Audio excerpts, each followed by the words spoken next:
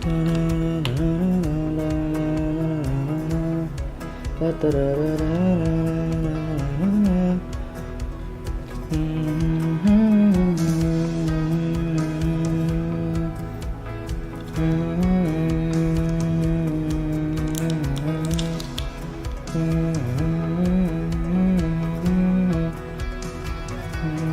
240 sih?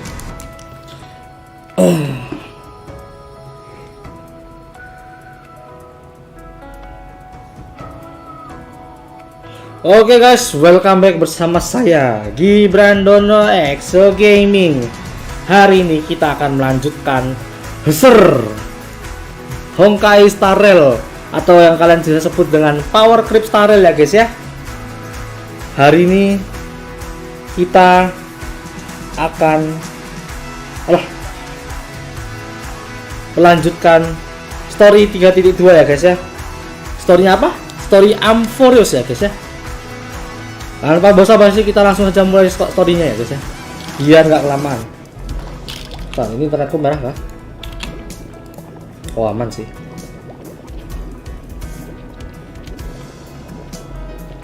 Ya paling di tempatku agak nge-lag ya guys ya, jadi mohon maaf ya guys ya kalau sampai kenapa-napa.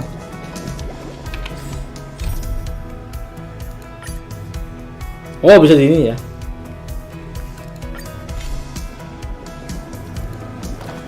Ini udah.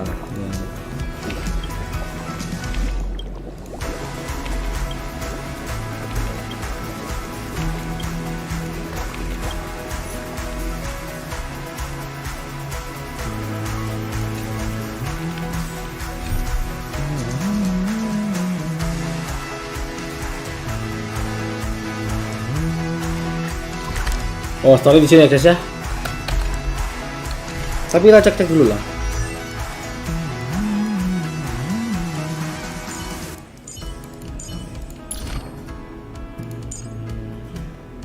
Update dulu ya guys ya. The traces we leave in this world will last much longer than death. The traces we leave in this world will last much longer than death. Yes, kita update dulu ya. Skill tadi memang spread udah tadi off stream.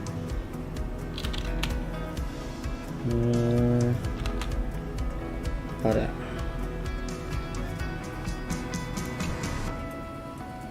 Itu kita update apa dulu ini? Second priority skill berarti ini ya.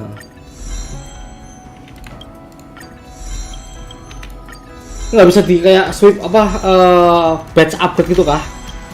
Satu-satu ya? Mau langsung level 10 gitu nggak bisa ya?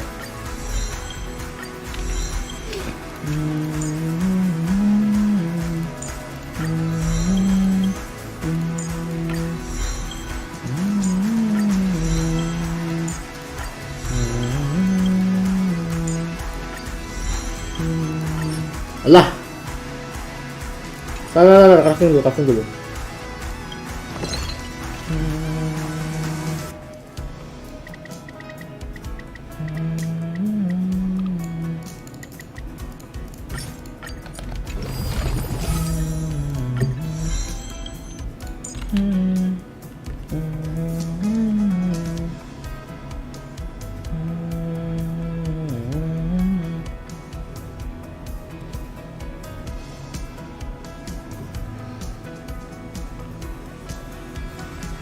Lah, padahal data update loh.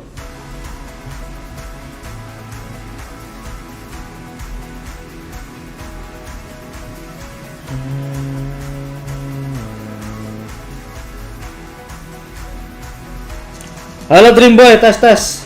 Welcome.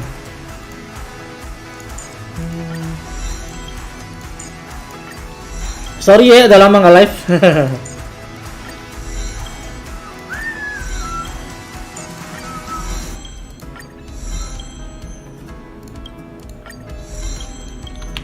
Kemana aja bang, nggak live, nggak kemana-mana, cuma di rumah sama aku ya. Aduh, cuma ya gimana ya, aku kalau bingung mau live tuh udah bosen gitu ya udah sih, aku nggak live sih.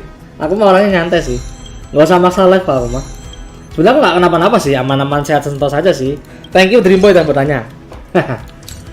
Masih aman-aman saja saya masih sehat. Cuma ya gara-gara ini aja sih, nggak tahu, nggak niat aja gitu aku sekarang live. Jadi aku sekarang kalau live tuh cuma pas lagi pengen nyantai-nyantai aja gitu. Kalau nggak aku nggak live gitu. Sorry ya. Nah, aku soalnya sekalian ngupdate Metal Comsel jadinya agak lemot nih, sorry ya. Bentar ya.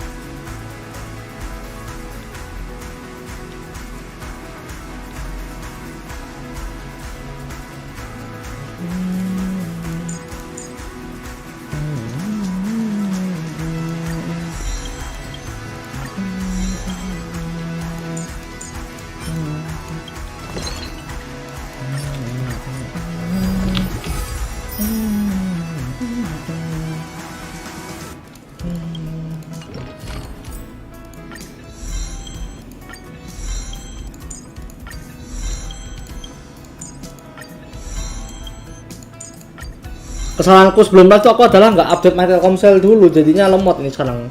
Aku bingung nih mau lanjut live dulu atau mau tak restream nih, tapi kayaknya nggak usah di restream sih.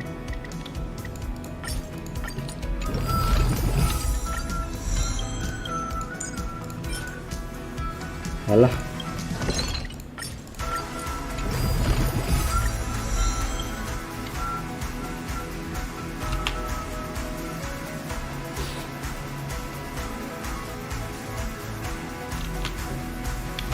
Nah, udah hijau lagi ya. Sorry.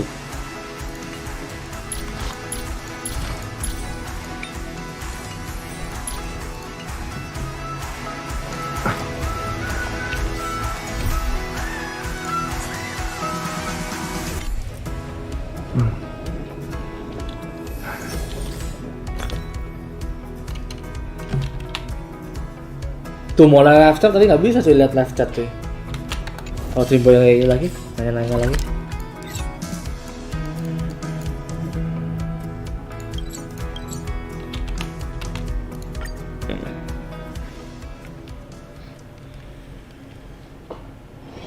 This haven of memories. Every touch, every moment is like a thorned rose.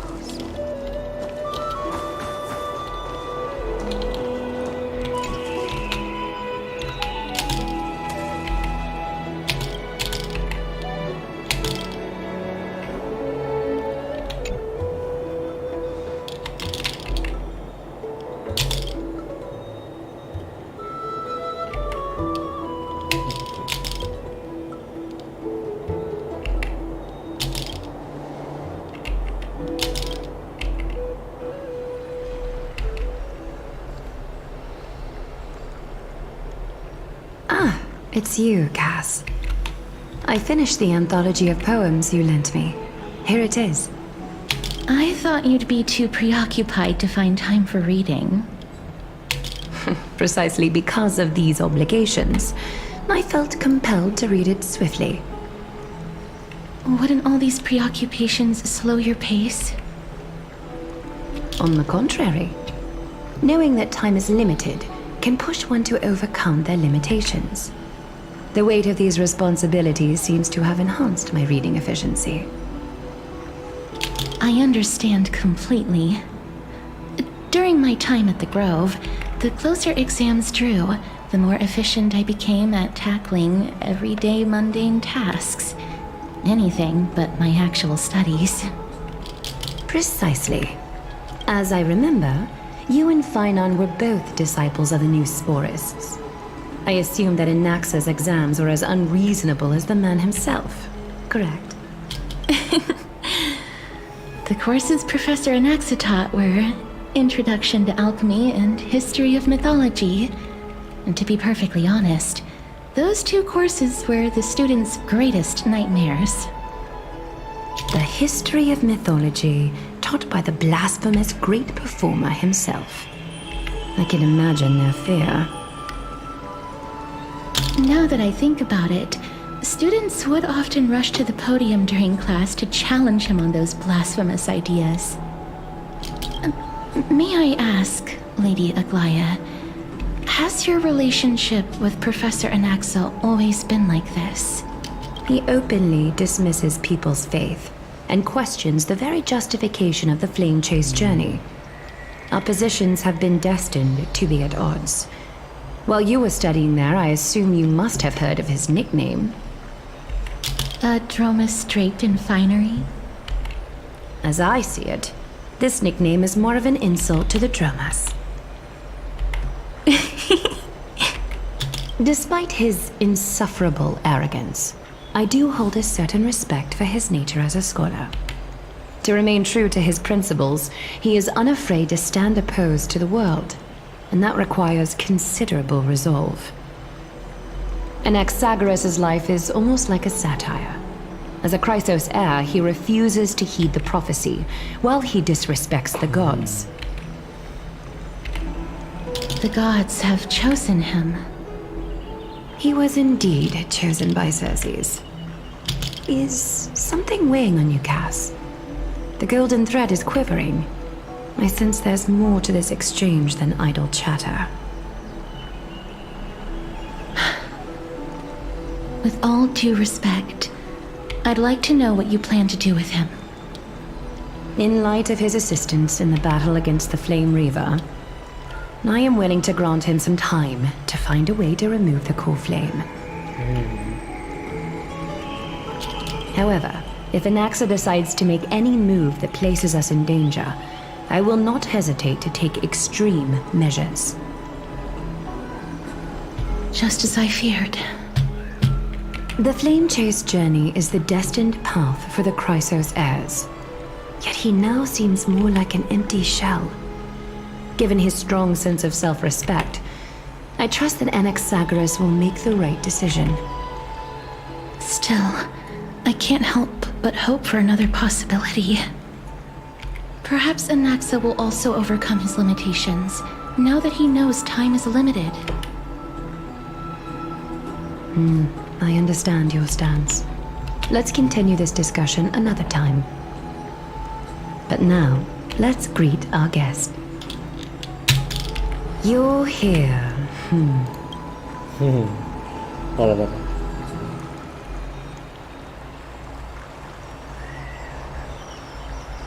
Does this mean you're ready to take on Orynyx's trial?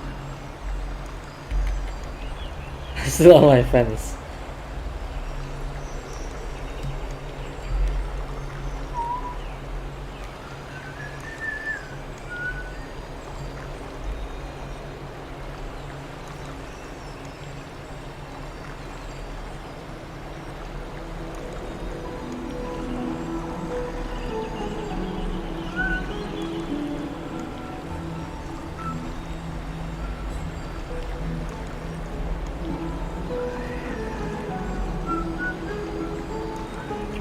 Aku mau bayar, beli pulsa dulu.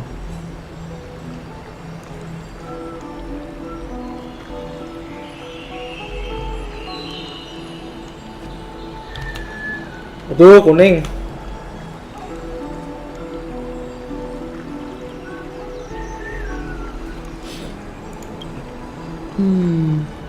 It seems that this sacred beast is just as indispensable, given their intricate ties to the Titan.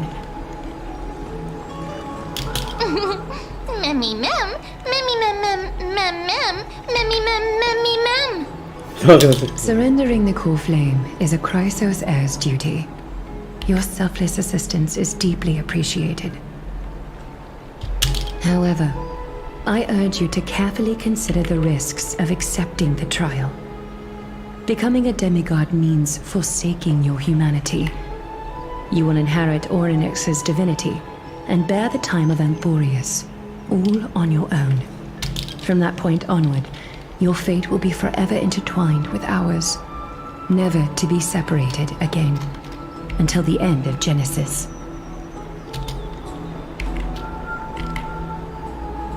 On the contrary, you are the only one who qualifies to attain divinity. Yet, for that very reason, I do not wish to pressure you. No, I don't know. It's exceedingly rare to find a capable Chrysos heir. If this path proves unattainable, I am willing to lower my expectations. There are still many priests of Yanissopolis and their descendants in the city. If I'm left with no other option, I'll try to find someone worthy among them.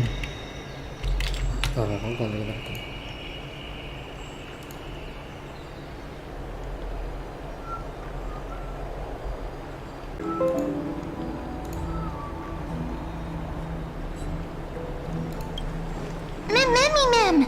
Memmy mem mem mem mem mem. Memmy. Memmy mem. Memmy mem mem mem hero. Memmy mem mem. Mem mem mem mem mem mem. Memmy mem mem mem mem mem. Memmy mem mem. Memmy mem mem mem mem mem. Memmy mem mem. It looks like you know that Titan rather well. Memmy mem mem. Memmy mem mem mem. Memmy mem mem mem mem. Memmy mem mem mem. Memmy mem mem mem.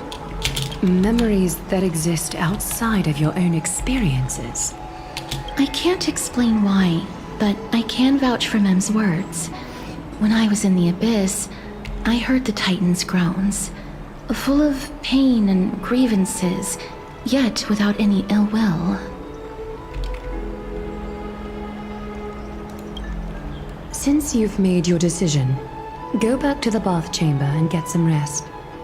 Trina will call for you when the ceremony is ready. It is difficult for me, as the guide, to absolve myself from blame for things to have progressed to this point. Time and again, you have risen to the occasion for Akima. Nearly rewarding you with some honeydew is no longer able to express the extent of our gratitude. When the dust settles, I hope that we'll have the chance to have a long chat regarding your return journey and the curse of the sky. It's about time that we lift the taboo and discuss things openly.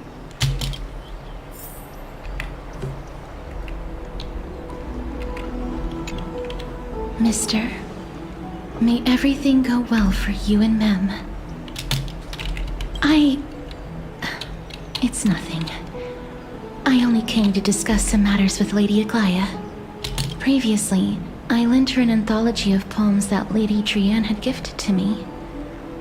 Tracing back, this anthology was something left for Lady Trianne by a bard before their passing. Although personal properties should be cleared out once their owner has passed on, Lady Trianne gave this book to me since she knew how much I like to read. No, it's just an ordinary book. It's definitely not some kind of unique copy. It just contains an allegory. In a faraway land, in a city known as Styxia, a dragon corrupted by the black tide descended one day, swooping upon the city like death itself. It swallowed the princess of the city whole before it was suppressed. After taking down the evil dragon, the warriors discovered that the princess's life had already met its end. Overwhelmed by grief, the queen hired an alchemist to resurrect the princess using the dragon's flesh and blood. However, having lost memories of her previous life, the resurrected princess turned into an evil dragon herself and wreaked havoc on the city. As a result, the prosperous Styxia met its demise.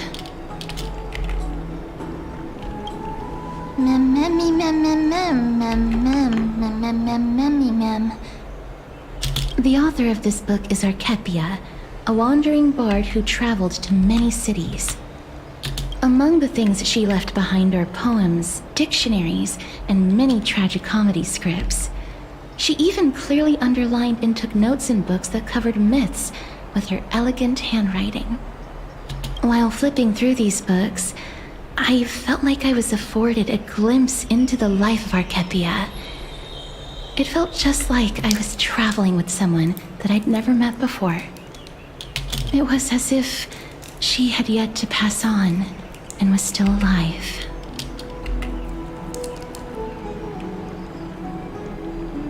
That's right. Writing, drawing, and taking photographs.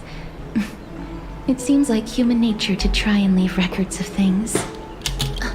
Speaking of taking photographs, when I was helping you to take the photo previously, I did not look through the photos in your photo stone out of courtesy.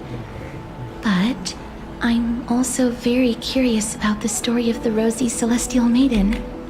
Despite having visited many cities in Amphoreus, I still understand nothing about the world beyond the sky. If there is an opportunity... forget it. Let's talk about this in the future. For now, I only hope that you'll be able to complete the trial safely and obtain Orynyx's blessing.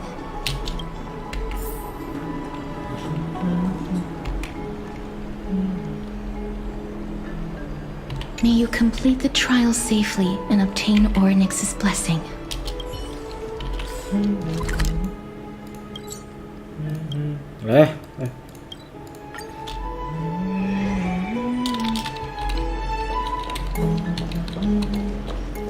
I'd love to go in and look.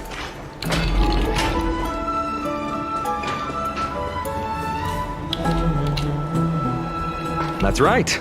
Oh, partner, you're back, just in time. This is something that the both of you should probably know. Good news? I wouldn't call it that.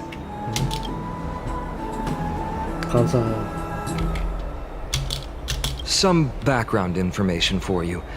The Council of Elders is an authoritative body in Amphoreus, made up of different city representatives.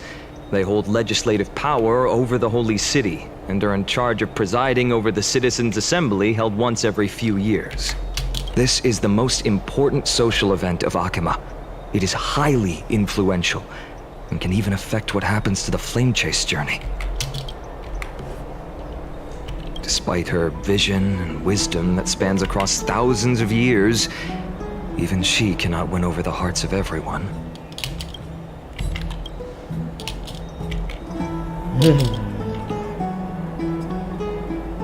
Every 5 to 10 years, the Council of Elders organizes a Citizens' Assembly at Dawncloud. During the assembly, the representatives will vote on major issues such as whether the Chrysos heirs led by Aglaya should still hold the right to govern the Holy City, and whether the Titan's conquest should continue. That is correct. However, the problem lies in the fact that there are ill-intentioned extremists in the Council of Elders. They view the Citizens' Assembly as a way to restrain the Chrysos heirs, and hope to take complete control over the Flame Chase journey. We can refer to them as the opposition. During the assemblies held in the past 100 years, the voices supporting the opposition have been growing stronger in the shadows. It's only thanks to Aglaya that the Flame Chase journey has been able to continue to this day.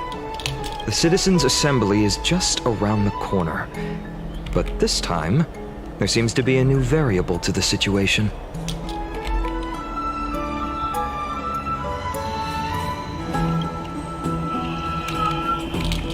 I'm afraid that the Council of Elders might want to take advantage of Professor Anaxa. Aglaya will surely take back Circe's core flame, but with Anaxa's current condition, it's so unique that nobody knows how taking the core flame away from him will affect him. He has always been someone that is only concerned about his own research. I'm certain that he must want to escape from the monitoring of the Golden Thread and protect himself. If the opposition were to offer an olive branch at this time.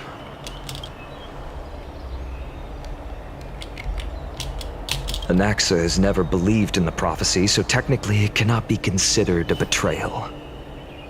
However, he has taught many Chrysos heirs, and has long been considered an important ally of Akima.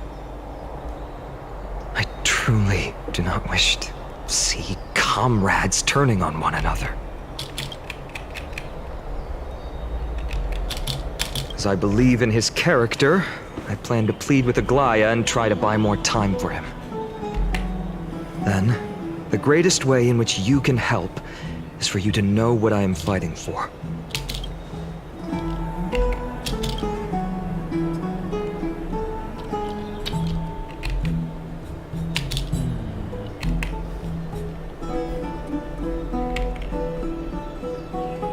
Allow me to apologize for the fact that we always seem to be troubling you. I hope that Orynyx will show more benevolence and be more accommodating. I remember that they seemed quite fond of you back in the Abyss. Go and rest and regain your strength. We'll meet at the Vortex in a few days. Oh, right. You can read this scroll if you want to find out more about the Council of Elders and the Citizens' Assembly.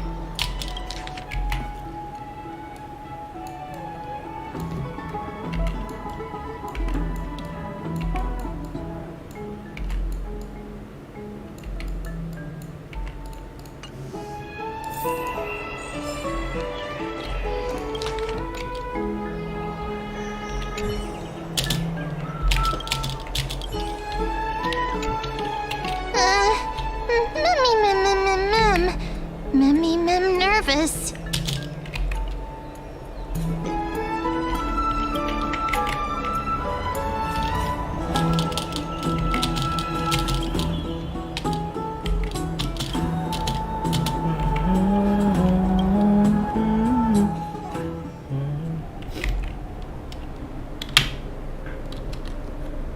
Esteemed one, Orynyx's vacant totem awaits. If you have already made your preparations to become a pillar of amphoreus, please step forward. Keropok anjir.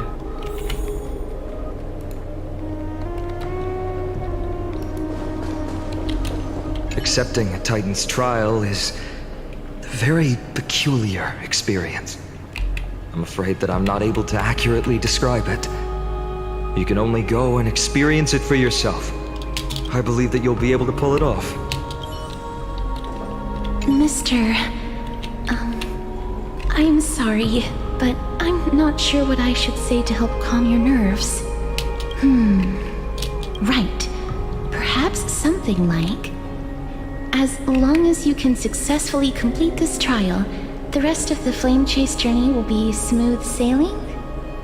No, that sounds a little strange. Don't worry, it won't take up too much of your time. Don't worry, you'll definitely make it back alive? Oh, sorry. It seems like I've made the mood even heavier. In any case, may everything go your way. I can still vividly recall when you entered the vortex of Genesis for the first time. At that time, I could never have imagined that a guest from beyond the sky would shoulder the fate of amphoreus. Don't feel burdened. Just like during the trial of strife, Trinan and Finan will be waiting for you outside. If something unforeseen were to occur, they will intervene in the trial and rescue you. May Kefali bless you. Little Grey and Mem, thank you. Your resolves cannot be questioned. We praise your pure selflessness and courage. May Kefali light your path forward. Get ready to assume Orynyx's divinity, Trailblazer.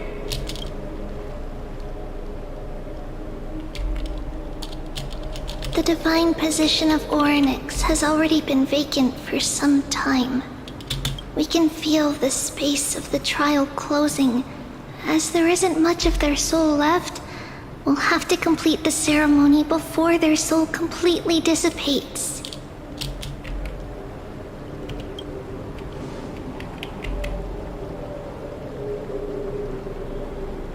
The eighth core flame coveted by the miracle that once belonged to the great Vale of Evernight, Orynyx. It shall now be returned by the two elected heroes of the Chrysosairs, a traveler who is upright and courageous, and a sacred beast that invokes miracles. Who? Both of you, please, come forward. Recite along with us. O Majesty of the 12 Titans, pillars of the world, we seek your divinity to mend the rifts of the world. Fill our bodies with blood of gold, till we wither in willing service to the prophecy.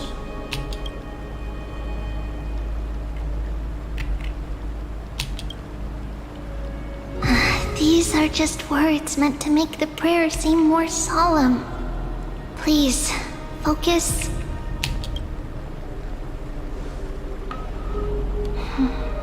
And surrender the core flame.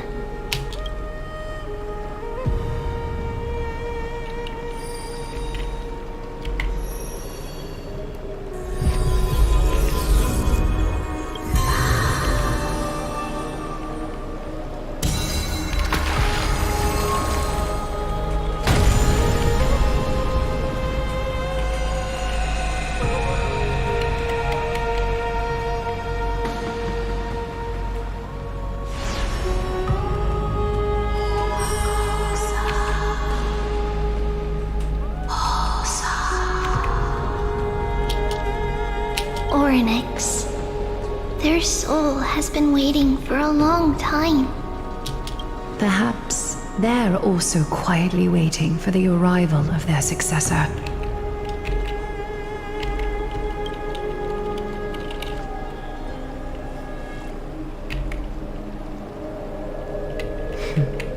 The last time I heard this, things didn't turn out that well. Don't worry, Aglaya. He's tougher than I am, right?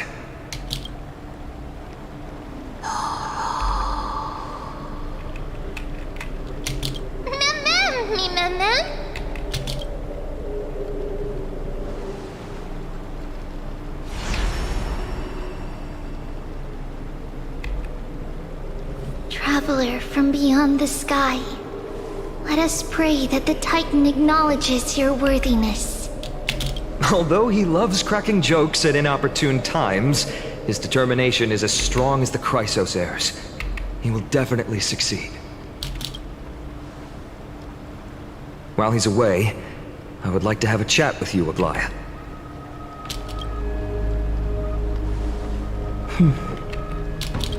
Speak. I'm listening.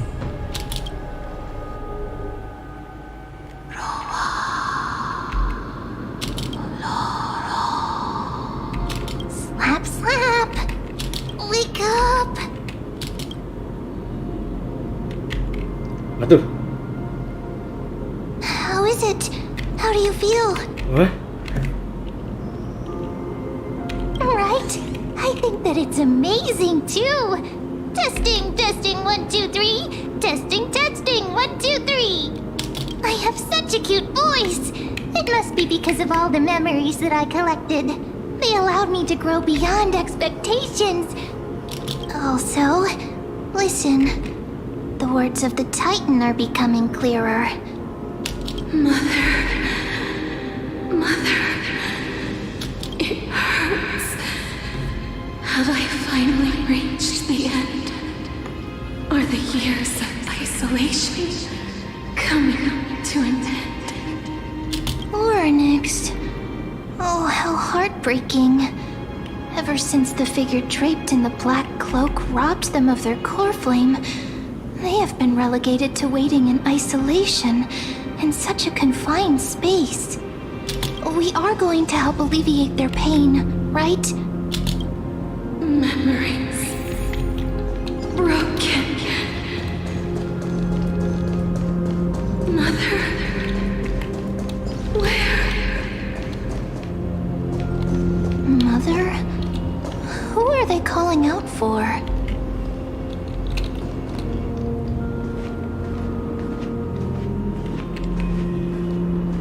You. It's you. I remember you.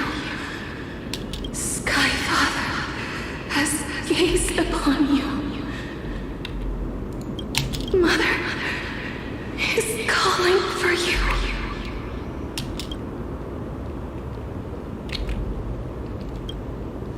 Fully.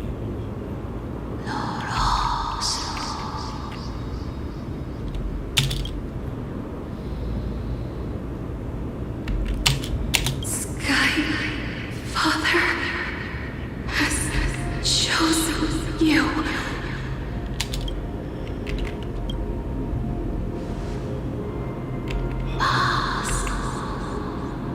Mars kah? Mars kah?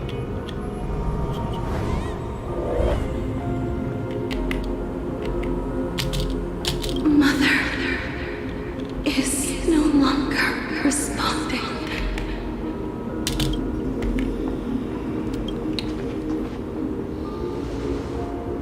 Something important. An important matter. Nonaktif, listen to me. Aren't you tired? Throughout the long years, you have always been protecting the fate of amphoreus. Each time people draw strength from within their memories, every single ripple falls onto your shoulders. There's no need for you to bear this any longer, Nonaktif. From today onwards, someone else will bear time on your behalf. This is why we have come. Freedom. Freedom. I want freedom. Oh, poor child. Everything will be fine. Let us help you. You can have a good rest now.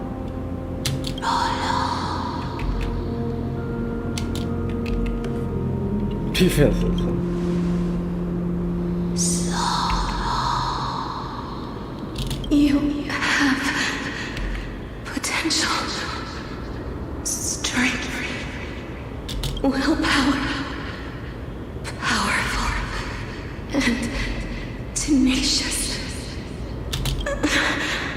But you lack something.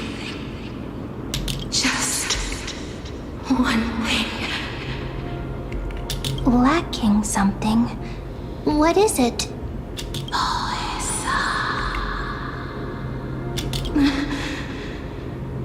What you lack is a future.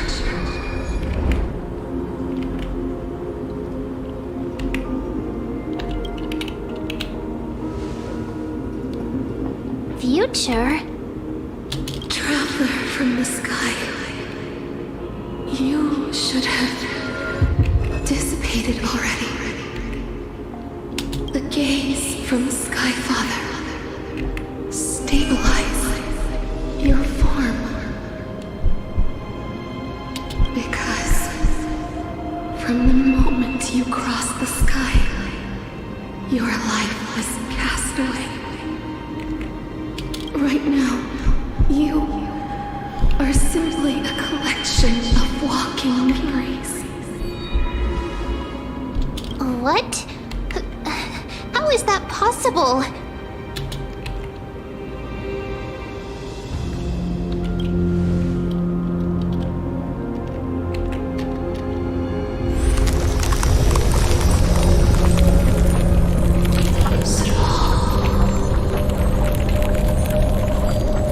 The space is collapsing. Someone must inherit the authority of time. If the pillar is lost, the laws of time will collapse. Amphoreus will succumb to eternal disorder.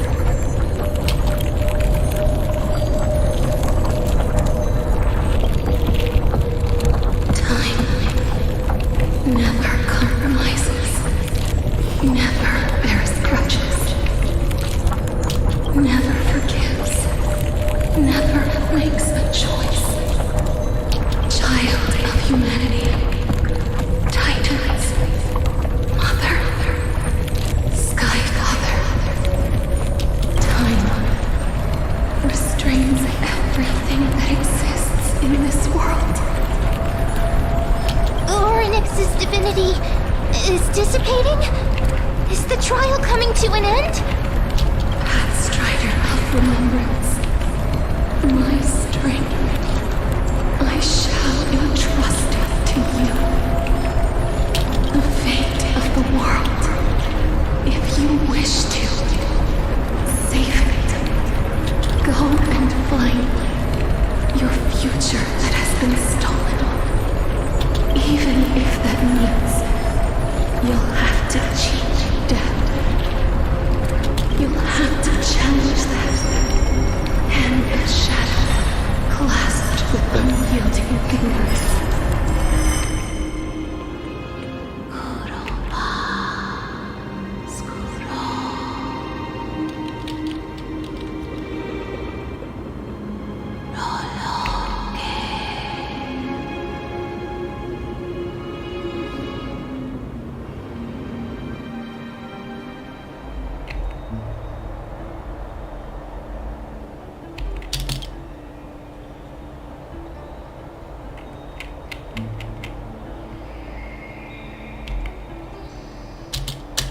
However,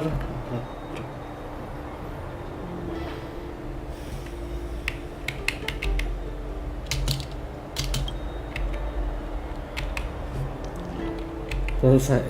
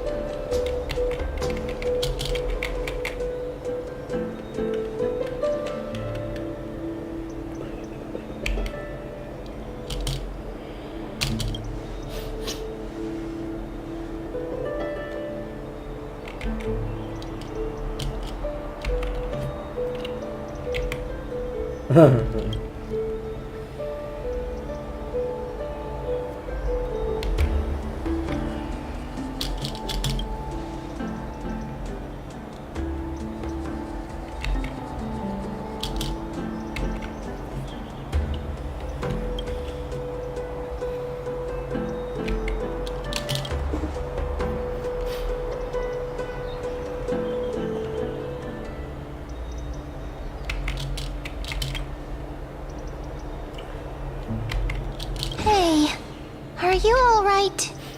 I heard you two talking about Thanatos. Cass is also very concerned about the warning. She has left the vortex and returned to the garden. Shall we go and look for her? Thanatos is the titan that Cass has always been looking for. Regardless of whether there are any clues, there's probably no one else that understands death better than her. Oh, right. There's something that I have to tell you. The Chrysosaurs already know everything that has happened to you. I was too worried, so I told them everything. Please don't hate me, okay?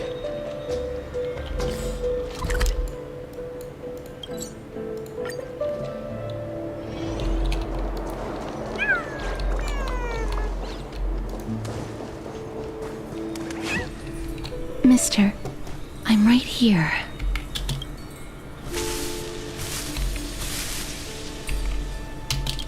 Please stay there and slowly turn around.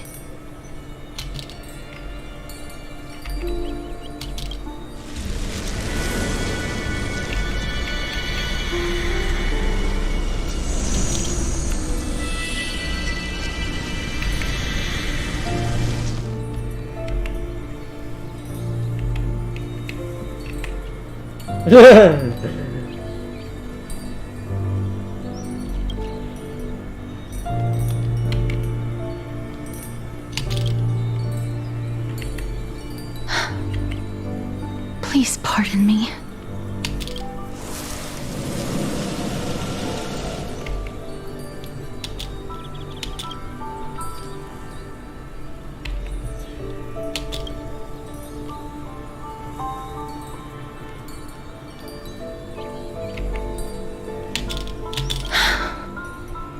Just as I expected. I cannot feel anything.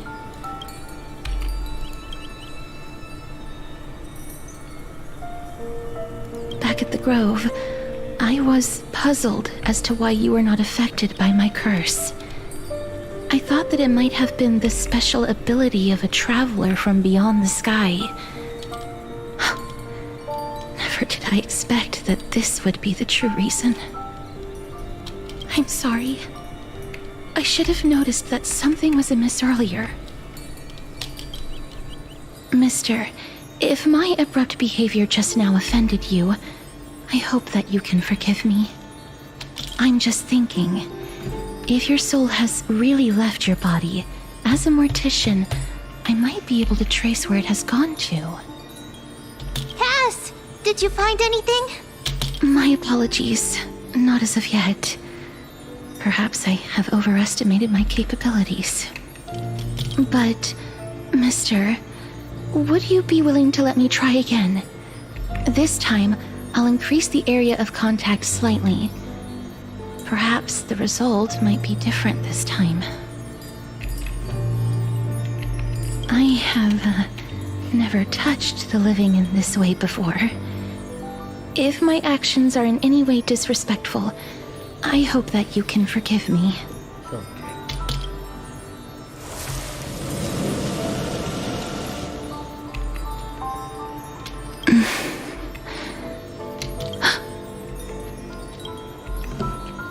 I seem to have caught a glimpse of something. Your soul is currently roaming someplace and cannot find a way to escape. But perhaps it might not be a bad thing. If your soul is still wandering around, it means that we still have time. We have a chance to find it before the fingers of Thanatos sweep everything away. Clues. Just a few more. I need more guidance. The connection has been severed. With my strength, I'm not able to trace it. It was me. I was a little too hasty. Don't worry, mister. Although we currently have no leads, I will do my best to search for the whereabouts of Thanatos, bring back their core flame, and personally return to you the life that you have lost too soon. I know that I'm lacking in confidence, but I hope that you can keep this promise of mine in mind. Before I manage to deliver on this promise, please do your best to hang on. Amphoreus needs you. Lady Aglaya and Lord Finon are currently discussing some matters in the paths. They're worried about you too. If possible, please go there and let them know that you're well. Although, I don't actually know whether your current situation can be described as well. Also, please accept this Styxian fable. Reading can help one to focus and relax. I hope that reading this can help tide you through this difficult period. More species are...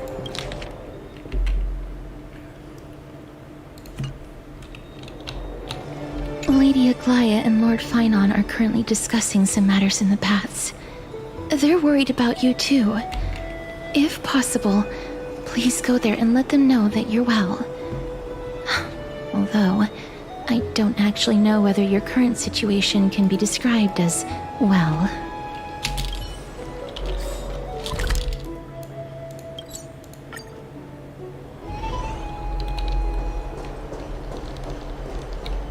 They're here. That partner!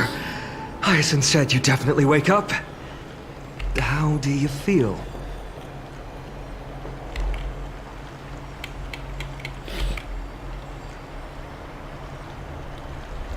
Well, at least you look no different from the living.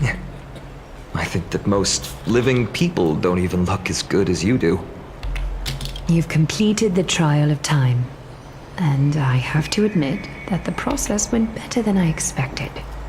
Even in the end, that Titan's heart still showed a soft spot for humankind. However, I never expected that. Two people who have cheated death would appear in Akima at the same time. That's what we have been talking about. Mighty has been in Akima for such a long time, but has no one thought to study his indestructible body? If there were even any minor breakthroughs, we wouldn't be as clueless as we are right now. Many have had this idea, but so far there have been no results. If it were successful, Thanatos wouldn't have disappeared without a trace. Nevertheless, now is not the time for us to give up. At the very least, we can still see a glimmer of hope. Cypher. If anyone in this world knows the whereabouts of death, it would be her. I'll try and get her to return to Akima, but do be prepared for a less than ideal outcome. Please understand that throughout the history of Amphoreus, no one has ever managed to escape the clutches of death. At the end of time, Thanatos silently awaits all. It is my duty. We too require you to bear the divine position of time. But before that, just... What's wrong, Aglaya? Omens always come in pairs. A tiny air current will eventually brew into a storm that tears the sky apart. It's Anaxagoras. He has initiated contact with the Council of Elders. In the end, it has still come down to this. I earnestly hope that your assessment of him is accurate, Finan.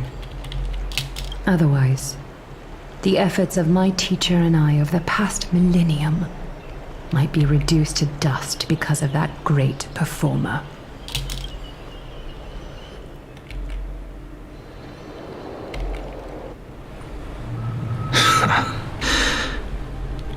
I'm back here again. I remember this dream. This realm is covered in a silk-like fog, and the land is barren and harsh. The crowd of travelers leaves tracks everywhere. Hey! Excuse me! What is this place? Where in Amphoreus are we?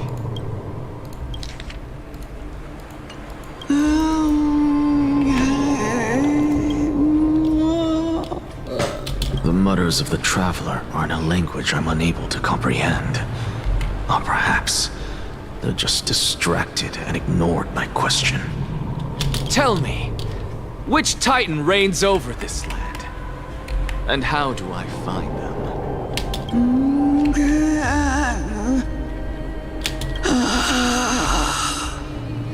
Hand of Shadow. Hand of Shadow Thanatos.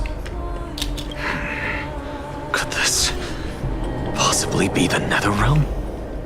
Not Netherrealm. Then where is this? River of Souls? The outskirts of the Netherrealm?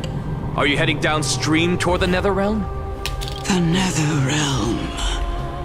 Nothing but an illusion. Titan rejects you, me.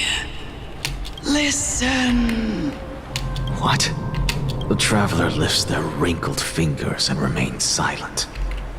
I look in the direction they are pointing and listen closely. There. A massive shadow brought the sound of rushing tides. The sound of tides. I can hear it.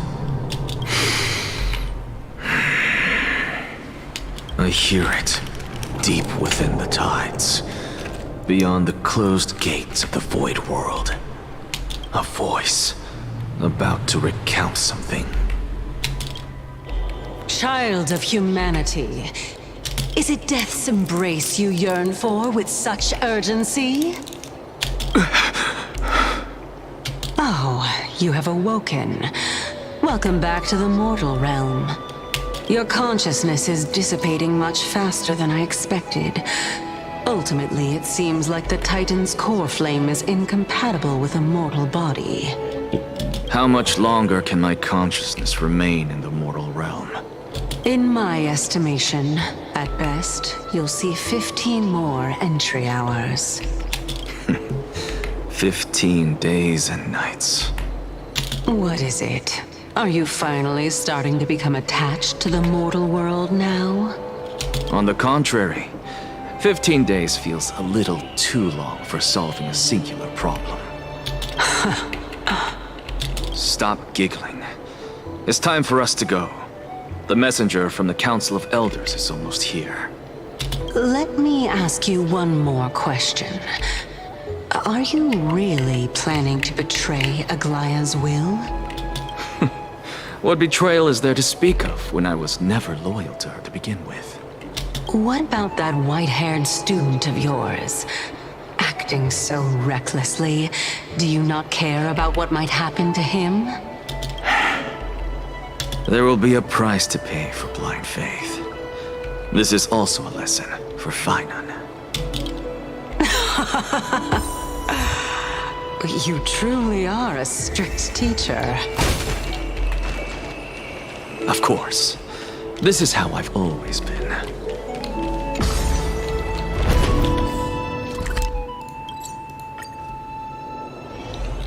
Sorry to keep you waiting, Lord Inexagaris.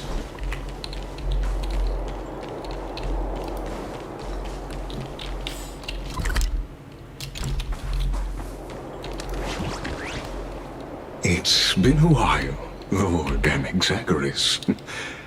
I greet you on behalf of all the citizens of Akima and express my deepest regret about what happened at the Grove of Epiphany. It's you. I never expected that you would personally come and meet me. By carefully into Lantern above, I have come as a testament to the justice of the Council of Elders. There are Antikytherans here? They have been a rare sight ever since the Chrysos War. I extend to you my utmost respect, revere, Titan. I am Lycurgus, though you may call me Lygus, holding an honorary position within the Council of Elders in Akima, and as the Theoros, I stand to protect the right of all upright citizens to express themselves freely. You can see them too? You know about us. We Antikytherans perceive the world through the amplitude and frequency of souls. Just as I am conscious that Lady Aglaya is secretly listening in on our private meeting from afar, if necessary, Lord Inexagaris, I can sever the golden thread to protect your fundamental rights. The demigod should know better, for such is her station. Spare those poor threads, and just let her listen to my words. They shall serve only to unveil her own folly. May I interpret this as you having a countermeasure? I need not any plan, because she can do nothing other than petty espionage. As the Citizens' Assembly approaches, and with Orynyx's fall, any attempt to capture the core flame within me will only usher chaos and calamity.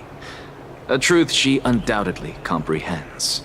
While I, Inexagaris, serving as the Grove's special envoy to Akima's Citizens' Assembly, have long known the extent of your abilities.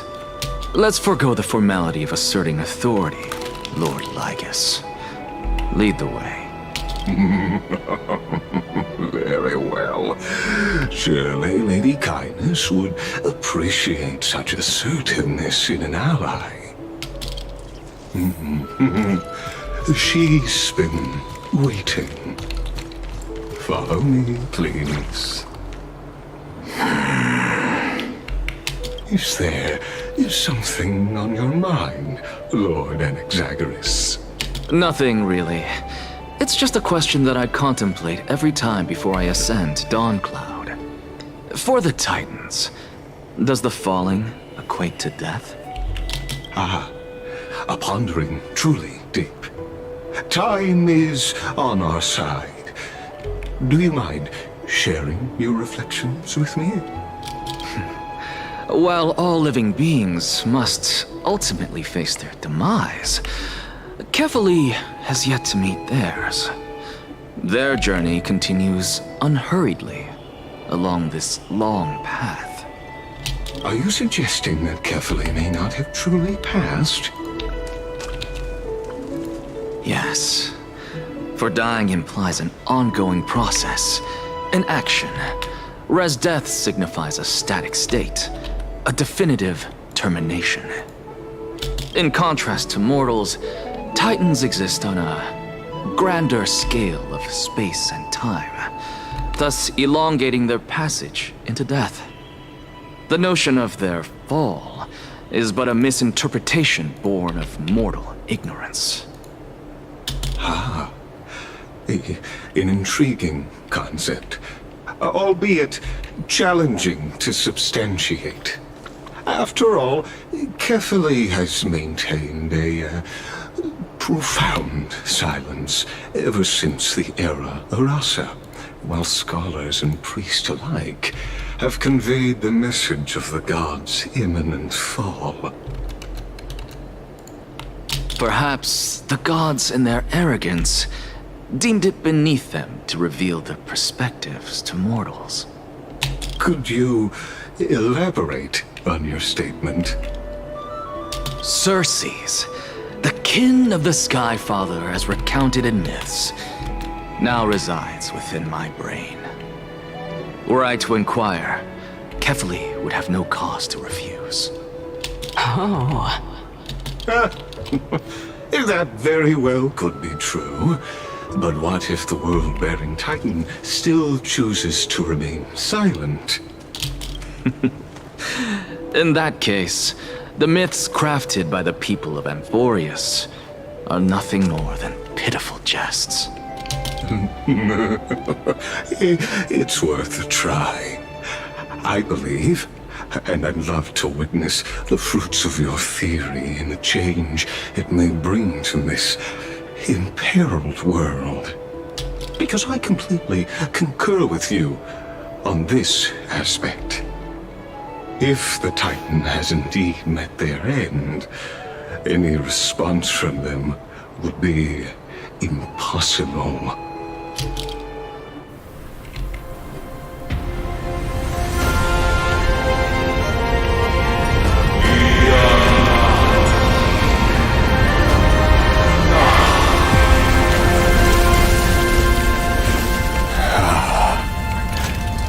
Please, Professor.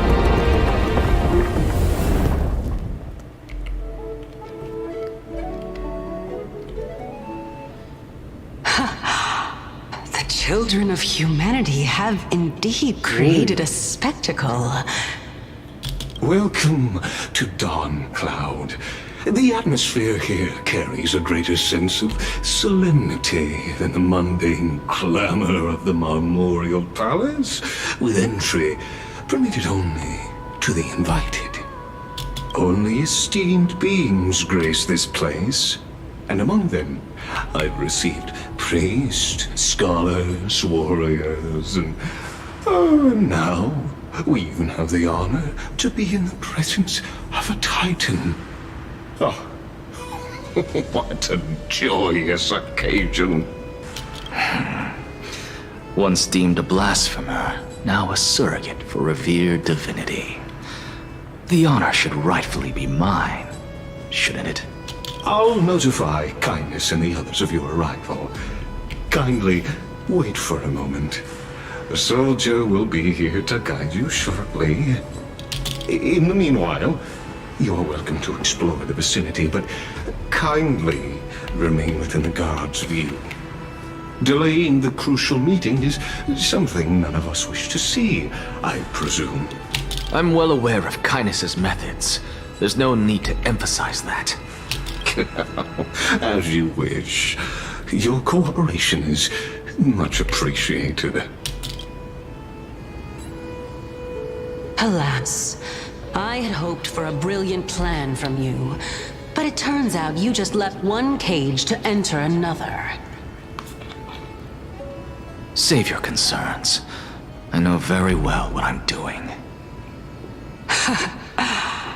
I shall depart to explore the surroundings then.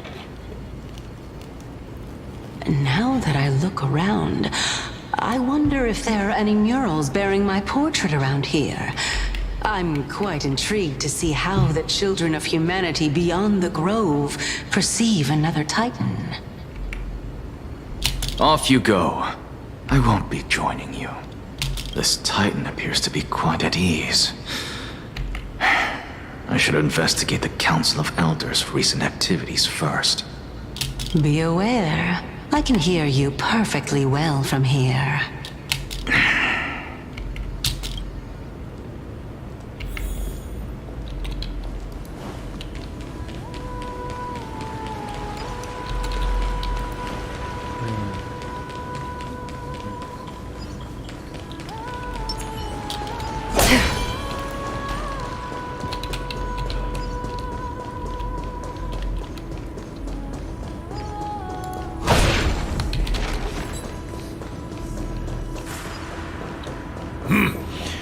Even blasphemous scholars can come here, it seems.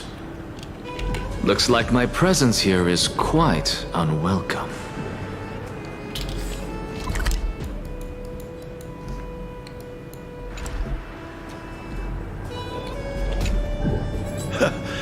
Anaxagoras, I thought that you had died to the Black Tide, just like the other scholars. As Kephales's priest, are you not aware of the decorum of respecting the dead? Surely you jest. You blasphemous heretics are not worthy of respect from the Supreme Being. Let me remind you that you're currently in Dawn Cloud, so you'd better keep your deranged language to yourself. I am no longer that altar servant from years ago who could only acquiesce to the commands of others. Now, I have plenty of ways to deal with people like you. I'm not sure whether I should laugh or cry right now. I can't believe that a follower such as you could have been made by a creation titan. As I see it, a dead titan can't provide you with this level of confidence, right? Then who is it exactly? Could it be kindness? You. Seeing how fond of you Elder Kindness is, I shall let that slide for now. Leave immediately, and don't impede us from receiving the Supreme Being's blessings. Seeing as we were able to hear of this matter from the mouths of others, it seems that kindness is indeed quite sincere toward us. Perhaps this affair will proceed smoother than I had anticipated. Oh my, what a thrilling confrontation. As expected of one of Kephales's followers. Are you praising or insulting him? Praising him, of course. As a believer of the God of Deliverance, it is only natural that he detests evil. Didn't you hear me? I asked you to leave. Go as far away from here as possible. Don't mutter to yourself like some sort of madman and disturb my meditation.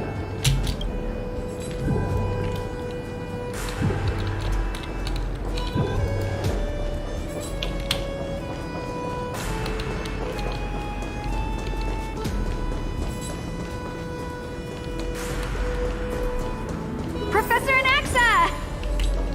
Over here!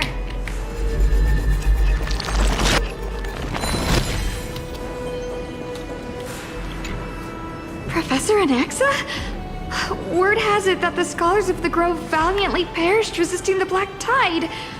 To find you here safe and sound, thank the Fates. You could say it's the Fates toying with us. It's only the Cremnoans and Idonians who chase glory through death. But your survival is a victory in itself. I'd settle for that gladly. So, are you here to report the incident to the Council? I heard that after the Black Tide devoured the Grove, Akuma would be next in line, even with the demigod of strife standing alongside humankind. Tell me, how much does the Council of Elders know about the Black Tide? Once Kindness and her followers learned of Circe's and Orynyx's fall, they proclaimed in the council that the Flame Chasers could no longer stand against the calamity alone. Yet, when the Crown Prince ascended to godhood and repelled the Black Tide, she immediately altered her tune, declaring that all was resolved beyond Akuma, with the only remaining menace now being Aglaya and her adherents. They might well make their move at the upcoming Citizens' Assembly. No surprises there, those shifty opportunists. Thank you for your honesty, virtuous student. Being an opportunist could very well be a facet of wisdom. Shouldn't you be searching for murals of yourself? I've had enough of your prattling. I was really curious to see how you would find the middle ground between both factions, so I came to listen in. But it seems as though this Kindness is much more ruthless than Aglaya. If so, why do you want to work with her? Could it be that perhaps you've decided to readily surrender this hollow shell of yours, just because you feel like death is fast approaching? I'm afraid you'll be sorely disappointed if that's what you truly think. I've had enough of this. Could the 15th entry hour arrive any faster?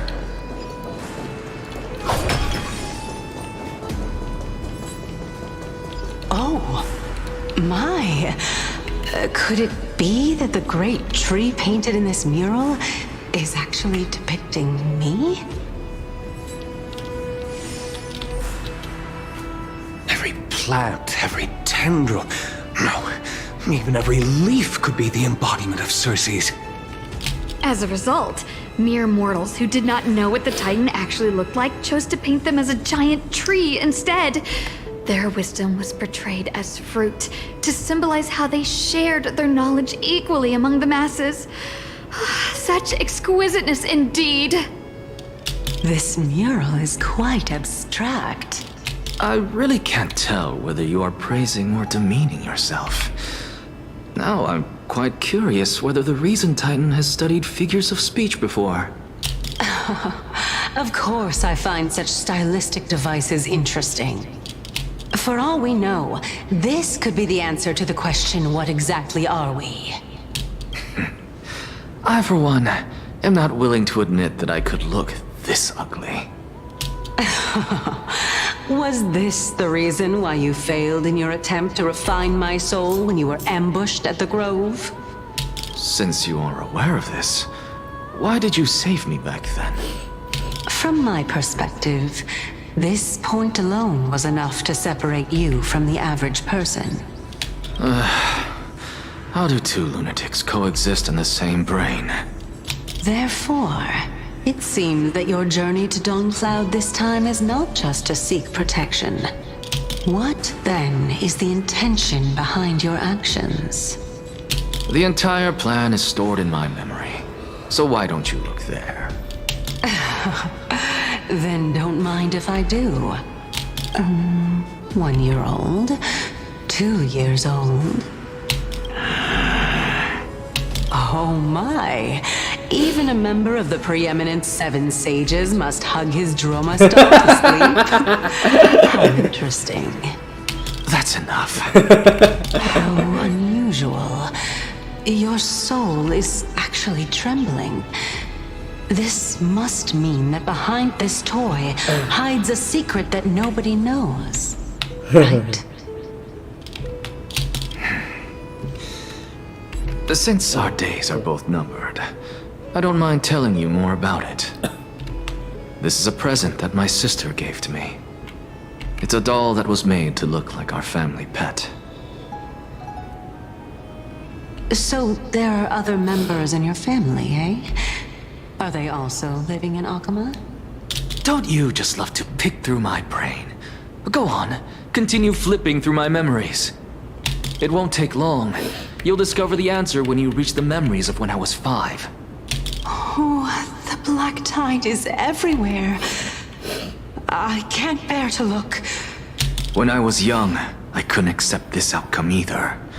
Georios, Aquila, Kefali, and you, of course. Although I prayed to every titan that I could think of for help, my efforts were ultimately futile. This...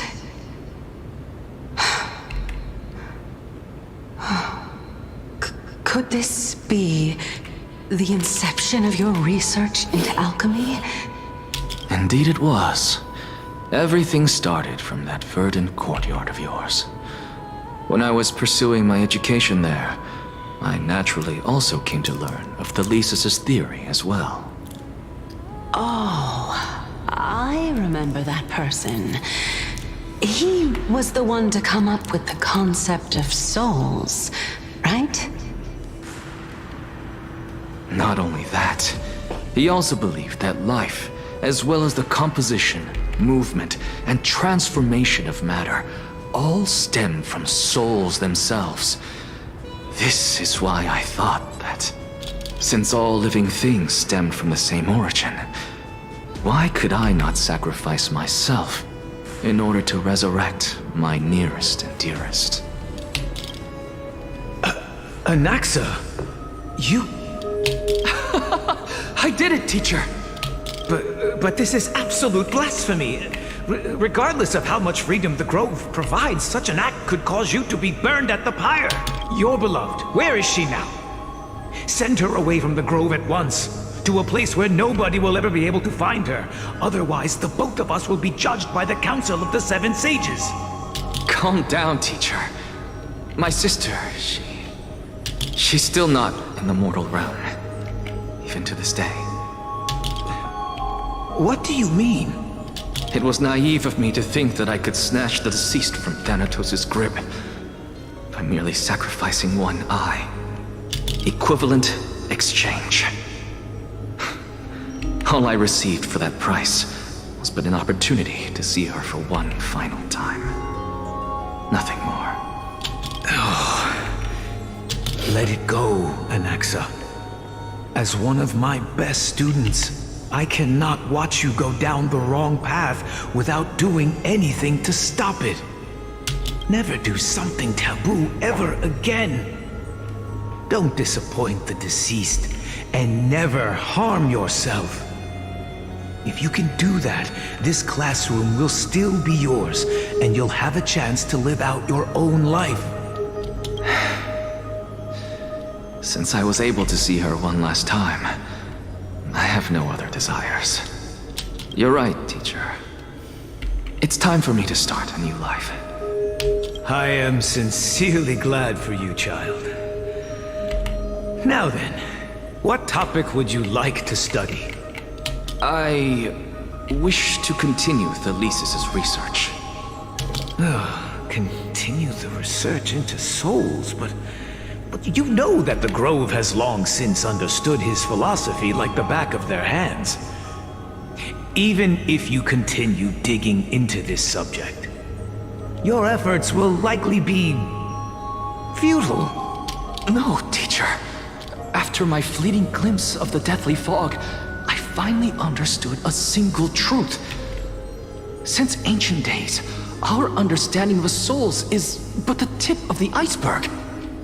I may have lost an eye, but my view of the world has become clearer than ever. I have grasped the truth with my bare hands. Watch as I turn this farcical world upside down. Who would have thought such a secret lay concealed beneath that hefty eye patch of yours? However, this story doesn't seem to be connected to your plan. In fact, I'd say that they aren't related at all. The answer lies within the tale. If even you cannot understand it, perhaps you should relinquish the divinity of reason to me. After all, it'd be a waste for you to hold on to it. My story ends here. Now it's time for you to tell me your secret. After all, this is what equivalent exchange means, correct? As expected, you laid a trap for me to step into. Unfortunately, even if I was willing to talk about my past, I may not know more about it than you do. Oh? Are you saying that the renowned Reason Titan is now admitting a lack of wisdom? Your followers are going to be sorely disappointed by this. Child of humanity, remember this. Being cognizant of one's ignorance is the greatest wisdom of all. Now I understand. No wonder you asked me to answer your random, nonsensical questions. Not only that, you're the only one who can shed light on my query. As the saying goes, onlookers see most clearly. Is that so? Lord Anaxa. I saw you muttering to yourself and was wondering whether you were caught in a delirium of reflective thought. I'm sorry to interrupt you, but time is of the essence. I have a message from Lord Lygus. Lady Kindness has met up with the Council of Elders and is awaiting your arrival, so please depart forthwith. It's finally time. carefully. The one who created the world, and the one who bears the world. If you truly have not met your end, how will you answer the challenges of those who defy you? I didn't expect you to agree to Lady Kindness's invitation. What a wonderful turn of events. To tell you the truth, there are many people who hold grudges against that Lady Goldweaver. Isn't that the dromas draped in finery? Avoid his gaze. I don't acquaint myself with blasphemers. Don't worry. He's too full of pride to pay us any attention. Your nickname is Dromus as well? You must really like those creatures.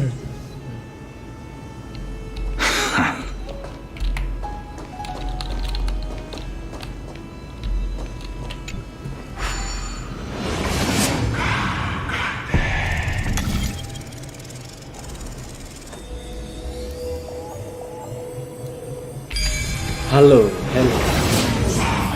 A student of Empedocles? I hear that his views run counter to the Venerationists. This is what being a scholar is about. A collision of ideas only occurs when there are differences in beliefs, and it is such collisions that lead to progress. Yet Lord Lygus and Lady Kindness are just ahead. I'll take my leave for now.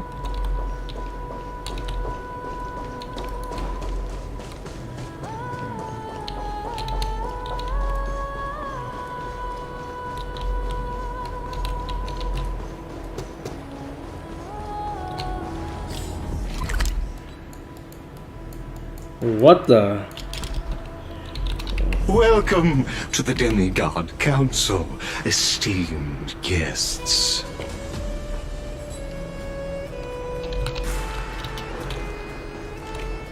Lord Anaxagoras, oh, I've heard so much about you. Head of the Nusporists of the Grove of Epiphany, notorious blasphemer, a Chrysos heir who bears Circe's core flame, a survivor of the Grove calamity. Did I miss anything? Well, if so, please be so kind as to enlighten me. Since Lady Kindness is already well acquainted with me, I won't waste any effort introducing myself again. But then again, perhaps the customs are different here. Back in my hometown, there is a form of etiquette known as honoring guests. The host will welcome their guest with warm hospitality by treating them to fine wine and a cozy bed. And yet, ever since I arrived, I have not been welcomed with warm courtesy or ceremonial gifts. Instead, I am met with intense scrutiny. Even more absurd, the host has sharpened their blade and instructed their servants to lie in wait in the shadows. Perhaps you intend to cut open my heart, retrieve the core flame, and then hold a grand feast for all of the guests. Everyone, stand down. Thank you for understanding. I am but a feeble scholar who is not used to the stench of avarice and blood. No need to be humble, my lord. From my perspective, your courage and gumption are worthy of the reputation of the Seven Sages. Your bravery is more than adequate to accomplish our perilous endeavor. So, you wish to start a war? Well, since the Chrysos heirs are calling for war, we will respond in kind. Conflict is inevitable. Since Aglaya endeavors to suppress the virtuous commoners with blood of gold, we will not hesitate to display the rights and mettle the citizens of Akama are so entitled to. As to your question of whether peace is still a viable option, well, to that I can only say this. Everything hinges on the next citizens' assembly and whether they have a sudden epiphany amid the clamor of the masses. And since you, as a Chrysos heir, accepted our invitation, you have indeed given us a glimmer of hope. What brazen arrogance. What you're saying right now is worlds apart from what you were saying before you retired your cleaners. I don't deny it. After all, they're responsible for cleaning up any threats, and just a moment ago, you were on the side of the Chrysos heirs. But now that you're an ally of ours, we can continue talking somewhere else. As you know, these walls have ears. I was fortunate enough to have the opportunity to discuss a treatise about the Venerationists with your teacher, Empedocles. Yet, it seems you subscribe to the Nusporists instead, Lord Anaxa. I've heard that this school of thought is one with many detractors. It's normal for ideas to have supporters and dissenters, just like how there are two types of people in this world: geniuses and dimwits.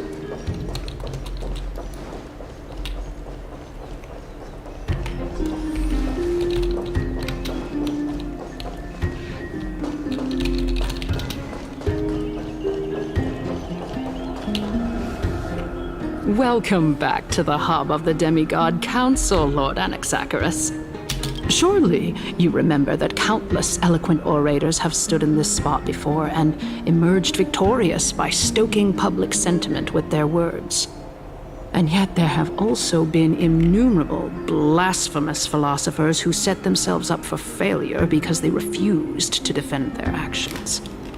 This tiny stage is the most profound embodiment of Akama in centuries.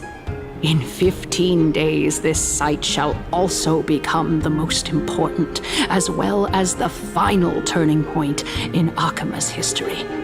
May the both of us carry out our duties with honor and lead the masses back toward the Erechrysia, a golden age with no death, strife, or trickery. Oh my, 15 days and nights. That aligns perfectly with the date of your demise. Could such a coincidence truly exist? Using death to prove myself fits my intentions perfectly. What strong conviction you have, as expected of the hero who dared to stand up to the Gold Weaver. As expected, she misunderstands you. That's enough, Lady Kindness. Dispense with the niceties. I only accepted your invitation so that I can serve the commoners alongside the members of the Council of Elders.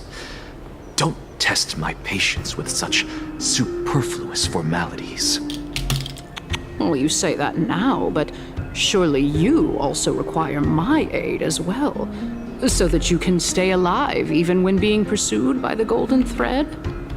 You worry too much. She won't show her hand too freely, as she still needs to garner support from the masses at the Citizens' Assembly. Even someone like me can tell that only a sliver of her humanity remains. Surely you're not asserting that she will definitely act in a rational manner. As you're no doubt aware, Aglaya covets the core flame that I possess, which makes it the bargaining chip that allows me and the rest of you to negotiate with her. However, in return, I'll need the Council of Elders to support me as much as possible. Naturally, this includes the guards as well. You're well aware how valuable Circe's core flame will be in the Erechrysia that you are desperately pursuing. Talk is cheap, so you'd better act prudently as well. I understand. After all, this battle of wits is just a means for each party to acquire what they need. As long as your request is reasonable, the Council of Elders never shortchanges its allies. Since we're both intent on mutual cooperation, let's not mince words and just speak plainly to each other. Let us decide how much we can secure for ourselves and how much we're willing to sacrifice, like true philosophers, with our words and wisdom. Continuing from the earlier topic, let us discuss our common enemy, Aglaya. She is the second most experienced Chrysos heir across the whole of Akama, who has gradually lost her humanity to the ravages of time and the ablation of the core flame. A formidable opponent indeed. Admittedly, there is ample reason for her to take your life. Yet your previous reasoning is quite sound. As a seasoned political animal, it's unclear whether she will actually cross that irreversible boundary. Moreover, she still needs you alive so that the Titan's trial can be completed. Is there anyone present who can swear by the sacred vow of Kefali and guarantee that you weren't in league with that woman before coming here? Are you just trying to pull the wool over our eyes and aid her in her savagery?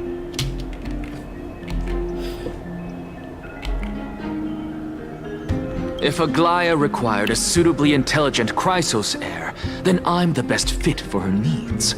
However, it's quite evident that she has no need for a Chrysos heir who could break free of her control at any time. Since I believe in neither Titans nor the prophecy, there's no way that I would willingly walk on the path that she extols. Given how rigorously she enforces her principles, how would she ever accept a heretic such as me? I understand what you mean. At the very least, the both of us agree that this tyrant who wallows in extravagance and greed is the greatest threat to achieving peace in Akama. The Council of Elders is willing to defend your right to live, just as we defend every oppressed citizen. However, I regret to say that sentiments in favor of the Chrysos heirs and Aglaia are only growing in magnitude. The peace that we are aspiring toward, as well as everything that we hold dear, will be destroyed completely. The city will be burned to ashes, and the citizens' blood will be shed. Tell me, what are you willing to do for our esteemed citizens so that they can vanquish the enemies of our fine city?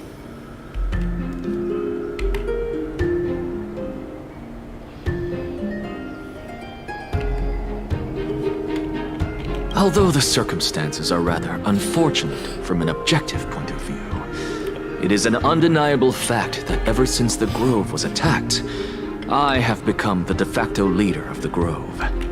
The Council of Elders needs more backing if it wishes to topple Aglaia, and it's evident that the Academy wields considerable influence.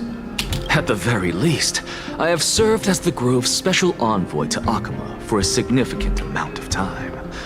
Of course, this also means that I will hold a crucial vote at the Citizens' Assembly. In the name of Kefali, Akama thanks you for your sincere and valuable thoughts.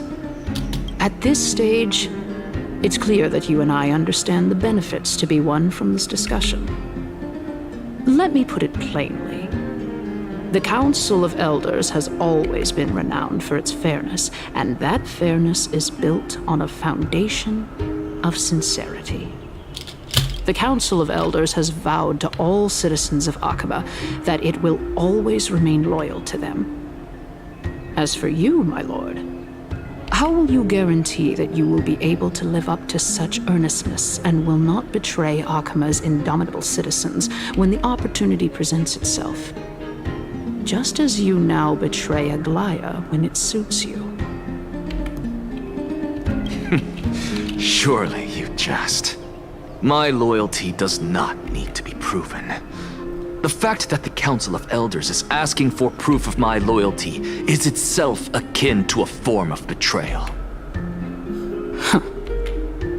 I am incredibly honored to have witnessed the both of you bury the hatchet in a civilized manner. However, I am afraid that I must interrupt for a brief moment. As the Theoros, I have observed the following. Lady Aglaia, the Goldweaver, is currently on her way to Dawncloud. Oh. Well, I do believe that we might have a slight overabundance of guests today. Feeling dissatisfied, Lady Kindness? Despite the Council of Elders' lofty residence on Dawncloud, it it must still tolerate the whims of the Chrysos heirs. So you were holding back just now. Seems like you are better at playing this game than I. In any case, I'm glad that she's arriving here. So tell me, Anaxagoras, now that you're an ally of mine, if Aglaya were to demand that I hand you over, what should I do? You can do as she says. Tell her that the Council of Elders merely wished to chat with me and had no intention of offending her.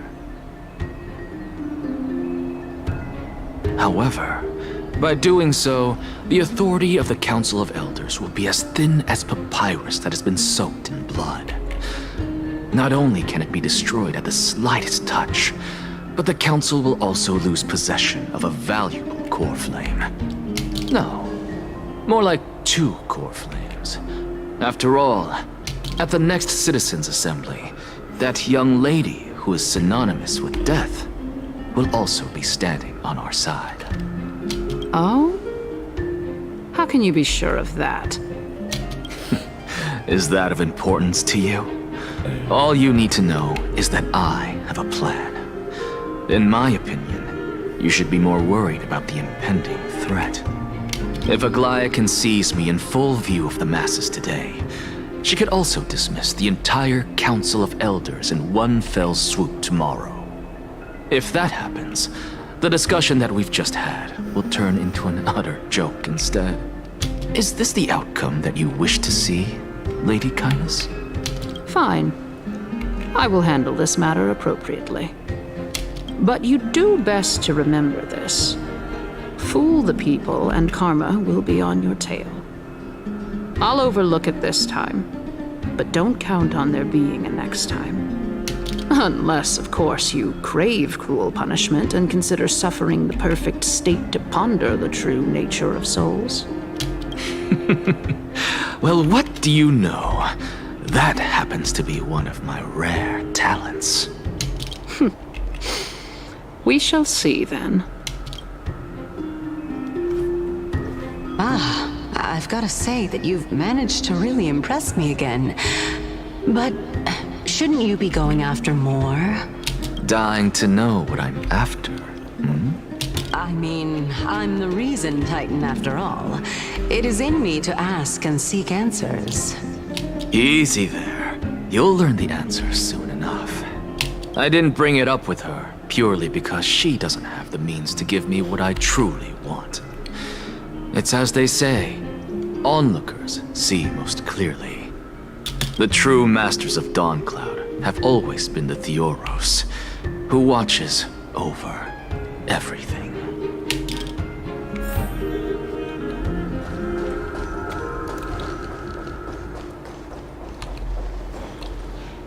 Unexpected visitor.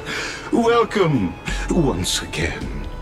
You know, you could actually skip all the pointless debate and come straight to me to seek an audience with Kefali. I have no reason to refuse you, do I? You may not, but Kindness has. Whoever gets hold of Kefali's core flame will get to rule over Akama. She's wary of me, so naturally I had to gain her trust. I would say that debate was not at all pointless. Very true. In my view, this individual has gone to great lengths to get close to Kefali. He might very well be plotting something nefarious against the Titan. Are you still willing to let him pass, knowing this? Yes, very much so. All living creations are always free to visit Kefali's transcendent vessel. This comes with being the world-bearer. How convenient it is to be able to hear what they say. It is truly my honor to speak to a venerated Titan in person. Please, go ahead. Let me join you both on this journey. Oh, A bygone myth tells of an occasion where carefully once answered their followers' questions on the peak of the holy mountain. Their followers have since believed that scaling this Titan cliff is one way of being with the god. Hear that? It's not every day that you get to climb a mountain with Circes. You should sing me a hymn of praise. Titan hymns are beyond me.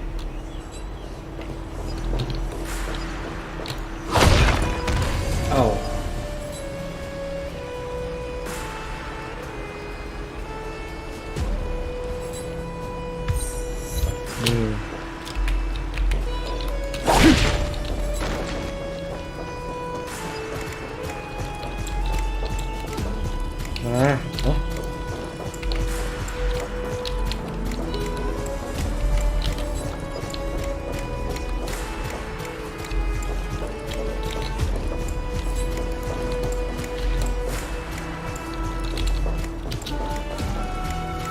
Go on ahead.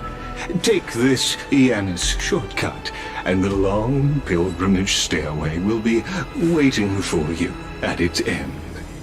I have to admit, I never expected you to not ask me anything. Not even my motive. Because I know very well what it is you are after. As the saying goes, a gentleman helps others achieve their goals. I have a feeling that your theory will be validated at the end of this journey. I believe Kefali will not deprive you of your right to ask your question, especially now that you're on the brink of death. You must be closer to Kefali than anyone else. Wouldn't you agree? I hope things go as you say, then. Putting a child of justice into a farcical world is bound to turn it upside down. It is my hope that you bring a much-needed change to this world which is on the brink of destruction.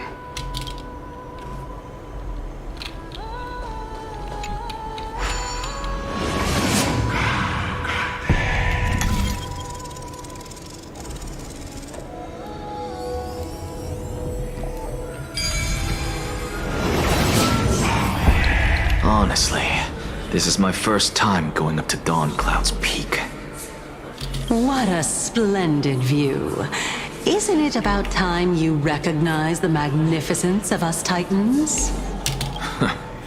Well, I don't see how this place is different from those temples in the city. All they have are magnificent facades. And even though I've come this far, I'm still doubtful about getting useful clues from him.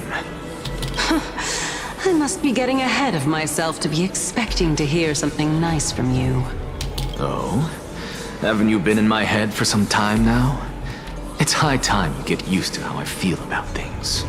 Alright, we're just a short hike away from Kefali. No time to waste here. So the intellectual debate from earlier was too draining for you, huh? If Amphoreus gets a new lease on life, you should focus on strengthening your body and stop shirking social interactions. Save your concern. The Titan is in sight. Can you make it? Why? Are you going to carry me up if I were to fall now?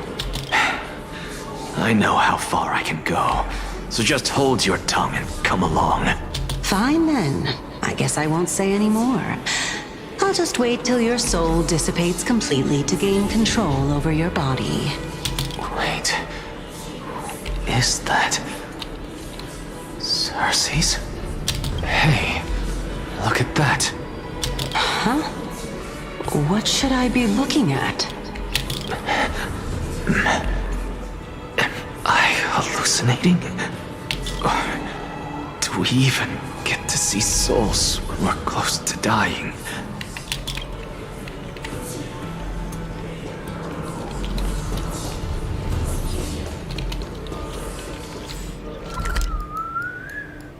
You gotta be kidding me. Mau apa nih?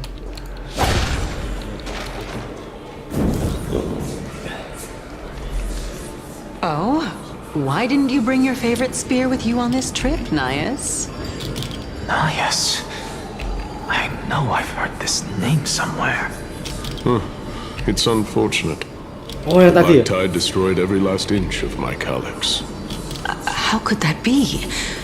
Even a creation of Georios, from their prized ores and molten fire, couldn't escape the fate of destruction? Hey, Circes. Do you know a certain Nias? Nias? No, not that I remember. How did you even think up such a strange name? I just saw him. Nias. A warrior-like figure who was just chatting with you here. No, I have no such memory. Could you be hallucinating?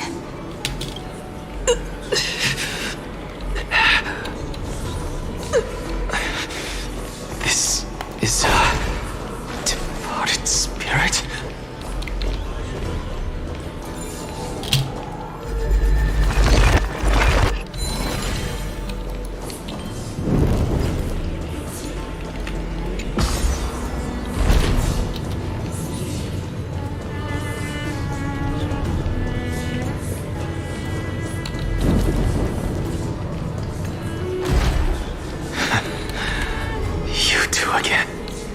Enough about me.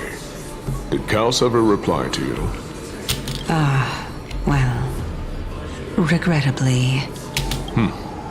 Seems like the price of becoming a demigod is a lot heftier than we thought. Kaos. Demigod. I've never heard of this person. Which Titan's authority did he inherit? Look on the bright side, Nias. Since we've come all this way, I doubt he'd snub his old friends, would he? Let's just hope we mean as much as the world to him. Hey! Are you seeing that same hallucination again? Yes. It's still you and Nias, but you're now talking about a certain Kaos. I'm guessing he's one of your companions? Kaos? This name sounds just as strange to me. Never mind. I think I know what this is about. If things are as I thought, then they aren't hallucinations, but the souls of people. What? But if those are the souls of the dead, then what am I? Beats me. For all I know, you're just an illusion I conjured up in my dying moments. Let's just keep going. As long as I take in more sights and hear more stories. Know your limits. Wander too far among the dead, and even I might not be able to save you. I'm fine. If this is indeed as I thought, then this would be very amusing.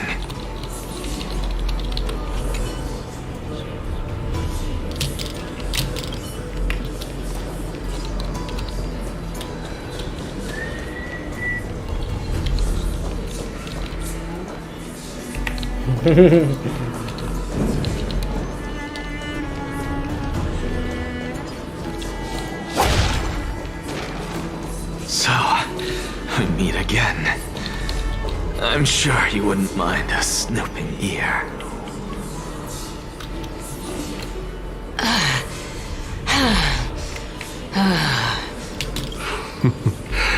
Can you keep going? Of course. I'm just... If I knew we had to climb a mountain, I wouldn't have come along with you. I guess this also counts as one aspect of the world-bearing burden. If Amphoreus does have an next life, you may want to get your body in shape. Keep your sarcasm to yourself. I'm not getting anything of value from them. would sooner throw myself off this cliff and hit rock bottom than exercise even a little. I am Calypso of the eminent Seven Sages, after all. Training would make me no different from those Helcalithist barbarians. Calypso. She's one of the Seven Sages. A member of the Grove? No, she can't be. I would know her name if she really were one of the Seven Sages. Hey, Circes. Does the name Calypso ring a bell? Circes? Daggone. Doesn't matter. I can do this myself. Looks like I'm nearly there now. The land. Oh, beautiful old world. Where are you now? Oh, legendary era Chrysia, return to the mortal realm. Splendid gods once walked the paths we walk. Alas, all that's left of that warmth is a hazy mirage. Why are you chanting that too?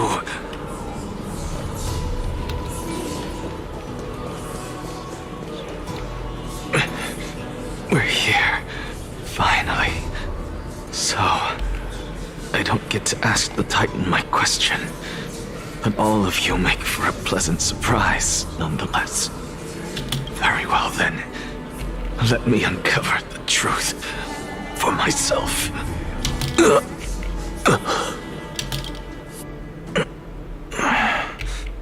Did I still fail to make it in time?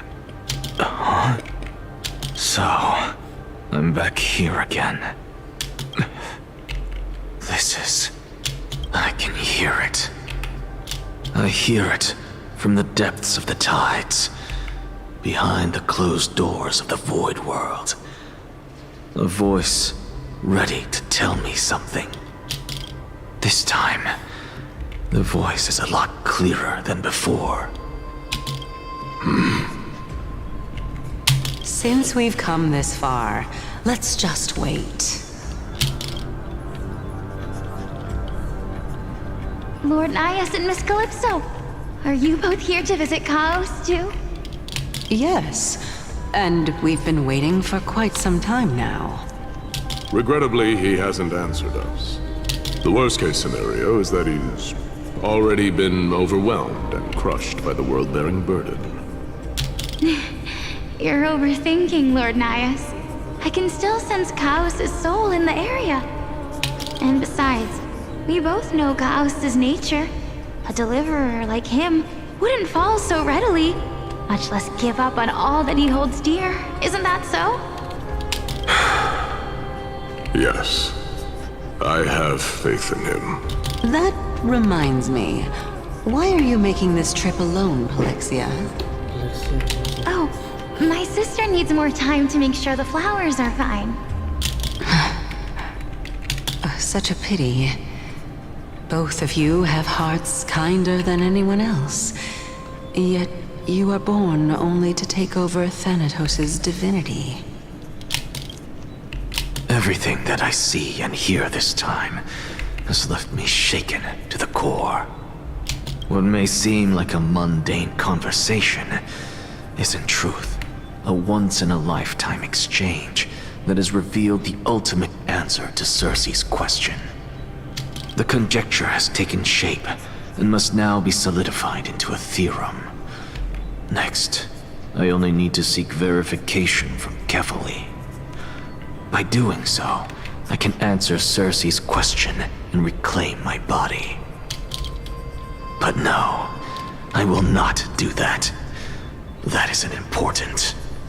Because another one of my conjectures, one that I have always dreamed of proving, has been proved right this very instant. Fusing a mortal soul with that of a Titan to replace said Titan is not a ludicrous idea after all.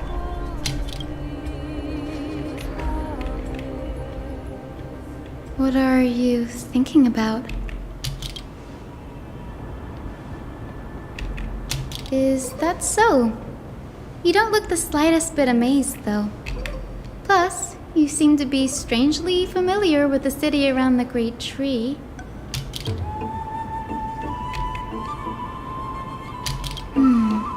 Events of the past, huh?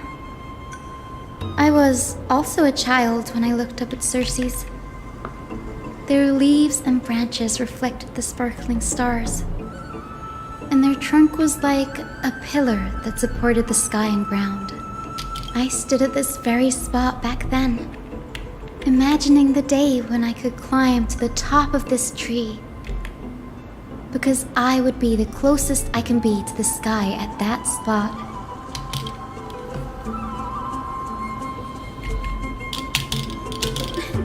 Don't read too much into it. I mean, can mortals even hope to reach Aquila's realm? They're a strict and draconian god, nothing like Circe's. Reason is willing to share what is theirs with others, but Sky only expects people to revere them. You get what I'm saying, right, Denny? Denny! After all, the titan that imprisoned you and Grey here in Amphoreus is none other than Aquila themselves. But there will always be people who dream of soaring towards the sky. The Grove has a wealth of research on Aquila, and that is exactly what we are here for. It's just, I never thought Grey would meet with something like that before we set off. As a physician, I should have been there by his side.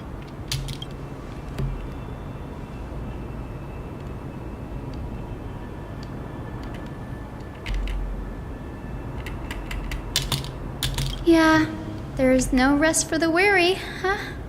In any case, what we're looking for could be anywhere in this enormous grove. Let's split up to cover more ground. Danny, with your skills, I'm sure those monsters born of the Black Tide will pose no threat to you anyway.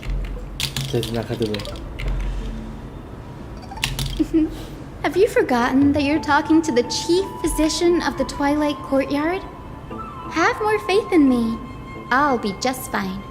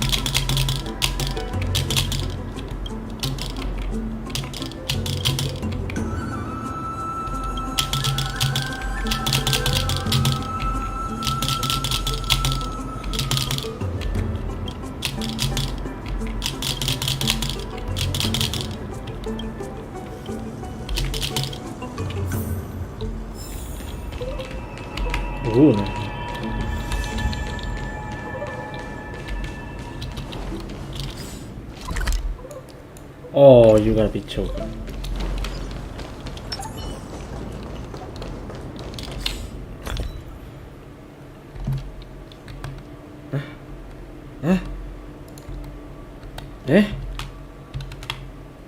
Wait a second.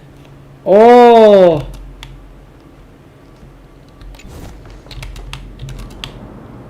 That's okay.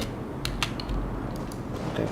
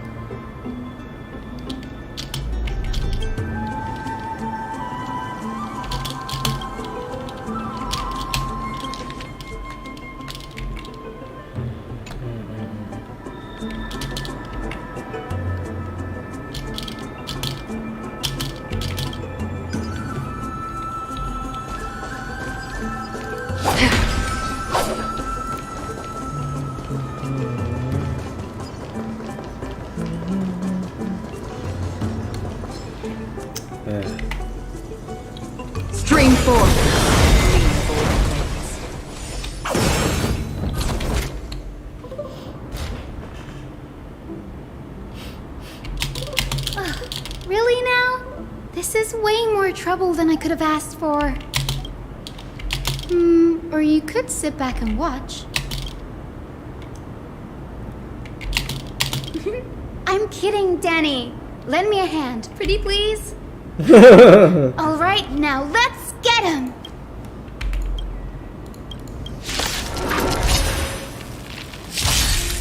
How about letting the enemy strike first? More seasoned. Sure, I'll play along.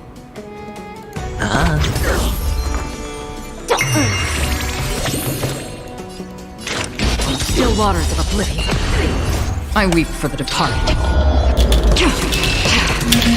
It too shall fall.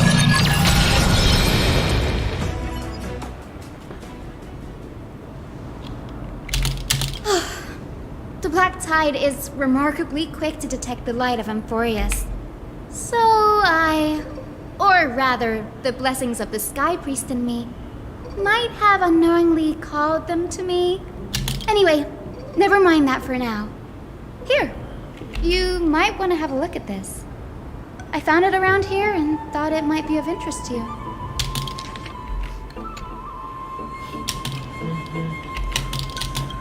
This is new. I didn't know Professor Anaxa was researching the sky. He's never mentioned anything about it.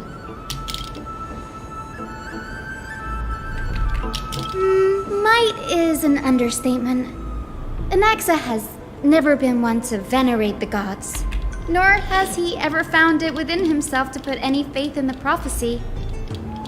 People have come to think of him as a heretic, even in a place as liberal as the Grove. Yet, it is also this very blasphemer that Circe's favors.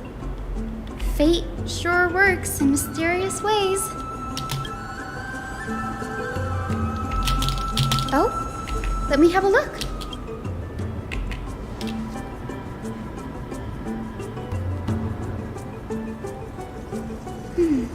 By the looks of them, these scrolls are records of two conversations that took place in the same setting, one after the other. Sure, go ahead. The Grove of Epiphany is home to 7 schools of thought. While all 7 schools are founded on the ideologies of Thalesis, the first scholar, each is unique in its own way. Among them, the Venerationists revere and worship the Titans the most. As the sage of the Venerationists, Euthyphro has always been at loggerheads with Anaxa. If we were to place the 7 sages on the scales of Talanton, Anaxa and Euthyphro would be placed on opposite sides to achieve balance. Nearly everyone in Amphoreus has heard the story of the skyships by now. Aquila's stature is loftier than the heavens, and their divine retribution is merciless. That's why it's no use building giant skyfaring ships. Oh, but I do wonder if a supercharged mini Trevi cannon could slip past their watch. Newsporists primarily study the application of alchemy in soul repair. Everyone considers Anaxa a blasphemer, but that has never stopped him from sharing his ideas, no matter how taboo. If you must say that he's hiding something, then it's likely what lies beneath his eye patch. Anaxa often says that every failure brings us one step closer to the truth. Perhaps, to him, the crash of the skyship carries a different interpretation. The firmament is not impenetrable. On the contrary, it was precisely because the skyship represented the first step toward breaking free from the shackles of the earth that it provoked the wrath of the Sky Titan and brought divine punishment upon itself. It's a shame that the majority of the Grove's research on Aquila was headed by the Venerationists, with sacrificial rituals making up a predominant part of their findings. Discourse about more esoteric subject matters in relation to Aquila dwindled even further after the skyship incident. So much so that even the scroll is completely new to me.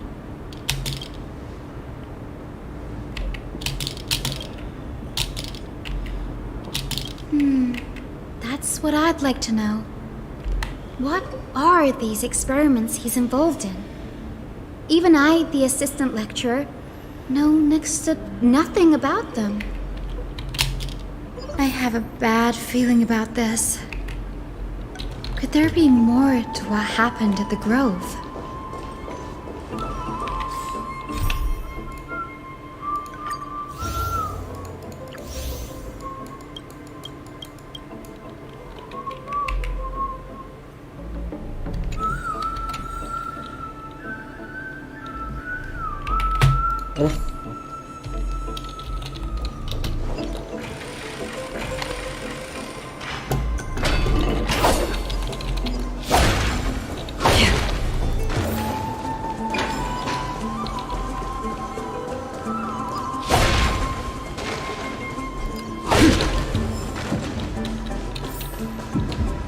This is the Library of Philia, a place where the Grove stores its collection of tomes. Other than books written by the 7 schools, you can also find philosophical texts, ballads, and religious writings from the Outlands here. Cities that desire to learn from the Grove were apparently expected to contribute knowledge of equal value to what they sought. We've had more than our fair share of hilarious episodes over the years. For instance, it's said that the Erythrocheramists once borrowed a manuscript from a certain author, but ended up returning a copy instead of the original. What's more, the original manuscript was supposedly then hidden here. Nice? No need to hold yourself back, Danny. You can just tell it like it is. Their behavior was no different from bandits.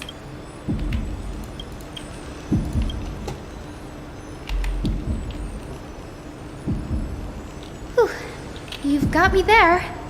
Some said you couldn't even find a dictionary in Castrum Kremnos, so I guess they were spared.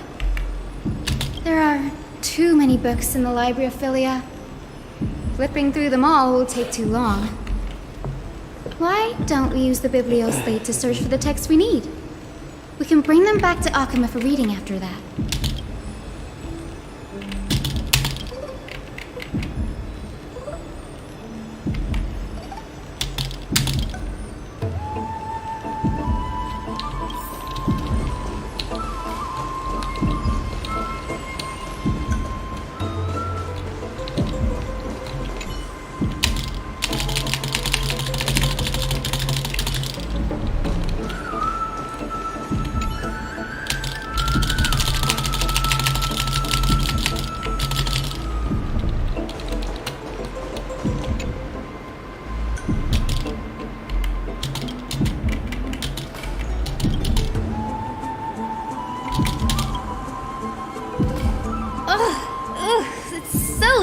In here.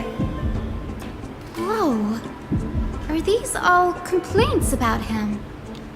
I can already see what they must have written. Anaxa has no respect for the gods. His very existence undermines order in our society. They're probably all things like that. Why else would they call him the Great Performer? When Anaxer established his school of thought, the first thing he apparently did was read his own work to everyone. Are the Titans truly an accurate reflection of what humans think gods should be? Worlds created by gods are indubitably perfect, but what of amphoreus? Only foolishness and insensitivity everywhere you turn. They marched him straight to the seat of judgment before he could finish. Though what he took on in the end was more of a debate than an actual trial. He had to address every one of the scholar's allegations, or face expulsion from the Grove. The first allegation was... Do you agree that since the Titans created the heavens and earth, so the mountains, rivers, and seas must likewise be their creations?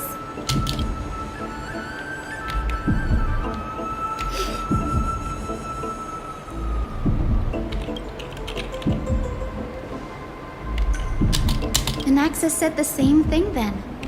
Needless to say, his critics didn't take kindly to his answer, so they followed up with a second allegation. Oh, you gotta be kidding me. You claim to be studying souls, yet you are, in fact, defiling them and committing acts condemned by the gods. Do you admit it? Anaxa always wears an eye patch, never removing it, even when alone. Some say he used one of his eyes as an alchemical ingredient. Every being in the world owes their safekeeping to Kifili, and this is even more so for the Chrysos heirs who have divine blood coursing through them. If he has really done something of that nature, then it'd indeed be sacrilegious. Thankfully, they had no way to prove it, so it amounted to nothing more than an allegation in the end.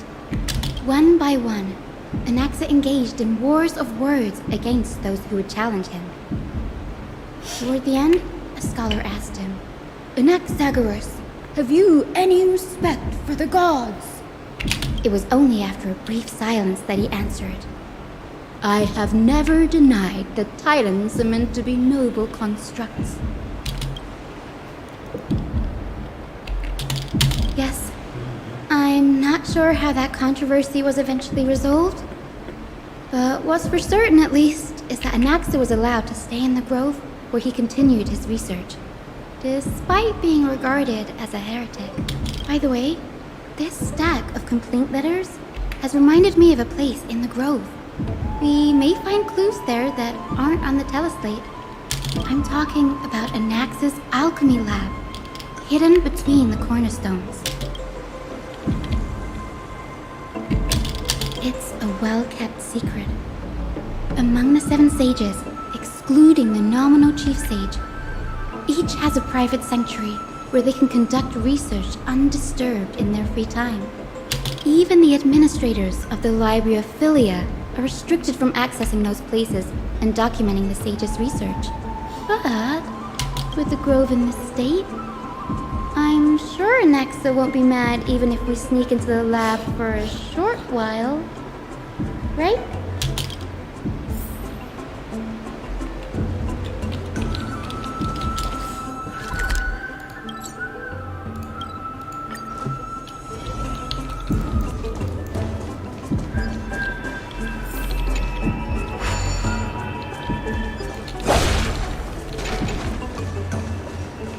Stream forth, gleam of old blades.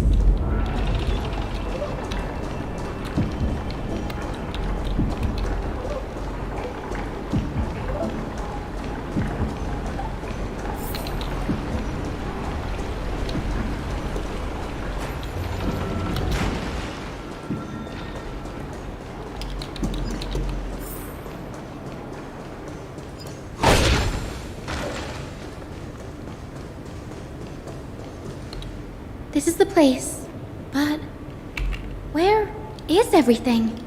Materials for alchemical experiments, matrix diagrams, and even the seal to the lab. They're all gone. Did the black tide destroy it all?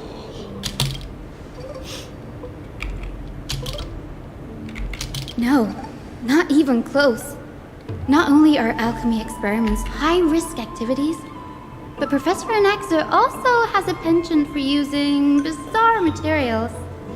Students often saw him walk in looking bright as rain, but come out covered in soot with his hair singed. Naturally, no one dared to come near this place. Huh? That bookshelf over there seems to be the only thing still intact.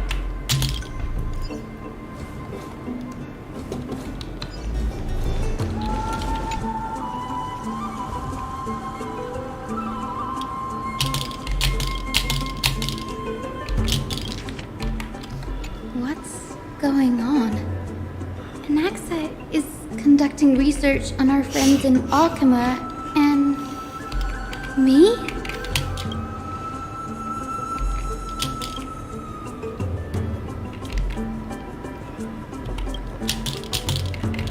It wouldn't have been so strange if he had focused only on Cassie, given her own curiosity about her origins.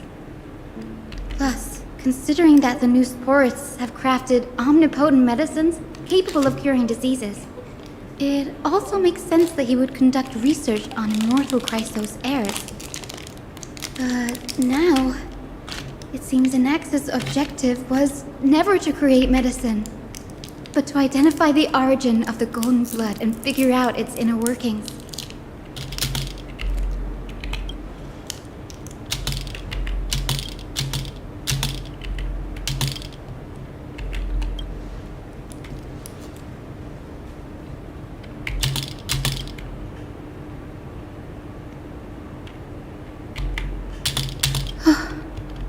Danny, look at this.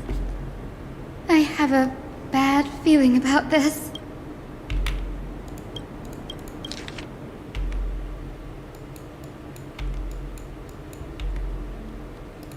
My biggest fear.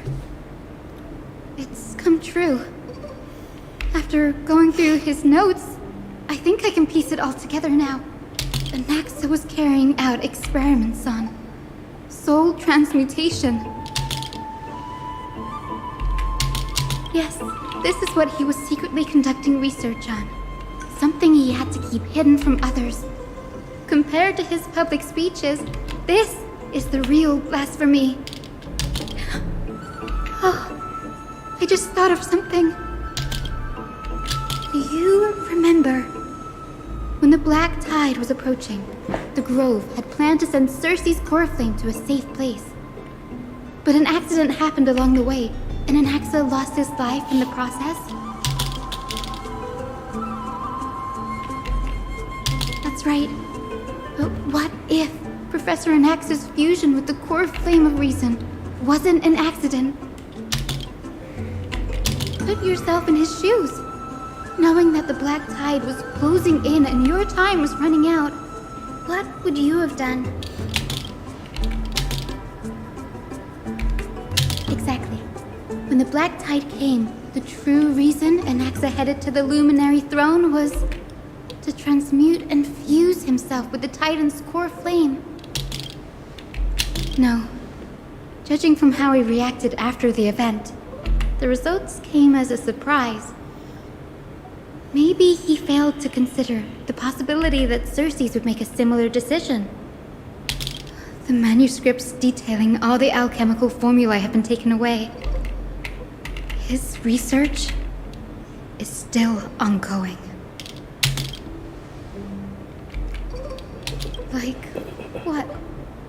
There's only one Titan left in the world now. No. No way. He's after Kefali.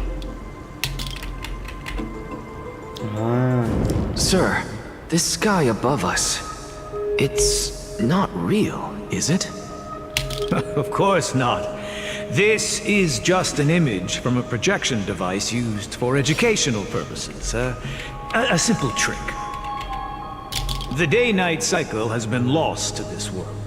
So that students like you may still learn about the night sky, astronomers have harnessed the Titan's miraculous power to manipulate the light, projecting the nights of the past here for you. Much like how the sky above the Holy City is also illuminated by Kefali's dawn device. So, the skies of Akama are fake too. You mustn't conclude that, Anaxa. You should know that only a child would expose a trick and be proud of it. Often people know more than they let on. They simply choose to feign ignorance because they have no other choice. And they're just deluding themselves. People believe in Kefali's tale of Genesis, accepting wholesale whatever the priests preach. But we're different. We've already walked out of the firelit cave of ignorance. We have already realized that we live in a world where Titans make the rules. Even when we look at the sky, we're only seeing what they allow us to see. Rather than gazing at this mockery of a night sky fabricated by them for the rest of my life, why shouldn't I be the one to take control of the projection device instead? So much time has passed since you sowed the seeds of doubt in my heart, child. Many a night, I find myself penning down all my theories and wild ideas, only to burn them to ashes when I open my eyes in the day. Why? Because we'll face death by burning if word gets out? As a sage of the Venerationists, my soul has already become inextricably linked to the great tree. Every word I say and every move I make is certain to influence every leaf, every branch, even the tree itself. But above all else, my days are numbered. Instinctively, I have my doubts about the golden blood and the human soul, yet I have no means of verifying them. The golden blood in my veins is woefully thin, and I am loath to waste what little time I have left obsessing over a hypothesis that cannot even be proven in the first place. But I can, sir. I can do it for us. The time is right. Give me all that I need, and I shall accomplish this grand feat on your behalf. You're right. I shall do just that. In the next meeting of the sages, I will spare no efforts fighting for the rights you deserve. Go. Establish your own school of thought. Find out what we are. Become the one who conquers the ultimate truths of the world. Child of humanity. You didn't go to such lengths for an audience with Kefali. Just ask him a few questions, did you? So, you figured it out. If I were as foolish as a Dromus, perhaps I'd throw myself down and prostrate before their greatness, begging for the gods' prophetic wisdom. Well, sorry to disappoint, but I'm no Dromus. Alas, I am a human, standing tall on 2 feet, possessing both intellect and pride. Before such power, does it make any difference whether you're a human or a Dromus? I'm sure you're familiar with the story of the Styxians. When the raging waves threatened to swallow them, they didn't just give up and become sitting ducks. No. They constructed a dam that kept the roaring tide at bay, chaining down the mad Fagusa. They call me a blasphemer, Xerxes. But that doesn't mean I deny the existence of gods. It's just, as I see it, Titans are simply a force that mankind has yet to find a way to tame. Oh? If power that rivals the Titans is what you crave, why not conform to the prophecy and brave the trial? Why stop at harnessing the power of the Titans when I can do so much more? The source of life is what I wish to grasp, to understand what makes up the soul, and to learn what we really are. Thanks to you, I've had the chance to personally verify, in more ways than one, that the soul indeed ceases to exist in death. But where there is death, there is life. And where there is an end, there must also be a beginning. How then is a soul born? That was the only unknown variable left in my calculations. And by the sound of it, you have already formed a conjecture. No, I have already drawn a conclusion. In my journey unto death just now, I finally saw the answer with my own eyes. Professor Anaxa, I'm here. His life hangs by a thread. I must ask you to refrain from taking any unnecessary steps.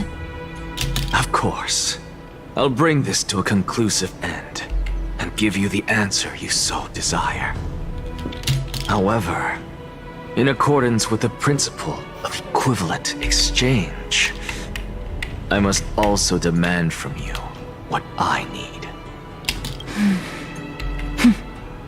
As you wish. Don't you care to know what the price might be? It's a matter of uncovering the truth about the Death Titan and his survival. This may be the only time I can ever save someone's life. There is no need for me to think twice. I see.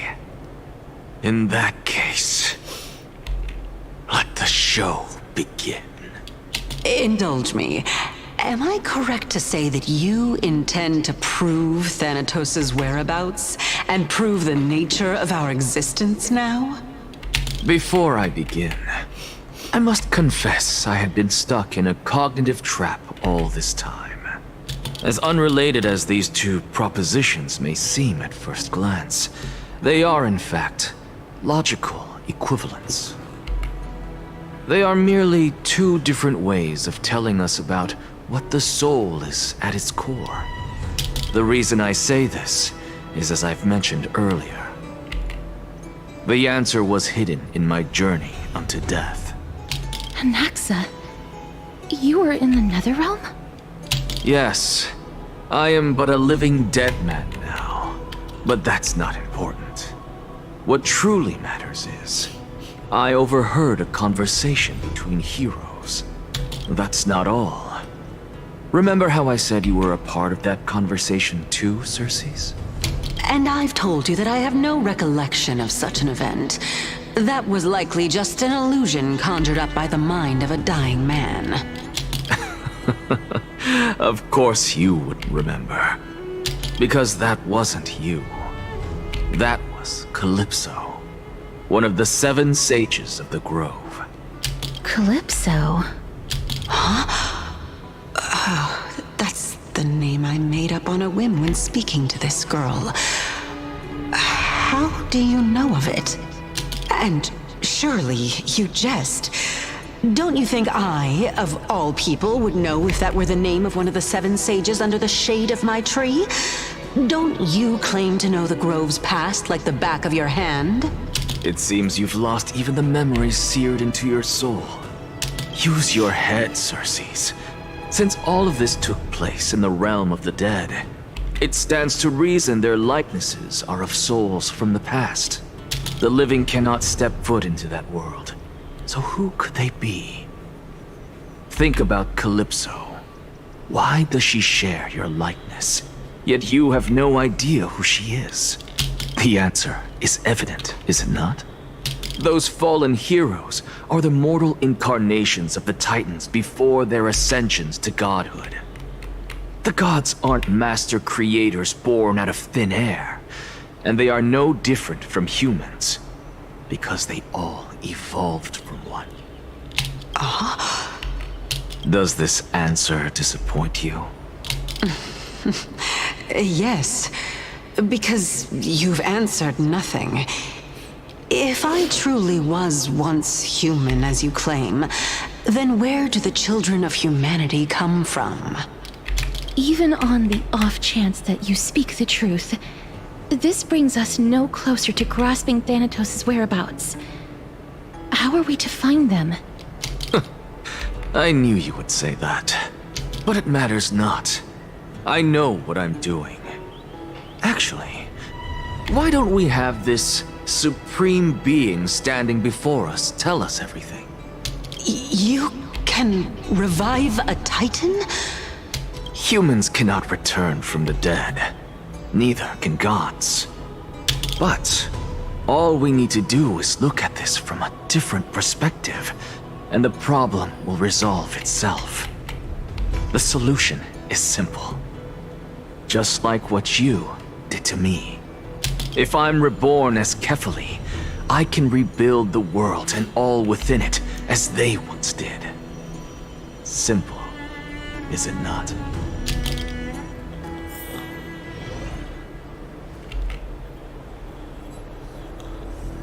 I have news from Hyacinth and Danhung. Anaxa might be trying to do something with Kefali's divine body. Kefali? What could Anaxa want? Is the Council of Elders going to sit around and let such a sacrilegious act unfold? That is not possible. He is indeed the great performer, capable of fooling anyone and everyone with his tricks. I'm sorry. No need for guilt, for this is good news to us. The Council of Elders has found themselves a traitorous ally. Anaxa's ambitious desires will be something we can exploit. What we should be doing now is to keep our eyes peeled for whichever trickery Kindness is up to, and react accordingly to thwart her plans. Being Akima's political center, the Demigod Council holds just as much significance as the Vortex of Genesis. Someday, after my duty is over, this site will take the place of the battlefield where you hunt gods. Become the next challenge you ought to overcome. Till then, it's best to get used to this place as soon as possible.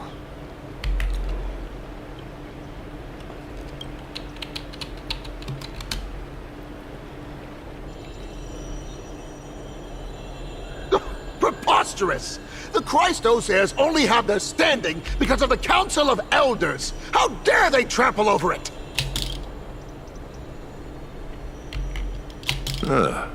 It's been a while. Oleh kaum amphoreus. aduh. Bentar, aku mau pipis dulu. Bentar ya. Buang air dulu.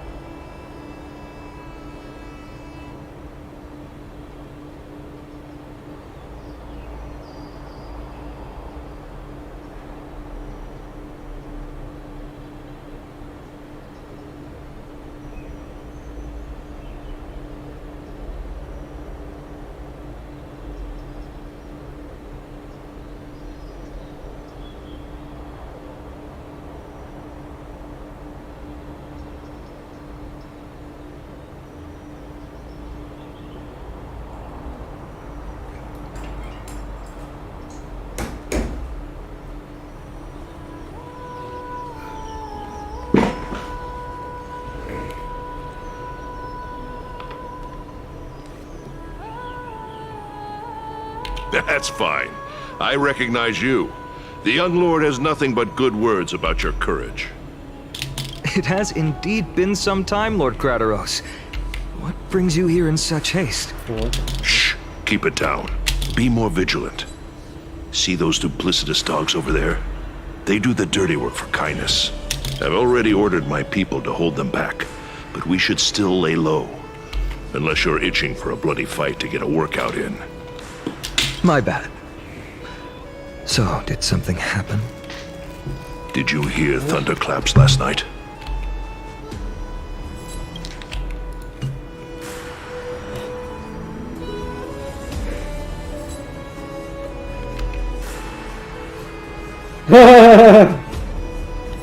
Thunderclaps are beacon signals of strife.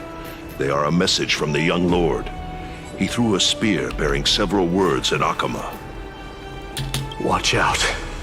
The Flame Reaver is back. I guessed as much. We didn't actually kill them back at the Kremnos arena. I figured this is something you would want to know. We Kremnoans never back down from a fight. So if you plan to take that thing down in a battle, reach out to me anytime. You have my gratitude. I will let Aglaya know about this right away. Remind her to be on her toes while you're at it. That vicious kindness has been unusually active lately. Those lackeys she keeps under cover have been going in and out of the city a lot more frequently these days. Some even seem to be getting Kremnoans to defect to the council.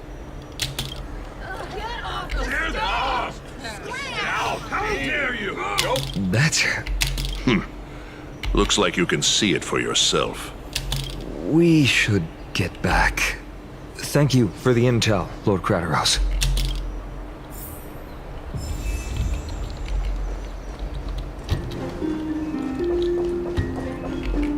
By Catholic into Lenten above, as the Theoros I have observed. Aglaya, what happened here? I know about the poisonous fangs of that king snake through the golden threads. In the past, I would be confident about keeping her in check, but I admit I am now unable to do so. What do you mean? It is no longer about eloquence or arguments. I have been a demigod for far too long that I hardly have any humanity left. Before I realized it, I have become no different from these hypocrites, no longer capable of relating to the people. This has come a lot sooner than I expected. But perhaps it is time. I need you to step up, Finan, in order for me to retreat behind the scenes. Yes, this is my duty, but... It is far easier for the Council of Elders to fool many than just fool one person. Their so-called more support is no more than a ruse to distribute power using words instead of lances. There is no glory in winning this debate, but that makes having respect for humans so much more priceless. Finan, you are a Chrysos heir without flaw, capable of relating deeply with humans. I appreciate what you've taught me, Aglaya. I hope we'll live up to your expectations and win this debate.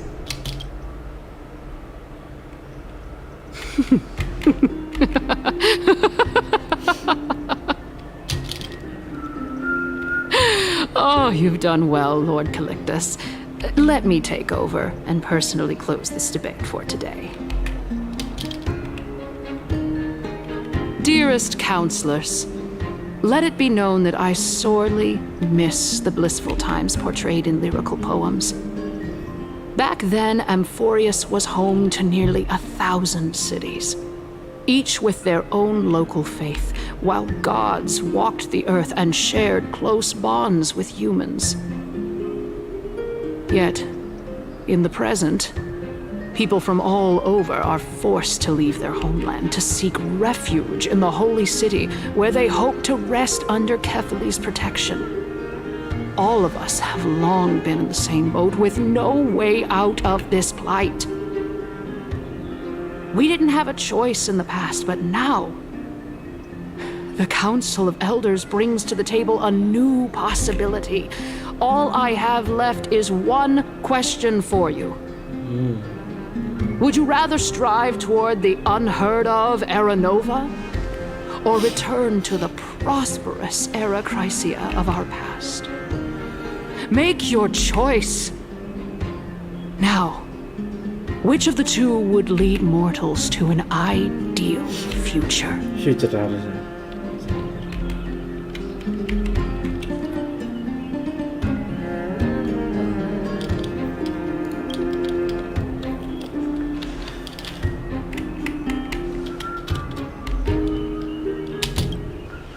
We all know that Era Chrysia is a thing of the past, Lady Kindness.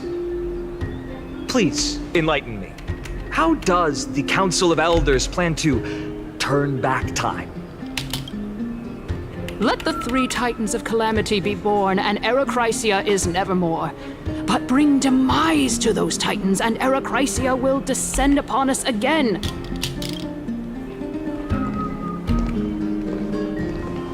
Know that the Council of Elders is never one to make empty promises. Look at who we have on our side. Anaxagoras, one of the Grove's 7 sages, and Castorice, Idonia's goddess of death. With the help of these 2 heroes, I can promise all of you that Era Chrysia will exist once more. Aren't they Chrysos heirs? They're supporting the Council of Elders instead? It's clear from the start that these heroes do not get along well in their group. All the more proof that Aglaia isn't fit to speak on behalf of every Chrysos heir. I am in favor of Era Chrysia. Era Chrysia! Era Chrysia! Damn, kualitasnya jelek banget, Jir.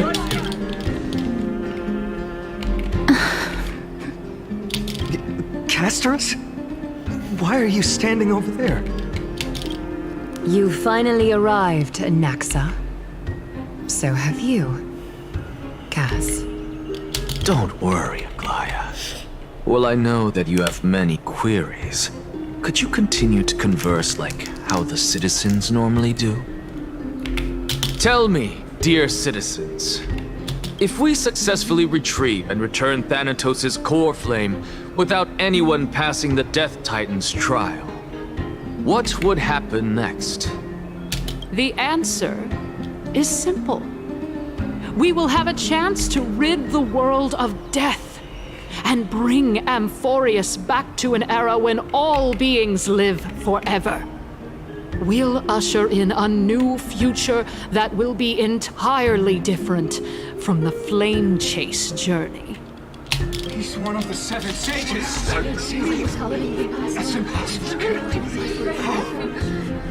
Your proposal is much too idealistic. As long as the Black Tide still exists, how can we go back to the old days?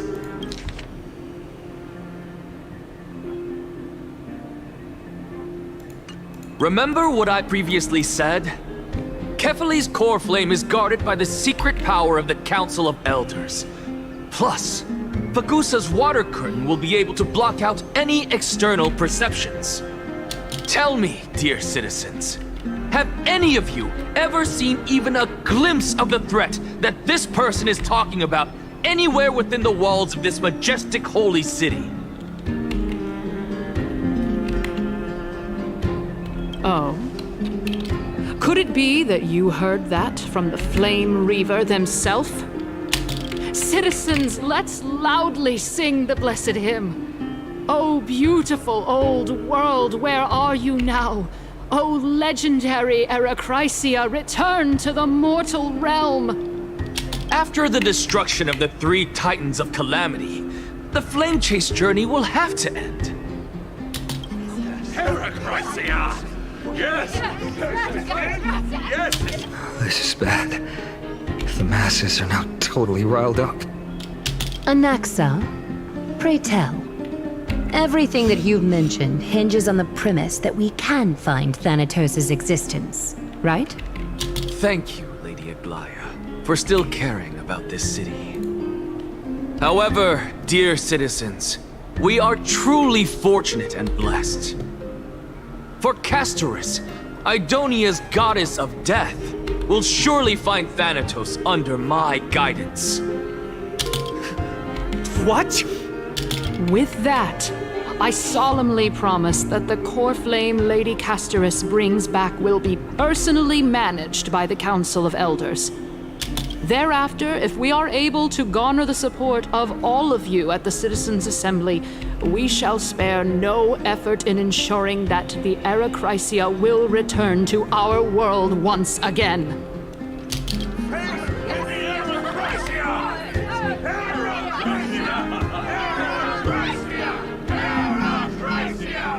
With the balance shattered, the result is clear.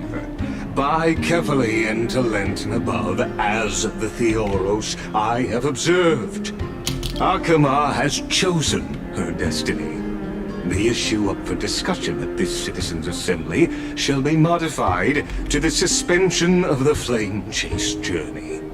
This resolution shall be put up on the Wall of Heroes, such that all citizens are aware of the city's way forward.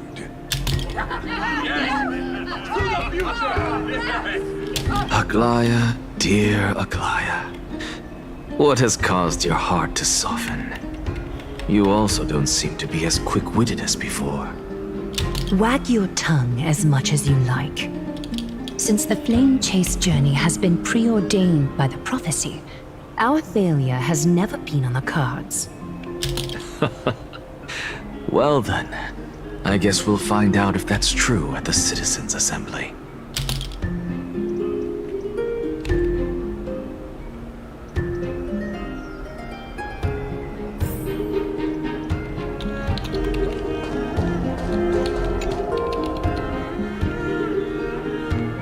Well, it seems that when I sent you to look for Anaxa, I unintentionally facilitated your partnership with him instead.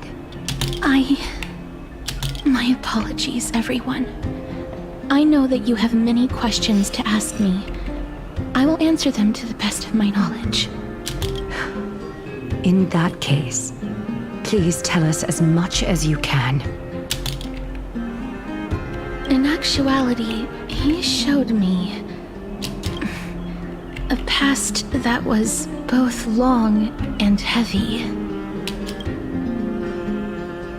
The reason I say this is as I've mentioned earlier. The answer was hidden in my journey unto death.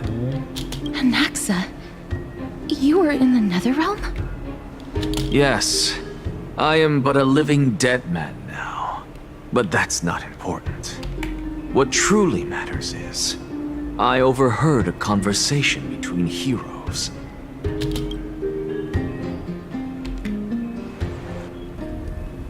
Have you heard of this tale before? A tale about the ocean god's treasured pearl, our hometown. It was a seaside town which enjoyed the ocean breeze and glorious, peaceful times, thanks to the wisdom of its ruling queen. Until one day, an evil dragon descended upon the town. Its wings were large enough to blot out the sun, while its claws were sharp enough to rip the waves apart. It barged into the tall tower and devoured the queen's beloved daughter. It even settled itself in her bedroom, like a tyrant king. The queen assembled 300 warriors who managed to subdue the evil dragon by chaining it up. However, when the queen slit open the dragon's belly, she realized that the princess had long since been digested, and all that was left of her was a pile of bones. Devastated, the queen wept for several days. It was then that a devious, smooth-talking scholar arrived at the palace and suggested that the princess could be revived through the use of dragon bone and dragon blood. That liar called this process the secret art of alchemy. The princess was reborn! The queen was overjoyed, blissfully unaware that the evil dragon's soul still lurked within the princess's body. As revenge, the evil dragon swallowed the poor queen, the glib liar, the courageous warriors, and all of the town's innocent civilians in a single gulp.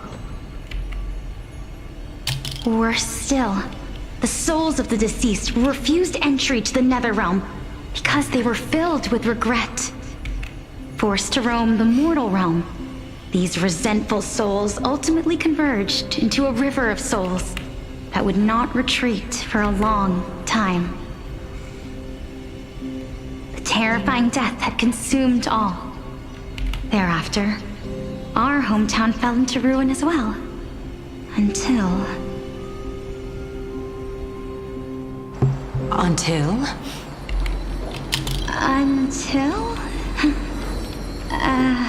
Actually, I don't know what happened next either.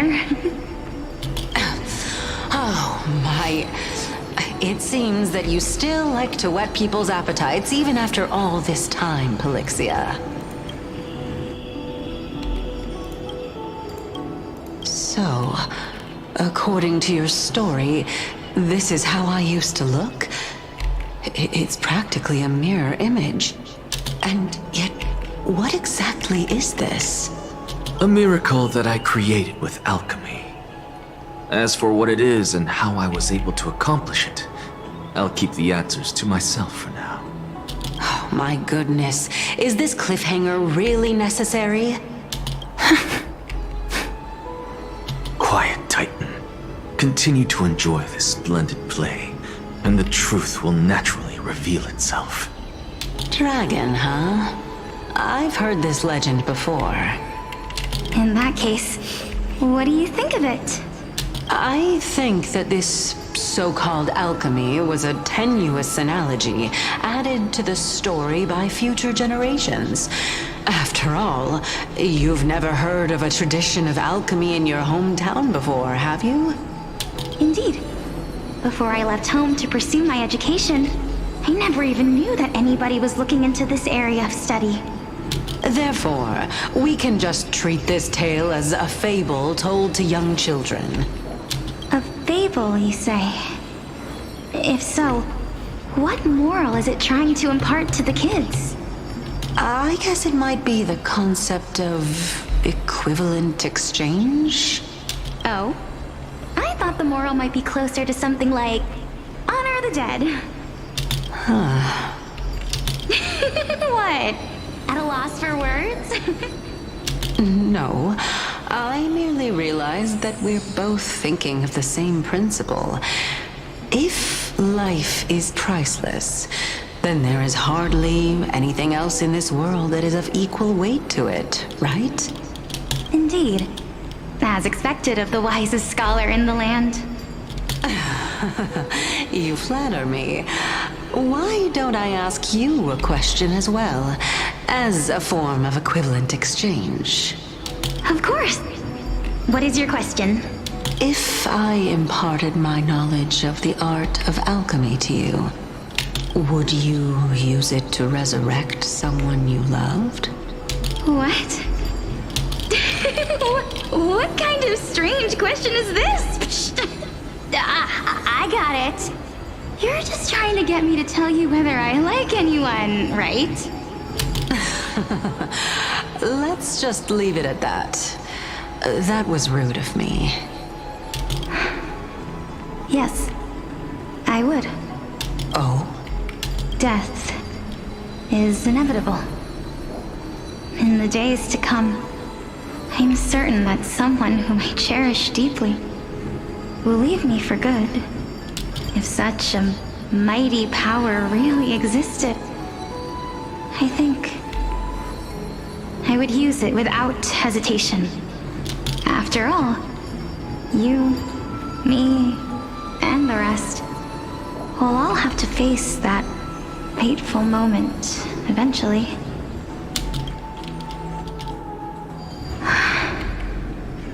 My time is finally here.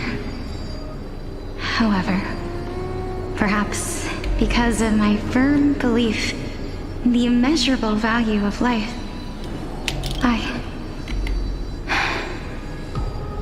I am unable to complete the trial.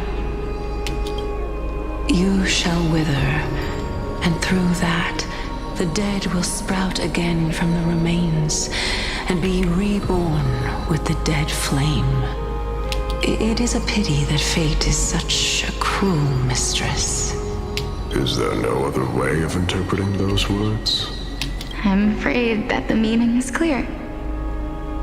Between my sister and me, one must pay the price. Our trial can only be completed when the one chosen sacrifices her life. I'm afraid that the prophecy might even have selected a pair of twins for this exact purpose. Fortune makes fools of us all. My sister is prepared to sacrifice herself. And yet, I can't do the same. How absurd. My time is almost up, but I'm still afraid to welcome death. What should we do? If I'm ultimately not able to make up my mind... Since Chaos is willing to guide all of us and leave this trial to the end, there is still plenty of time for you to ponder. That's right. Don't allow the fog of an uncertain future to cloud your mind. Trial, prophecy, the topics that they're discussing seem familiar. But these three people must not have left their names in the epics. Otherwise, I would have some recollection of this. Amphoreus' history before the Titans were born was complete chaos. Is that not strange by itself? I have long held 3 hypotheses about this. However, let's continue watching for now. Calypso, Polixia, and this warrior. I seem to have met him somewhere before. Regarding this matter, Nias, are you confident that you'll complete your trial? Of course. Though, I am worried about what will happen once I've emerged victorious.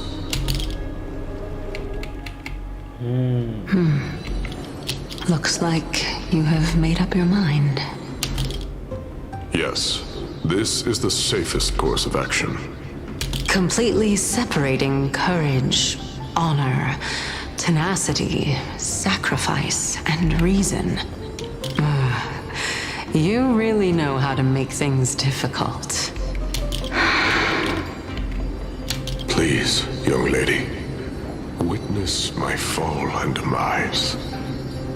Lady Calypso, you shall host the soul-rending ceremony. I do not understand. Why would you dare to sacrifice yourself for a future that you won't get to witness? Because this is our destiny. The power that resides within me is so intense that I will one day be engulfed by it. Furthermore, a valorous death before glorious return has always been the path I chose to walk. A journey I began long ago. If your sister or Chaos were in my position, I believe they would make the same choice as well.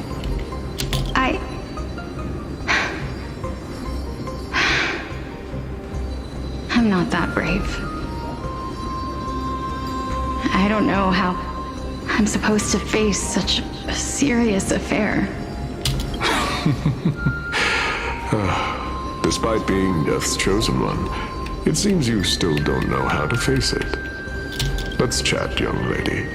Perhaps I shouldn't end my journey so hastily. Since there's still time, I'm not worried about letting fate wait a little longer. Of course.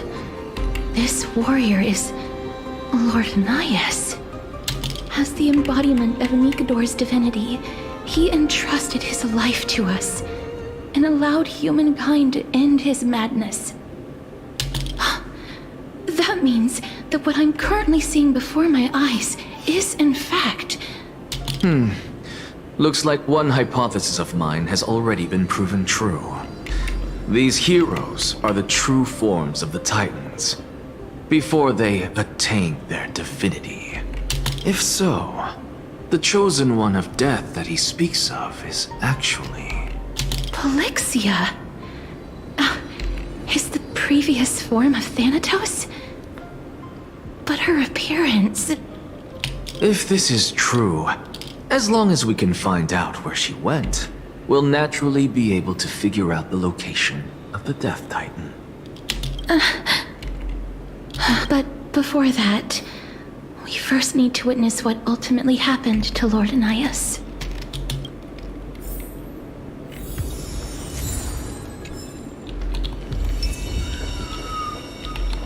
Nikador's courage is a testament that they have never once retreated from a battle. I've heard that these words are still engraved in Castrum Kremnos even today. It didn't occur to me that they were actually part of an alchemical formula.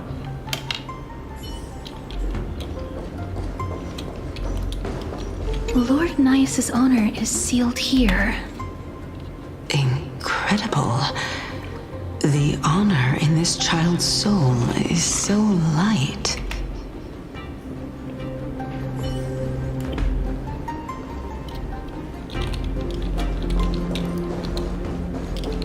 I believe that his tenacity is sealed within this statue. Before we fought Nikador, we also released it from the stone statue.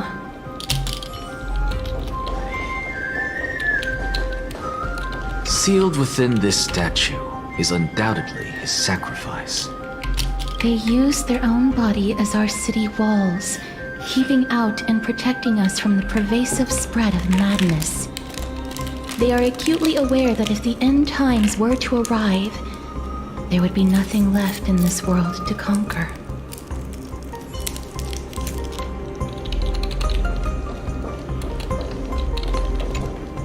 Honor, courage, tenacity, sacrifice. And finally, the only thing that remains is reason. Cheer up, young lady. There is no need to shed tears over a glorious death. All farewells in this world are sorrowful, Lord Nias. No, young lady. As a warrior, I have witnessed too many bitter deaths. But now, all I feel is peace. I did not know until this moment that mortals could live their lives in such a way. Although only a sliver of your soul remains, you remain so optimistic. Or maybe the truth is that you aren't able to feel sorrow anymore. To be honest, I don't know either. But I am certain of one thing. This is not an acceptance of death nor apathy toward it. It's not even a feeling of despair. I am just enjoying what remains of my life to the fullest. Enjoying? Indeed. Along this journey that we've taken together, not only have I changed the world, I myself have also changed in the process. And now I have reached the journey's end. When I look back and see the grand epic that I've personally written, how could I not revel in that fact? But when you depart the mortal realm, won't all of your accomplishments be reduced to nothing? Separation and death are two sides of the same coin. Reconciling this doesn't come easily for a mortal.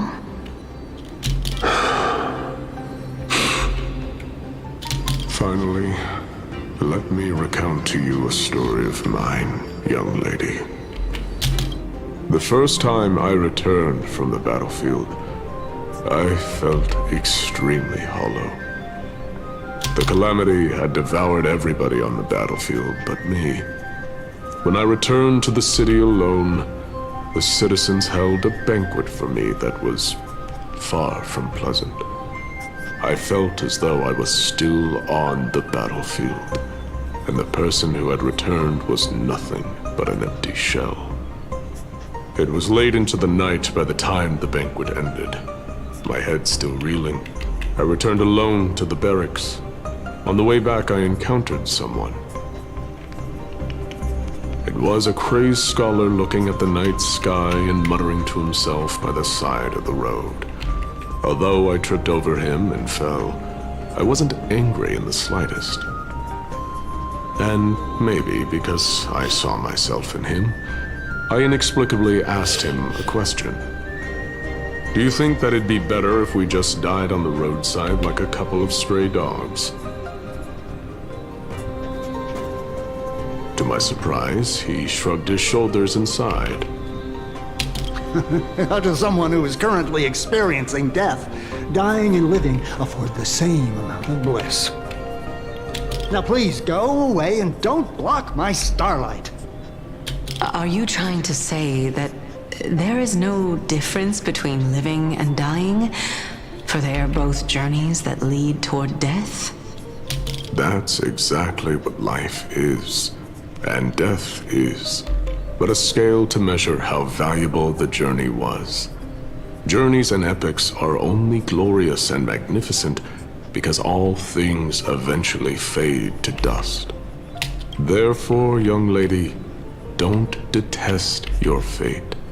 Instead, willingly and respectfully embrace it. The embodiment of strife telling me about the majesty of the world. Indeed. I believe that when the fated moment eventually arrives, you will be able to understand my words. It is time for me to knock on death's door. I will set up a long table at the end of the road and humbly await your arrival. When that moment finally comes, let us drink and be merry then.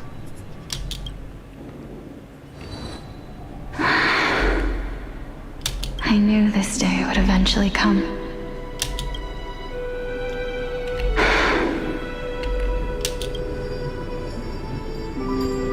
Are the both of you ready? Mm-hmm. Polixia.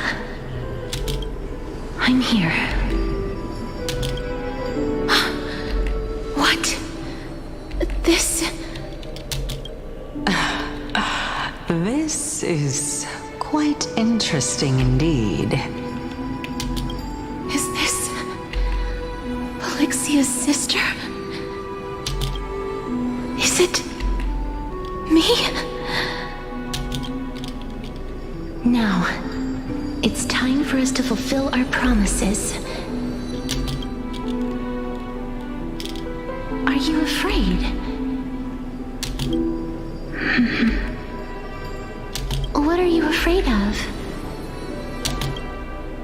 That I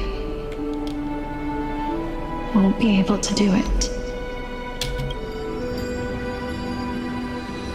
You shall wither, and through that, the dead will sprout again from the remains, and be reborn with the dead flame. As foretold in the prophecy, and according to our vows, once it all ends, we must face our fated moment head-on. Even if it was prophesied, do we have no say in the matter? It's so unfair. Why are we the only ones who are forced into mutual destruction? Let me do it, sister. Let me be death's sacrifice. I was never long for this world anyway. But you're different. I was the one who wasted your life after all. You're wrong, Polixia. I don't think that my life was wasted. Just the opposite. When I finally arrived at this destination and looked back at the journey I took, I discovered that flowers had long since bloomed along the path I walked. It was you who sowed the seeds for this sea of flowers, one that is more beautiful than the promised land at the end of the world. Besides, I have lived a fulfilling life. Even though I was fated for sacrifice, none of the things that I've experienced will dissipate. Instead, they'll forever live on as memories inside your head. Will they not? How could my memories of you ever compare to the actual you?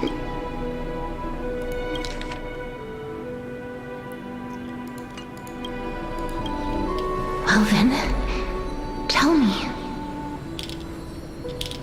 what exactly are we?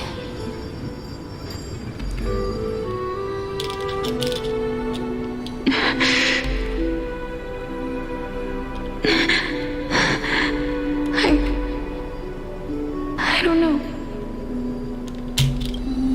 I don't know either. But regardless of what the answer is, regardless of how we're shaped by others, or even by this world, ever since we were born, the fact that we existed was predestined, and nothing could erase it. This is why I will always, always be by your side. We're twins, after all.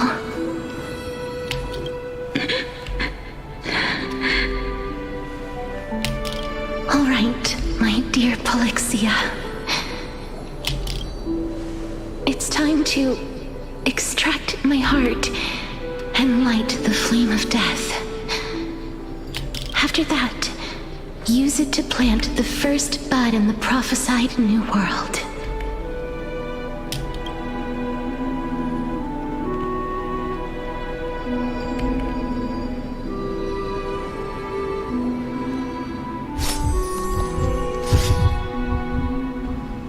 If I imparted my knowledge of the art of alchemy to you, would you use it to resurrect someone you loved?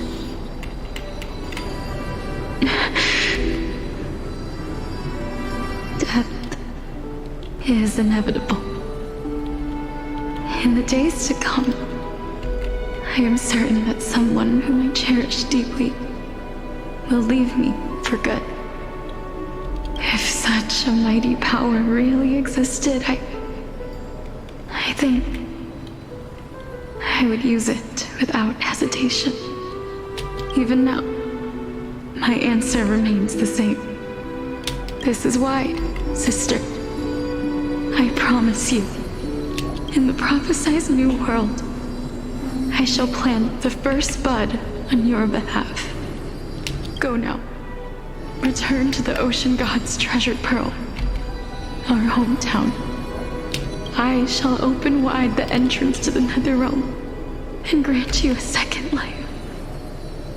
The living beings on this earth shall respond to my call and lead you to the sacred daylight. Remember, do not look back on the land of the dead, and do not stop moving. In the new world promised by the prophecy, march toward your new life. As for the price of our equivalent exchange, let me be the one to pay it. Everybody, we've come to the end. Unfortunately, I am not compatible with the Supreme Being, so I was unable to completely fuse their soul into my own body. However, being able to glean all this from them is exciting enough. I'm certain of this now. Before the Titans that we are well acquainted with were born, a group of heroes roamed the land. These heroes followed a prophecy and took possession of divine authorities one by one, until they eventually became the pantheon of the new world. Just like the flame chase journey of today, Amphoreus' history is cyclical in nature. Huh. What a startling revelation. This means that the demigods, who bear the core flames, will also become the new Titans at the world's end, thereby shaping a new world? I believe that this is the truth behind the Era Nova as mentioned in the prophecy. This is utterly unbelievable.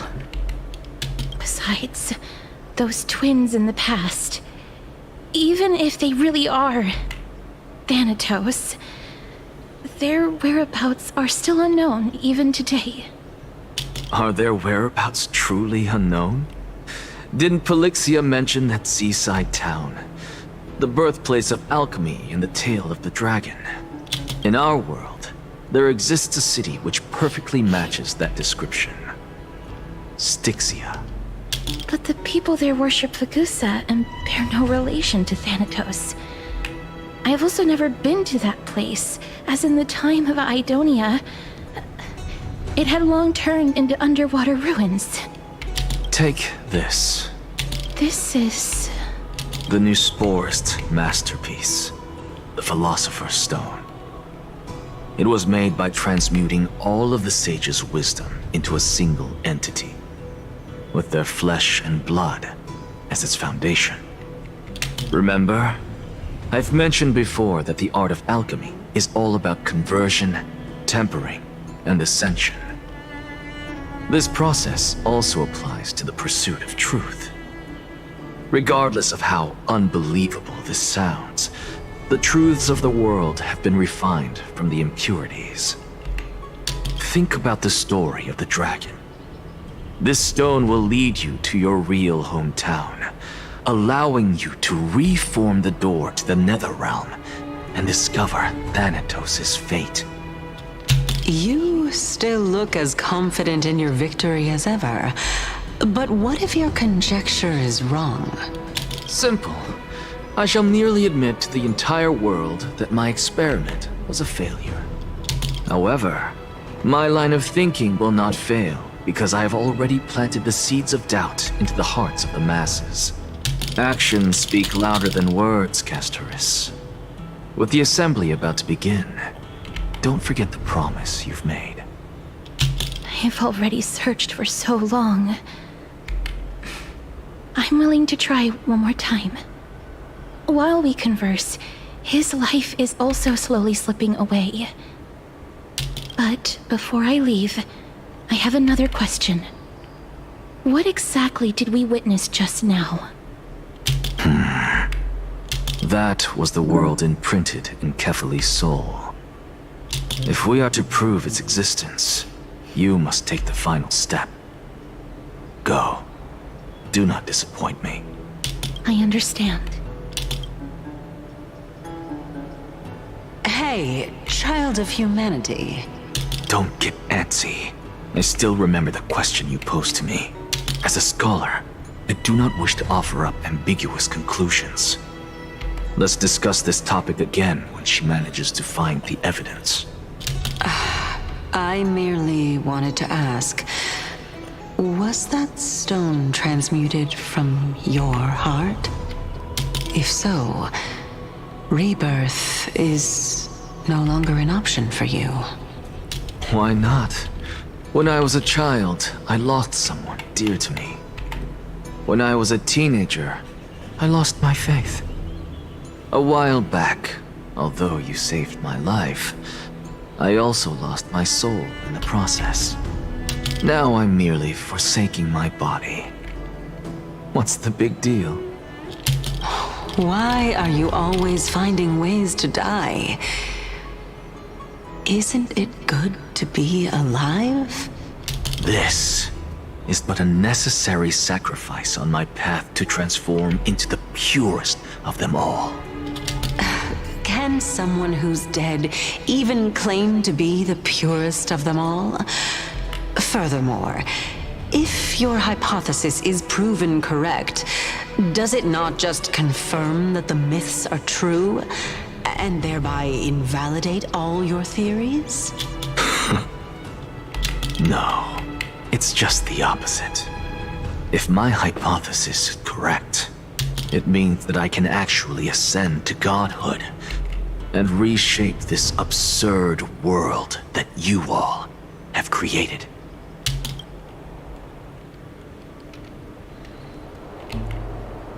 That's a lot to take in at once. Lady Aglaya, please, let me explain. Go on. You know that the core flame of death has always been the greatest unknown regarding the Era Nova, which is why both you and Kindness desire to gain the power to control that core flame in the approaching Citizens' Assembly. Professor Anaxa has come to a consensus with Kindness. They want to suspend the trial once Thanatos' core flame is reclaimed, hoping thus to eradicate death from this world. If they're successful, then the flame chase journey will cease, and Akama can enjoy everlasting peace. But I know this runs counter to your wishes.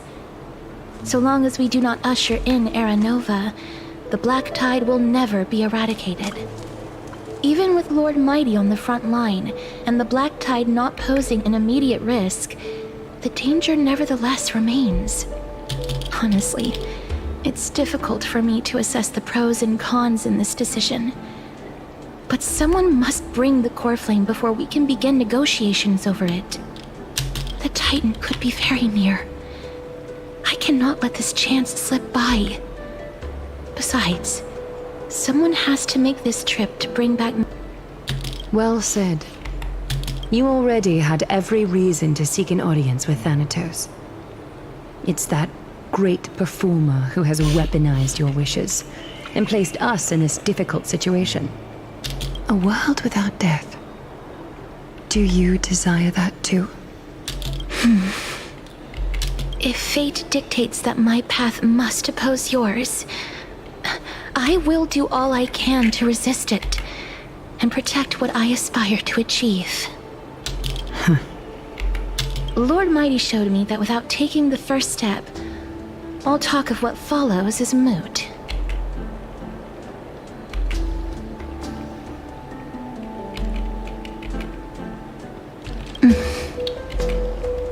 I have always hoped to hear you speak your mind, Cass. And I am glad to have heard your true thoughts. Styxia. I visited that place in the past. Though it is now an island surrounded by the river of Soul's torrents, it's not hard to see its former splendor. Go. I will not stand in your way. As for you, you are someone who has cheated death. I believe you have more than enough reason to make the trip with Castorice and meet the god of death himself. Castorice, I too look forward to your journey. I wonder what kinds of new interpretations your completed story will bring to the flame chase journey.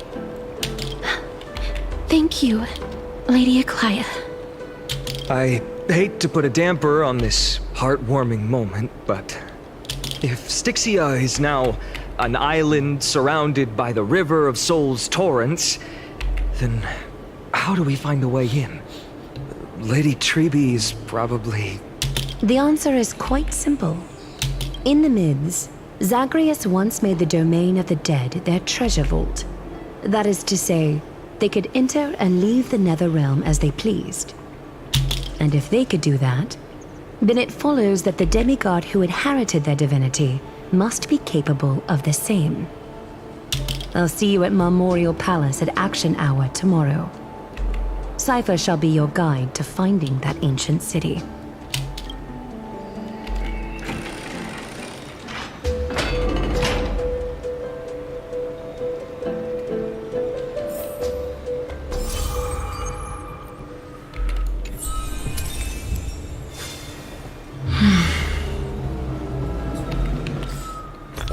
Ooh, nice.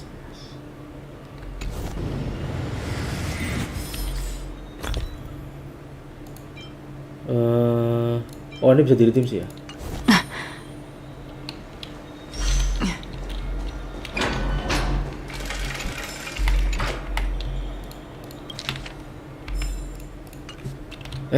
Kok 3?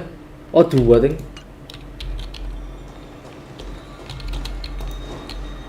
Hey friend! Is the debate finally over? Did you win? Yes!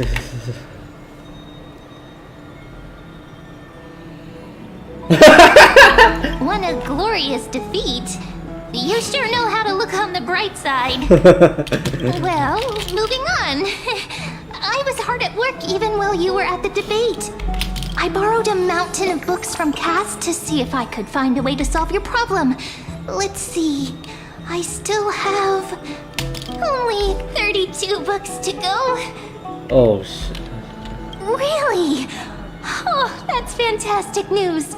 I knew it. Hard work always pays off. Especially if you're as diligent as Mem. I feel like a huge burden has finally been lifted off my shoulders. Why are my eyelids so heavy all of a sudden? Oh, you're right. Then I'll go back to...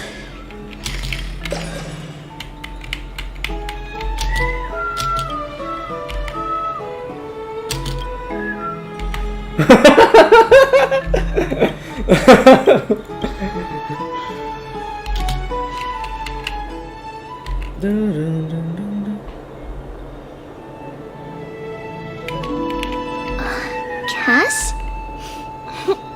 What a surprise. Lady Treeby. Is something troubling you?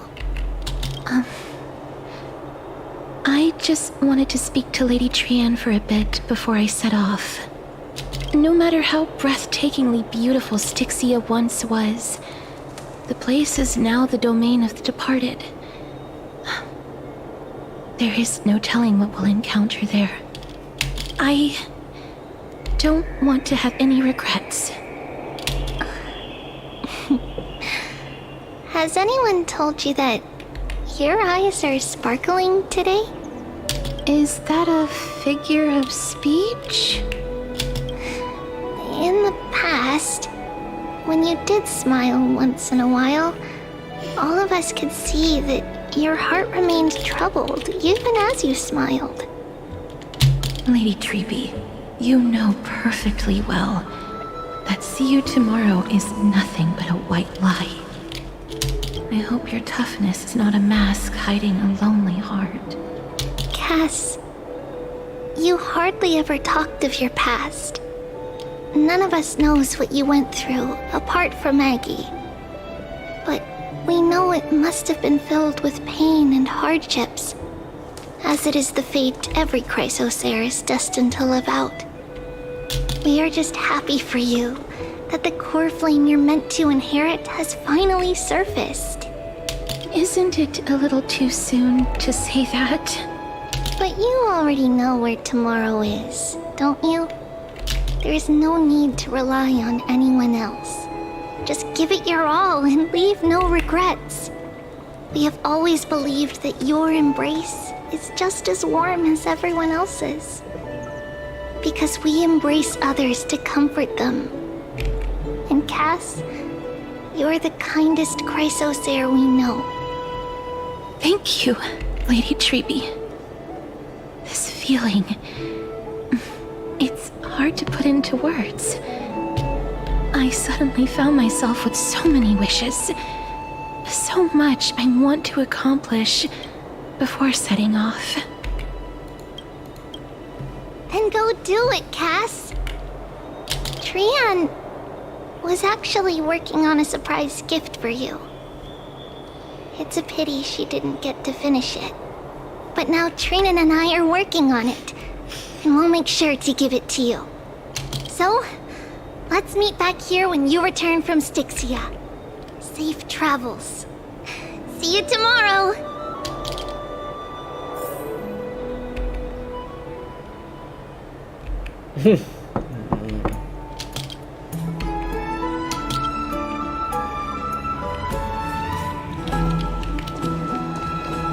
It's me.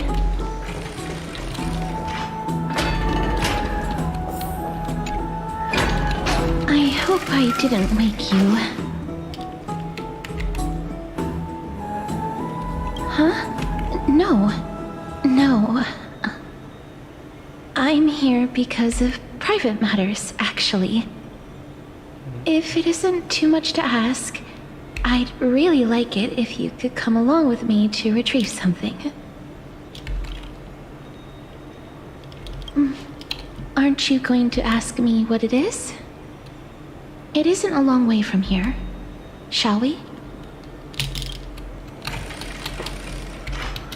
I'd love to go in and take a look. Have you heard?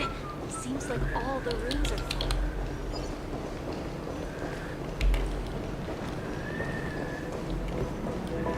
They can dispel the black tide.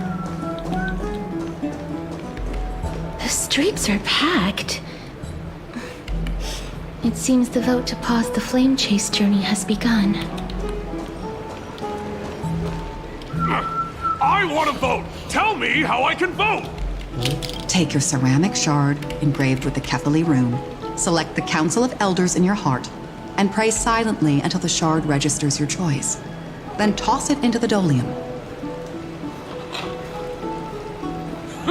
The Council of Elders? More like the Council of Buffoons! The Black Tide took my hometown long ago! Who are they kidding with bringing back Arachrysia? It's all a sham to create their own Arachrysia in Akama! The Titans are just. So long as we do not overstep our bounds again, we will not incur divine wrath. Oh, please. The time when these deranged Titans should have vacated their spot to the demigods is long overdue. You'll see soon enough, you old bogey. And I pray that Talantans smack some sense into you with their scales. We shall see how this turns out. That was quite a spectacle.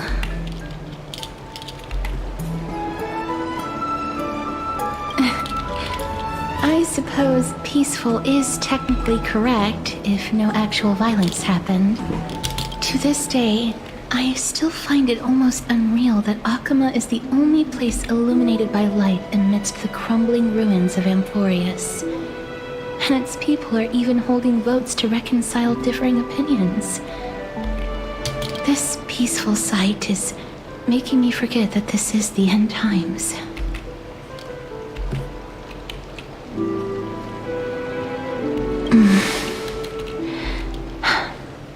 Before coming here, I had lived for many years in Idonia, a city of rime and frost. The people there were devotees of Thanatos, and were well known for their unique burial rites and traditions. Traditions that I played a major role in.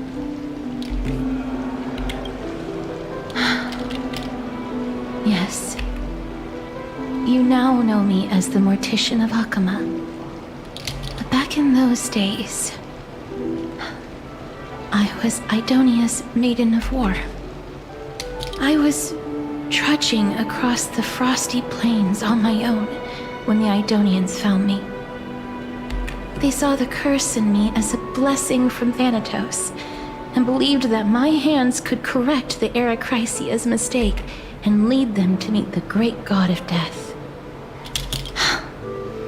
They provided me shelter, but in return, I was expected to grant merciful deaths to war captives, prisoners bound for execution, and heroes alike.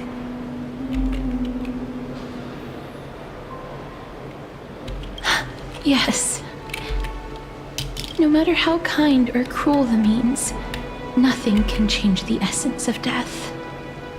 Taking away someone's life is never worthy of religious worship.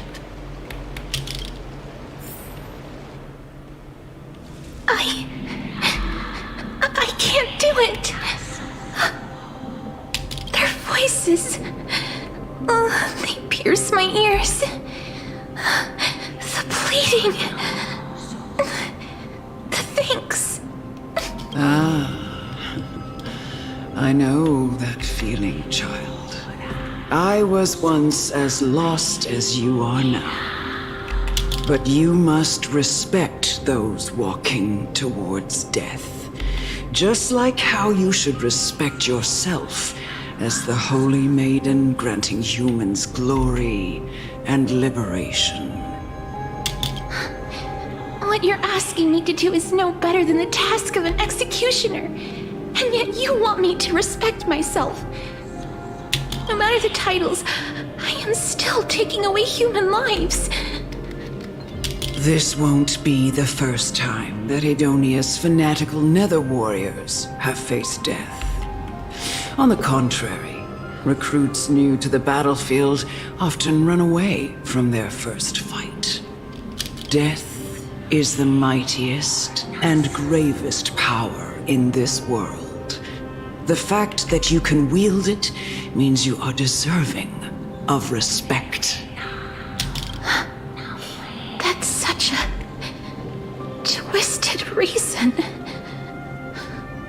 Then let me tell you a story.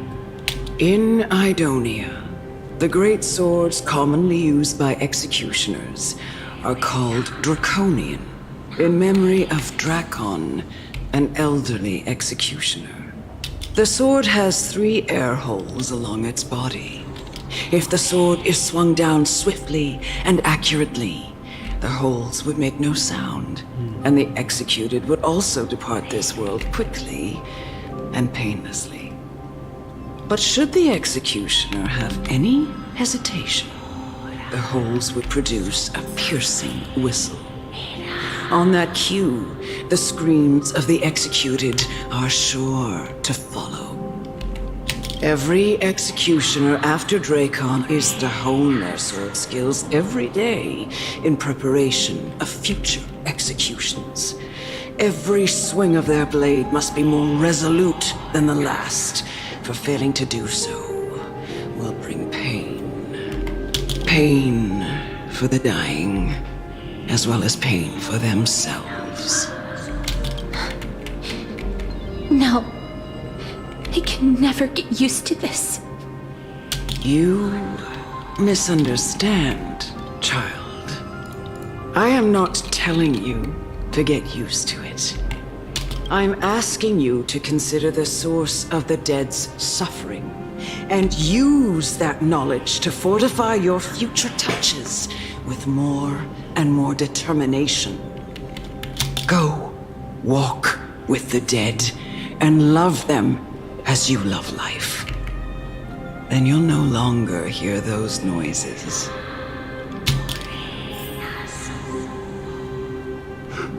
Please, don't kill me. I don't want to die.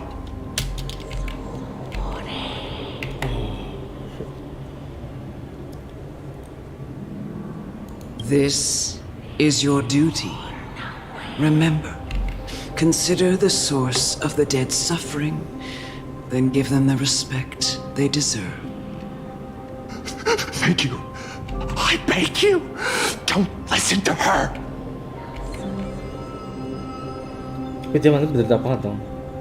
If you cannot learn to accept death, then Idonia has no place for you. This is your last chance. Do it. No, please, I don't want to die. Please, I'm begging you. No. No.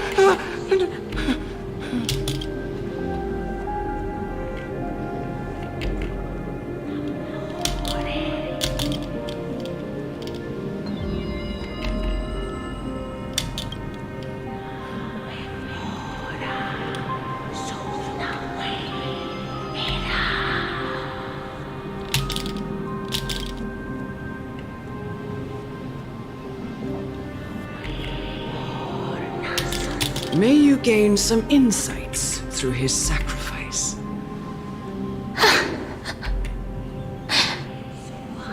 Is this all? No. Come with me. This is just the beginning of your life as the Maiden of War. You executioner!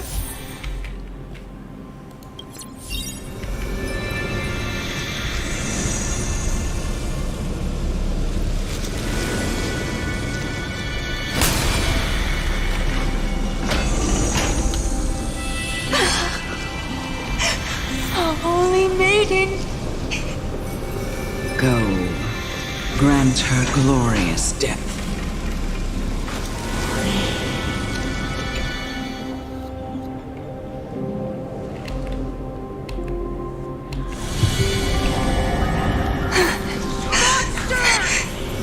Thank you.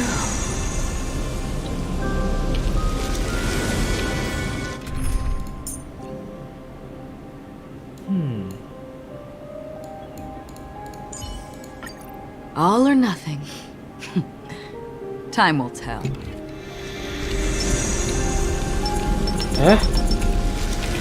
Berarti harus kombat.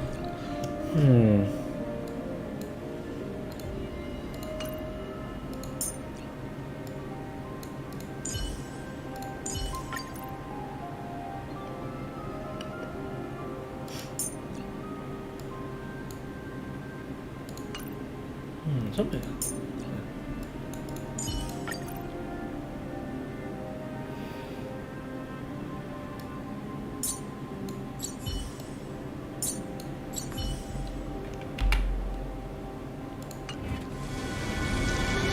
Do it then, executioner. You heard him.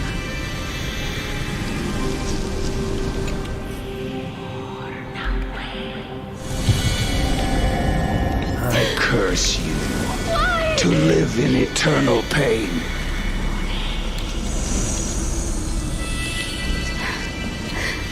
Please, grant me release. You know what to do.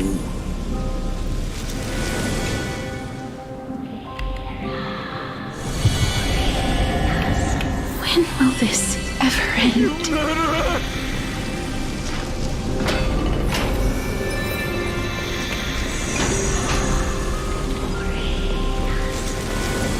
Come. Fulfill your duty. What are you trying to do with me? I have aged. The time has come for me to heed the summons of Thanatos and journey to their domain. The final resting place of every Idonian. You're not that old yet. You still have many, many years ahead of you. No. I'm already dead. For I have come to fear my declining health and impending death. Castorice. Will you give me one last chance to charge towards fear and prove that I am no coward? I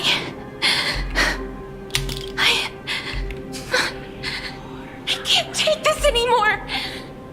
Child, it was I who brought you here from the frosty plains and set your farcical fate in motion.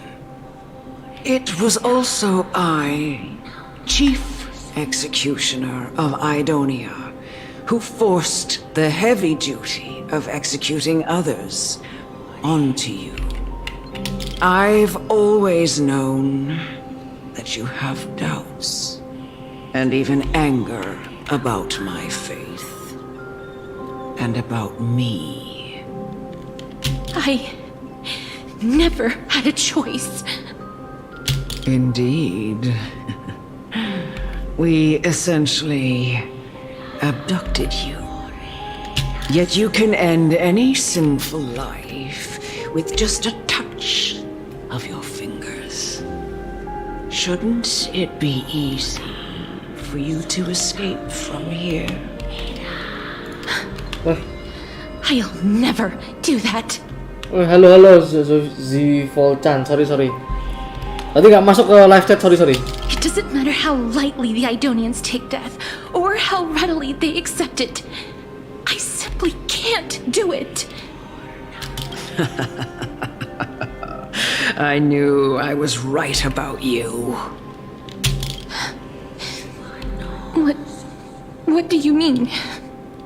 I've taught loved you and cared for you as my own daughter all this time because of this blessing that's been with you since your birth. I know no one else in the world would understand the weight of life and death more than you do. In the eyes of an Idonian, death is the end of all life. A destination we will all eventually reach. Humans should not resist it, but learn how to face it. You can only live your life to the fullest after understanding this principle. Yang bakal gelut nih.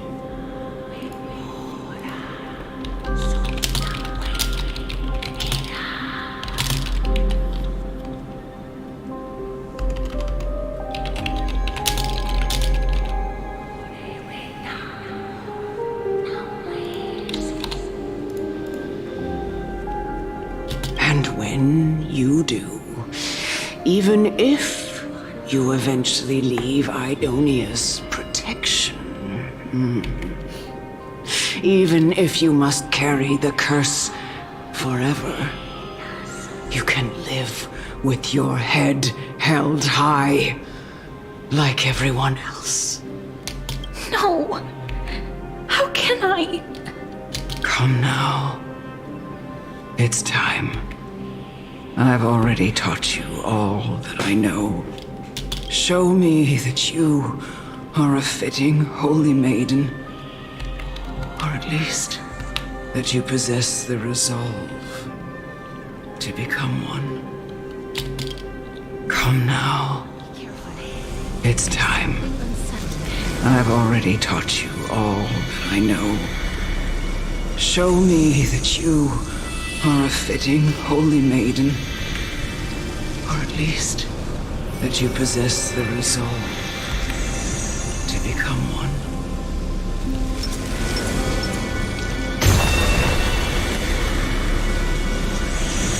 Emerge from your cocoon!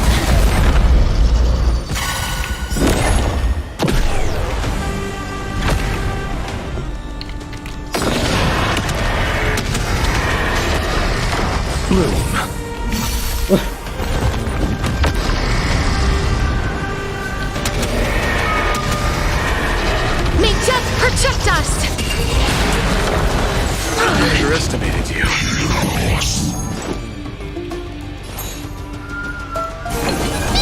I'll go easy this time.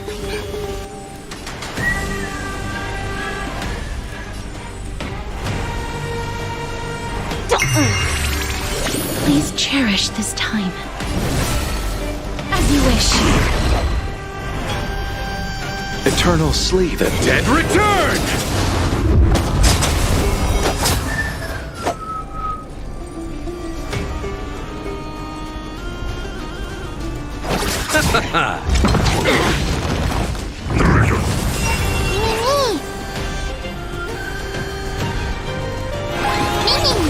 Life is not so fragile. Root here.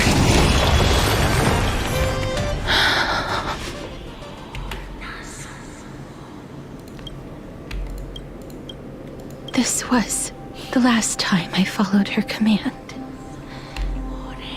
I gently touched the elderly woman before me. The executioner, who had seen too much death, died the same way as everyone else. A gasp for air, a wistful look in her eyes, and a barely perceptible tremor in her fingertips. Elder Amunet, the person who tried to teach me about death, ultimately vanished like dew in the morning mist. She spent her life embodying the beliefs of the Idonians, and when death finally came, she embraced it exactly as their doctrine had taught. I have nothing but respect for her. I erected a cenotaph in her honor in the marshes outside Idonia's city walls with the others I had laid to rest. Then, I set out once more in search of Thanatos. It was a long, long journey. I heard so many discussions about death along the way. Life finds meaning in death. The world improves because there is an end. It seems the most terrible darkness in this world. Everyone talks about its heavy weight. Some resist it, some worship it, and some even revere it. How did a disappeared titan become the deepest fear of humankind? And why do they haunt my dreams? I continued my travels to seek an answer. Initially, I was running away. Then, I started searching for it. And now, at the end, I just want to know if my touch, if my embrace, can do more than taking things away. Can I make anything? Can I leave anything behind? I don't want to die. Please, I'm begging you, just let me go. I don't want to die, please. I don't want mercy like this. Just let me go. I need it. I don't...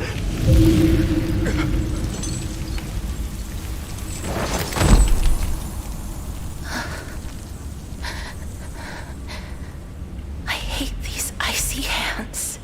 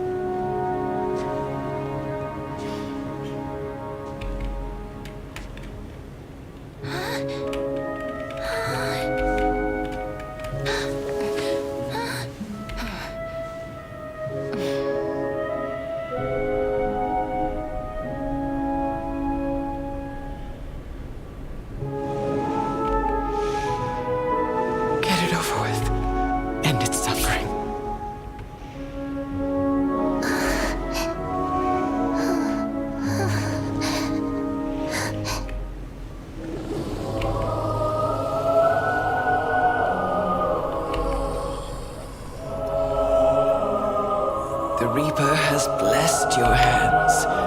Only you can grant them peace.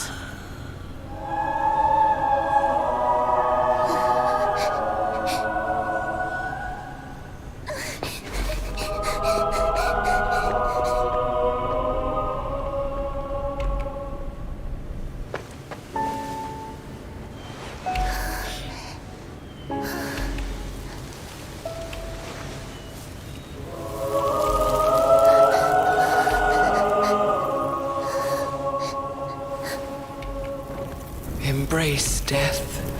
Walk alongside it.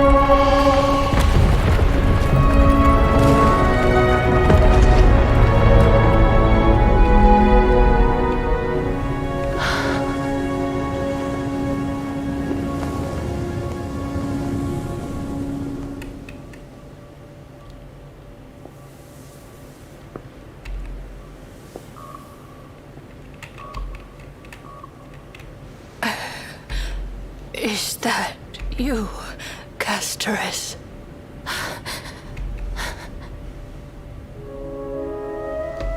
All of them have gone, heeding death's summon, crossing into their domain. I must go too. I don't fear it, just I have some regrets. Watching people leave this world again and again, it must be lonely for you. You must want to desperately embrace them before they go. I can't. These hands, they're too cold.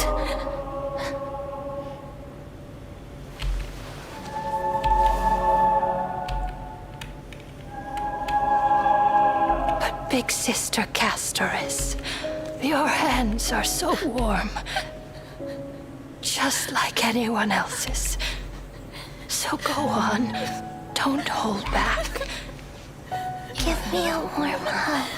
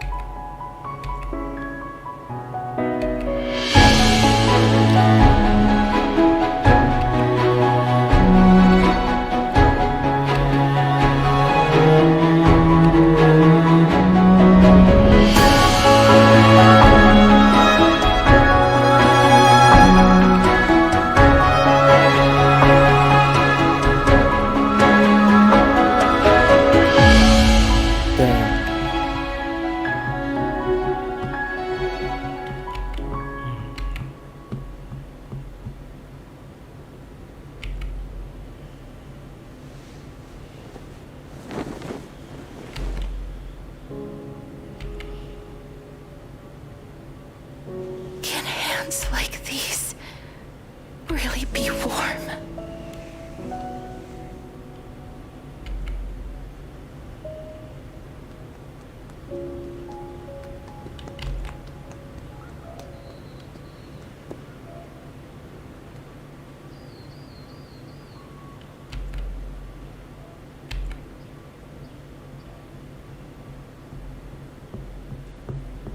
On the day that Onyx's trial ended, you must have had many questions.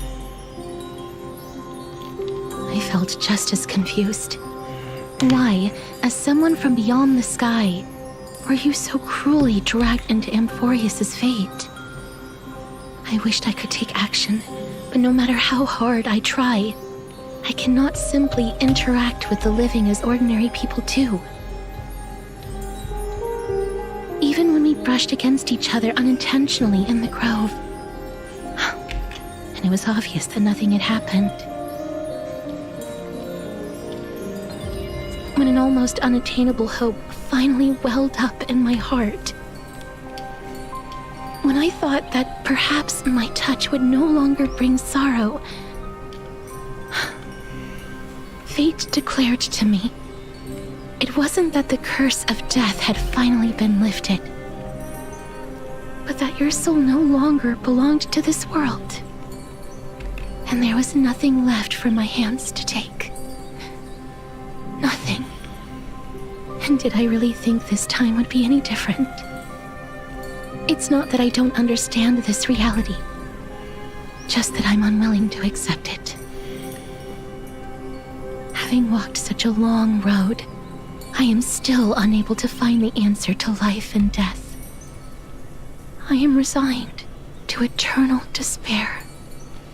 Anything I wish to hold on to, death will inevitably wrest from my grasp.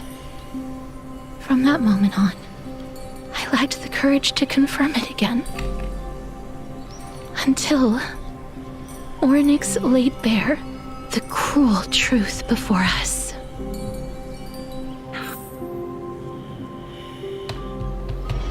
But now, perhaps I might have one last chance. Long ago, Trinan read a prophecy to me. At the end of the sea of flowers, the souls of the living shall warm thy fingertips, and after an embrace, there shall be eternal separation. I found no surprise in it, for her words sounded not like a foretelling, but a perfect reflection of my past. Embraces in this world are born of reunions, yet my touch speaks only of farewells. In that moment, I had no doubt that this destiny would weave itself through the entirety of my life. And yet, things have taken a turn for the better. Now that I can finally have an audience with Thanatos, perhaps I can rewrite the meaning of that fated prophecy. I have no reason not to give it my all, for your sake and for my own. With that, I won't have any regrets.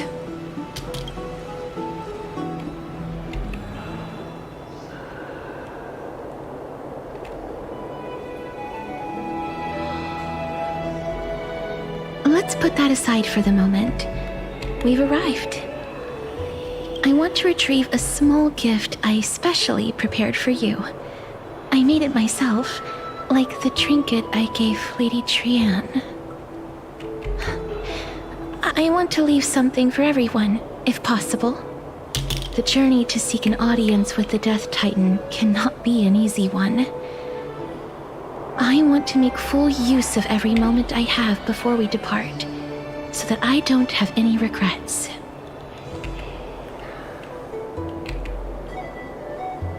Then, perhaps you can have a look at it first. You don't have to take it if you don't like it. Look, it's right there. Huh? Where did it go? What's going on?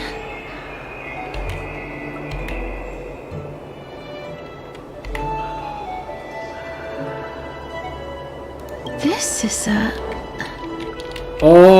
coin of Zagreus and a slate. So it's her. No doubt about it. This is her favorite symbol. It's a Lady Cipher, the demigod of Zagreus whom Lady Aglaia had spoken of. She's a master thief who's left legendary tales all over Amphoreus.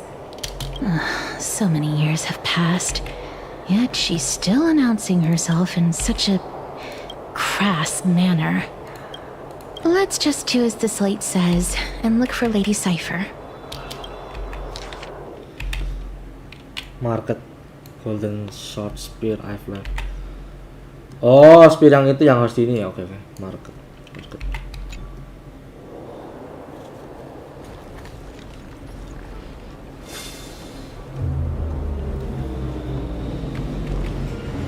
Look, it's right there.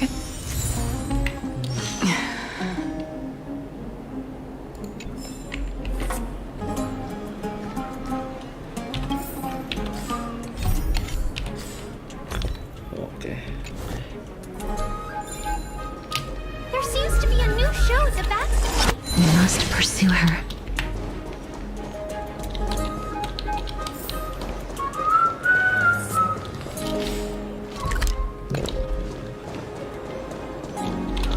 Huh?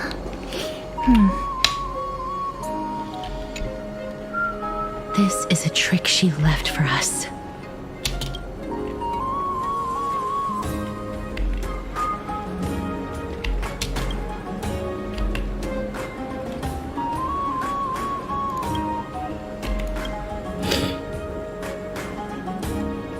It's truth.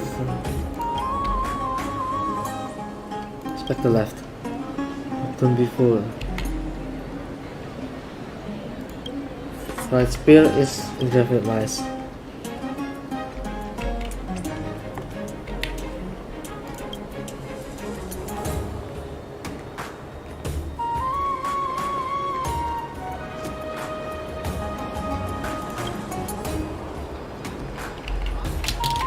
Oh, you gotta be kidding me.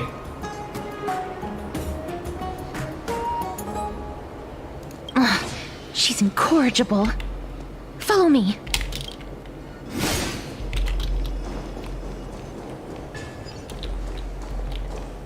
Oh, okay.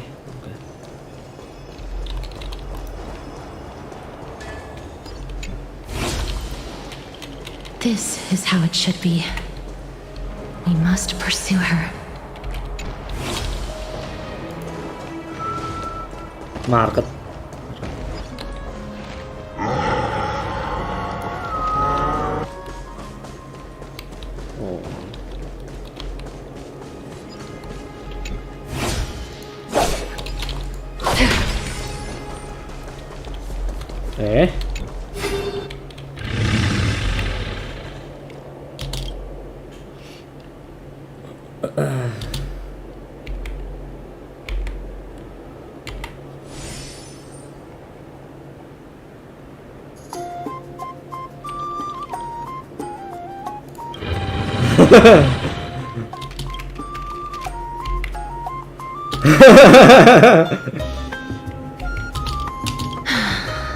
Lady Cypher, please come on out.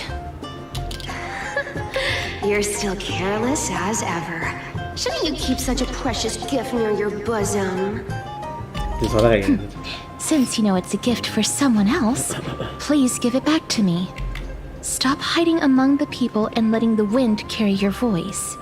Now, since I know it's a gift, that just means I need to milk its worth. The children of the wind never stay for long in one place. Unless your offer is tempting enough to still the wind. What say you? Name your price. I'll give you however much you want.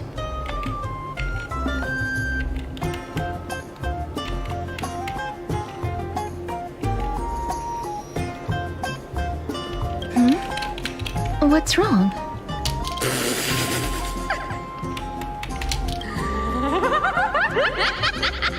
No wonder they call you Princess Homebody. Why don't you two come over to my place? It'll make a better venue for proper business discussions. You can find where I live through the winds I've sown. Right. Piece of cake. I can do that even if I can only sense your soul. Alright, I'll see you there. Oh, by the way, everyone cool with me collecting a deposit before we reach an agreement, right? Now, come this way.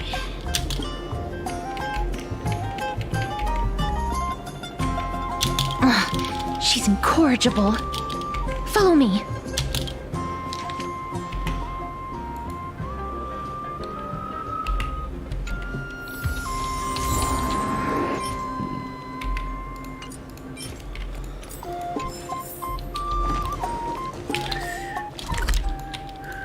Yeah.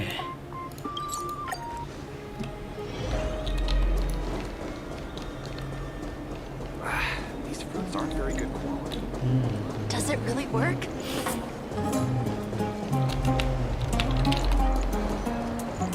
Okay.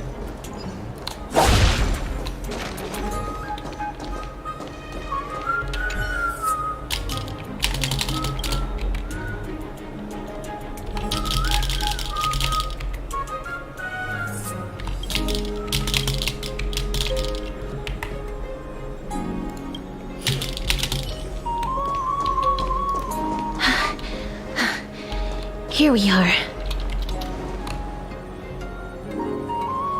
Over here! Over here! No, not that way! This way! Come on. If I really wanted to hide, you'd never find me. So relax, you two. No need to get your hackles up. I'm not that scary, am I? Meow.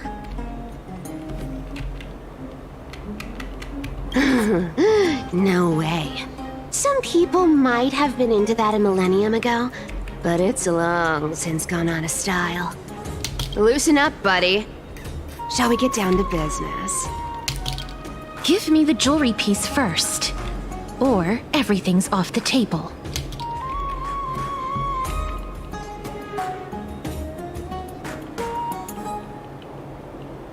Oh, come now. Don't be so upset.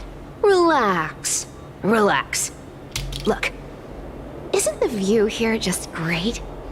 You can see what everyone is doing and where they're going, and they won't even know you're here. Now that we've broken the ice, let's get to the point. Everything I've said so far has been a joke. I'm inviting you two here for 3 things. 1, the seamstress found me and wants me to take you to Styxia to look for the Death Titan. 2, the Council of Elders also found me and wants me to make sure the core flame of Thanatos ends up in their hands.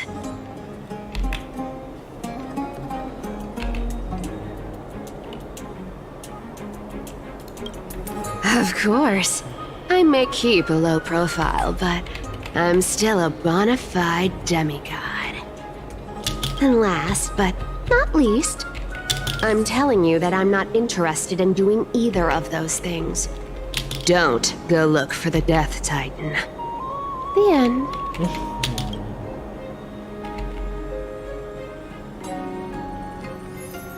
Wow, this is some high quality stuff. And this room is full of it. How much are these worth, Did you get all this through that Aeronova gimmick? Some of it is family fortune, while the rest came from my business as a dressmaster. Don't liken the flame chase work to your shady dealings. Wow, I should have busted down your door instead of going around like a thief. Well, spill. Why are you giving me so much money? Payment for doing work. You're worth this much. Did you forget my stance to all this? I thought I made myself very clear. You wish to run away. Run away from your responsibilities, from the prophecy, and from your destiny. You shall walk with greed and die over petty change. I understand this prophecy weighs on you immensely. That is why I have never reproached the demigod of trickery for running away. But I need you right now, so don't turn me down. You know, maybe the gods got your tongue with their golden thread, Segala. I'm not hearing any sincerity in your words. Give me a reason why you're bowing your noble head to me. We lost Trian. Oh. The divine power of passages is running out. I need another demigod to escort Castorice and help her fulfill her lifelong wish. Oh, I get it now. You're sending Castorice to her death. And you want me to die with her. This is Castorice's own request. I have never seen her so determined. She brought this up herself? You're not pulling my leg. She's also made up her mind to leave her confused past behind. As will you, Cypher, when you finally make up your mind. Don't be so sure. Time is hard in the likes of you and I. But Castorice remains pure as driven snow. She can always turn back before the end, you know? Maybe she'll remember Trian's sacrifice. Maybe she'll remember the countless martyred Chrysos heirs. Maybe she'll remember you, with your one foot in the grave. I ain't as optimistic as you about what she'll want to do. Tell you what, why don't I take this room of treasures as a security deposit, and we make a bet? Go on. I bet she'll change her mind and turn back. Now, if I lose, I'll do what you want me to do. Return this deposit to you, plus giving you another room full of treasures. How does that sound? You sound like you have all the confidence in the world. In that case, let's make a pact with those conditions.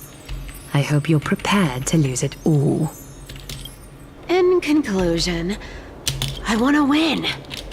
So I hope you two can give up on going to Styxia I'll give all the treasures in the room to you. And you can split it between yourselves however you want. Nah, man. What do you think? Tempting, right?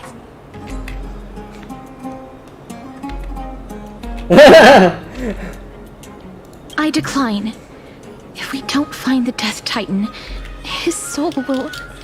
Oh? I can't go into the details, but we have to go to Styxia. I really don't get how. Princess, homebuddy, you keep talking about needing to find Thanatos, about getting rid of your curse, and you don't care about anything else. But did you ever live for your own pleasure? Even for just one day? What are you trying to say? I'm saying, contrary to your beliefs, Aglaia didn't take you in just so you can die for her Aeronova. The flame chase journey walks hand in hand with sacrifices. Isn't that why you're always running away from Lady Aglaia? Fine. Never mind. We all have our own problems. I ain't gonna say anything anymore. It's not like I was gonna honor that bet anyway. But listen to me. Styxia is no tourist destination. Sure, the treasures buried in there are 10, no, 50 times richer than Aglaia's vault. Yet, I've never been there. And I never plan to. Because even a demigod can't be sure they can walk out of that place alive. And now I'm supposed to escort you to Styxia. Sure. Pay up.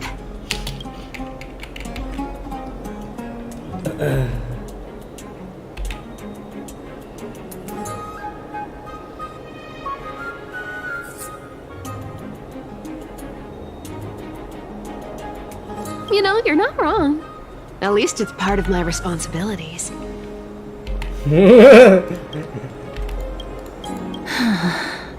I don't like this. However, I have lived a longer life than most people. Though I'm not as good at doing business as Lady Aglaia, I still have some savings. I can give them all to you. Then how are you going to live the rest of your life? Then I'll give you 90. No, 80%. Well, don't mind if I do. 80% of Castorice's savings and a bottle of dew of divine blood. Not a bad trade.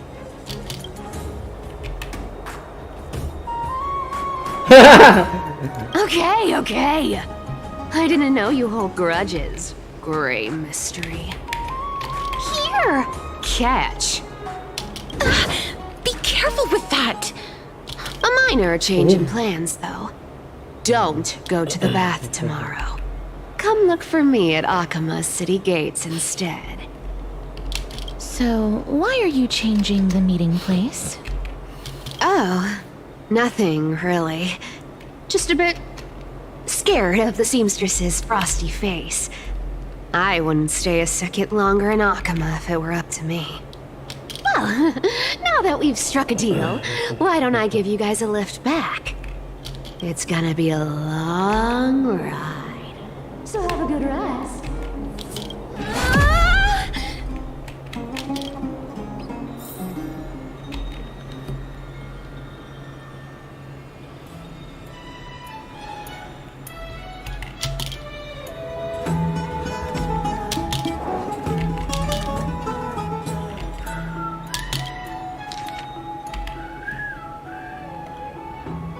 Oke, skip the path kan.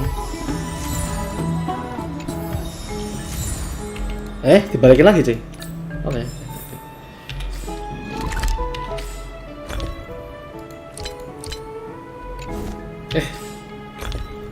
$1,100.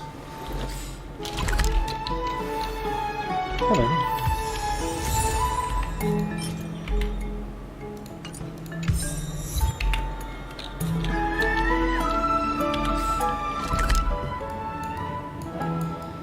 Oke, ini kan redeem.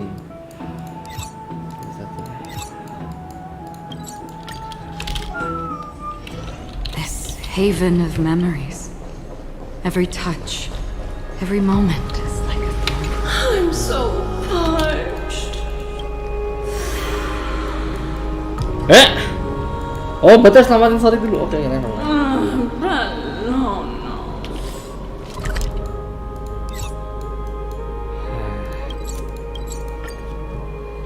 Gua kasih TP di situ loh. This haven of memories. Every touch, every moment is like a thorned rose.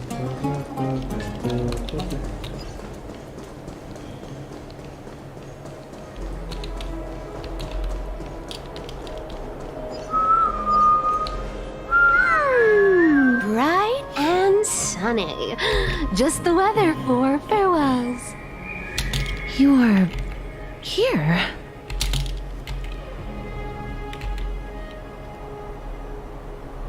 No need, I already told her. She's fine with it. You sure know how to put me in a spot, castorice. I need to travel with you, but I can't touch you. What a bother. Kan ada gue. Sorry. Aw, I was just teasing. Don't take it to heart. Did you know that the legends say you have to put an obol into the mouth of the dead or over their eyes if you want them to successfully cross the river of souls and enter the nether realm? That's the fairy fare for entering the nether realm. However, I honestly won't ask you to pay this time. I'll pay. And then we'll just have to go through the motions.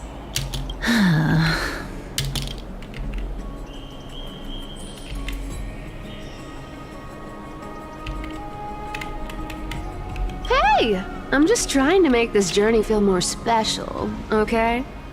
Don't read too much into it. Alright, pass me the coin. It's time to get the gods' powers going. A fleet-footed trip to the nether realm, here we come. Oh, one last thing before we go. I gotta give you this piece of advice. Especially to you, Princess Homebody. You can't catch the wind by waiting. You only live once. So make the most of every moment you have. Get ready. Be steady.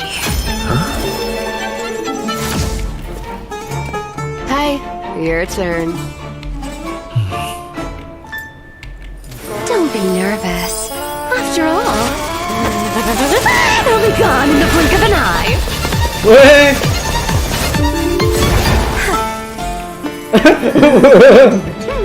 All done. Bye.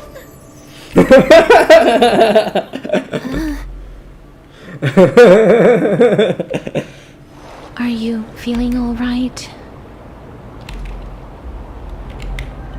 She's the demigod of trickery. When she flips the coin of whimsy into the air, she gains incredible speed that lets her travel anywhere in an instant. Just like how she clearly had no intention of lingering here for even a second longer. We can only depend on ourselves for the rest of the way. Don't worry, Mem's here to help.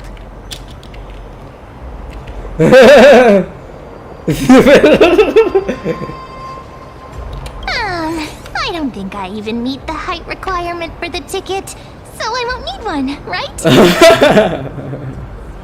This is Styxia, the city of dragons and waves. Anaxa hypothesizes that the missing Thanatos is somewhere in these ruins. This is the land of their birth. Or perhaps of their death.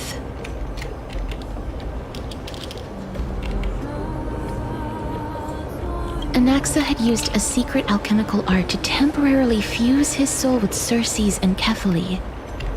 And when he was on the verge of death, he was pulled by Thanatos and caught a glimpse of the flowing river of souls.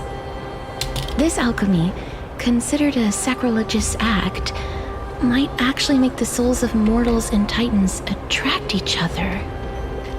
Even though Thanatos has been missing for 1,000 years, and even their followers haven't been able to find them. Perhaps that special attraction could summon them here. Oh, so are we going to use that Philosopher's Stone to conjure the Titan? I guess that's the only way. The only leads we have now are the name of this city and the fairy tale about the dragon. Thanatos is even more mysterious than I am. Indeed. Even one as erudite as Anaxa could only point us to this place, and no further. We will be entering the unknown as soon as we take our first steps. But that won't be the first time in my long journeys. I believe that, rather than standing still, taking action is by far the better option. Perhaps fate might take pity on us today and show some compassion.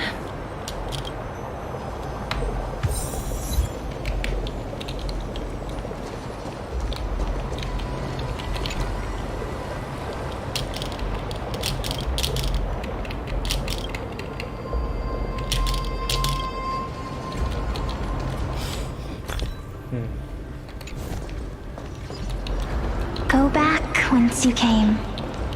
Go back. Ahead lies the realm of the dead.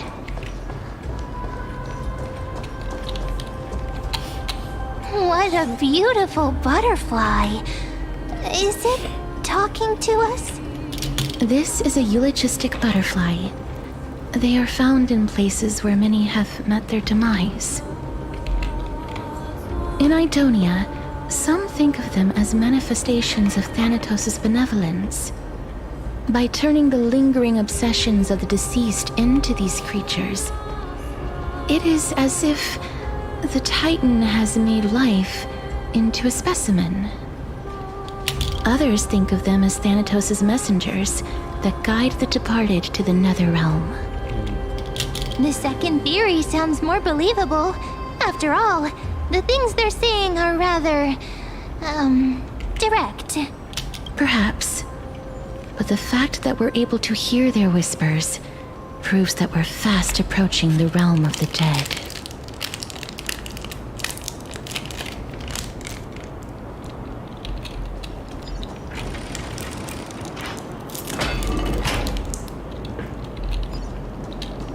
These shadowy figures... are they illusions reflected by the River of Souls? Mommy told us to go ahead first, but she's still not here yet. 1, 2, 3...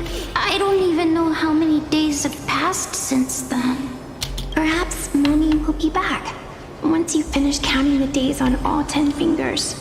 1, 2, 3... It's been much longer than 10 days since we left Mommy. Strange. For reflections in the River of Souls, they seem oddly animated.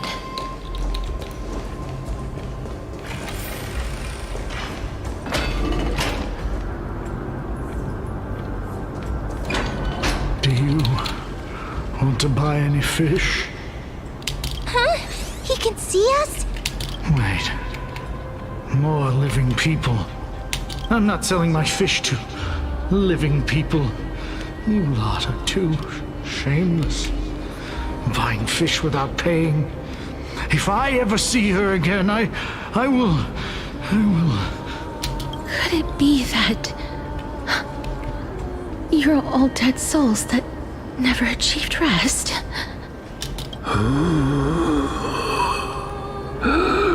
The nether realm does not exist. Titan rejects you. Me. So, do you want to buy any fish? But there aren't any fish nearby. Are the fish gone? The people are gone too. I can only keep selling fish. So, do you want to buy any fish? Apologies. I don't have much in the way of savings, but perhaps there's another way for me to release you from your suffering. Please relax. May you fall asleep peacefully amid a gentle field of flowers. This. I knew it. These people aren't illusions. They're the souls of the deceased. They're supposed to reach the end of the west wind by floating down the river of souls. Yet, they have floundered upon the shoals of the stream, unable to move forward. Did Thanatos reject them? Or perhaps they didn't really die at all? CPR. I have no idea. This circumstance is completely unprecedented. Hang on. Didn't he say more living people? So that means he's seen other members of the living apart from us? Could it be that these souls are stuck here due to someone's deceit? If something is done out of goodwill, are you really gonna call it deceit? Goodwill? I can't see anything good out of... Wait a minute. Lady Cypher? That's me.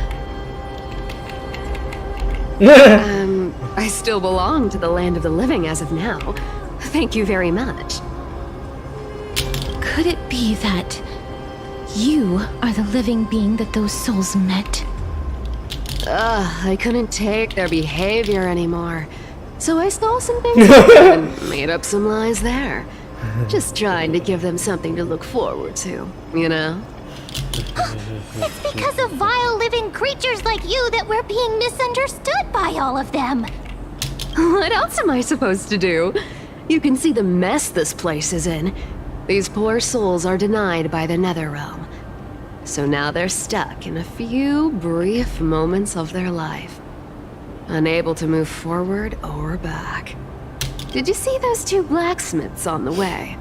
They've been here for as long as the sun's been around, wailing over and over about casting a shield. Styxia is so freaky. Freaky. Then why have you come back, Lady Cypher? Hey, I'm not here to aid your adventure. I hate water more than anything else in this world. Especially that stinky river of souls. But, I just discovered some stuff before I left. And I reckon you should know about it. It's about that boy who defied death. I found traces of him here. Lord Mighty? Oh, right! That's his name. Well, now you know. As for whether that info is actually useful, that's for you lot to figure out. So long, Princess Homebody. So long, Grey Mystery. Huh? She disappeared just like that? Lady Cypher has always been a free spirit. In any case, she has brought us some valuable information. If Lord Mighty is also somewhere along the river shoals right now, then he will certainly become our signpost. After all, he's different from those wandering souls. He will find his way, even in the realm of the dead. Don't worry, it's time for me to shine. Ornyx's rune of recollection is nearby. Use prayers to return the river to before it got flooded.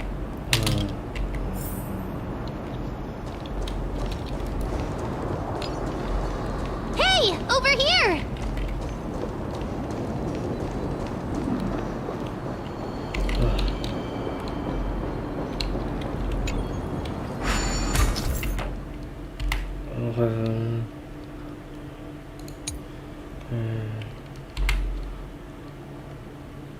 Oh.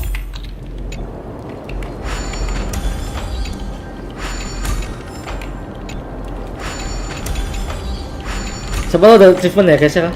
Prank. Oryx's miracle has appeared.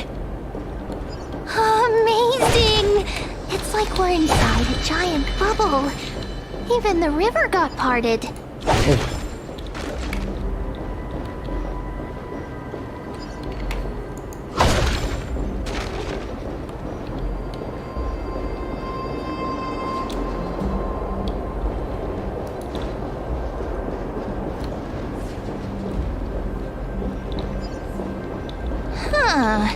So this path actually didn't exist back then?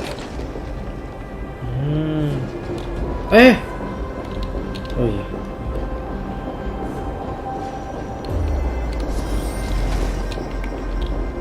There are wandering souls of the deceased here as well. We must first return to the present before we can communicate with them.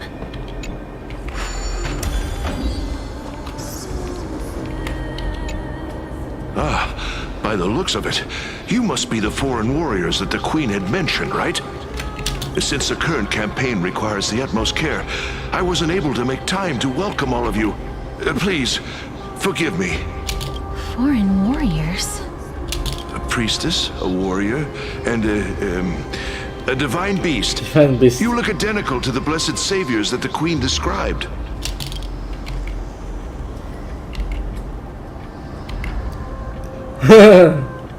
What?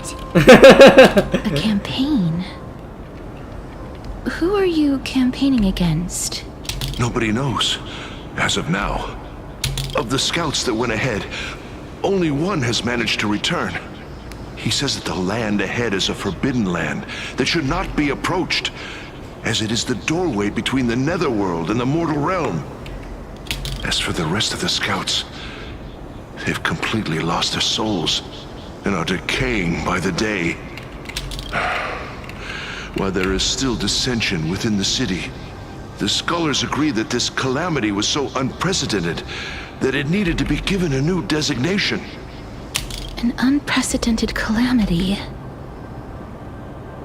Could it be death? It seems that you have indeed heard about this. Well, death is just one of the possibilities. It's too early to come to a definitive conclusion. A world that has never seen death. Looks like these people lived in the era Chrysia before the Calamity Titans descended upon the land. May I ask, where is the scout who managed to come back? Though he returned to Styxia, he only had enough left in him to last no more than half a day. However, it was his intel that convinced us to rally together. He said that he witnessed the demonic specter of an evil dragon at that treacherous land.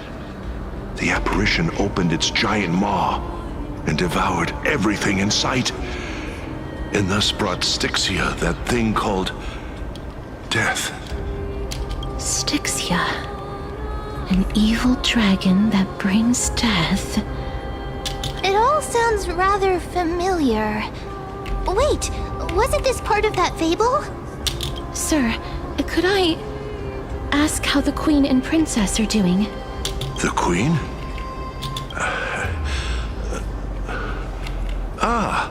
By the looks of it, you must be the foreign warriors that the Queen had mentioned, right? Uh-oh.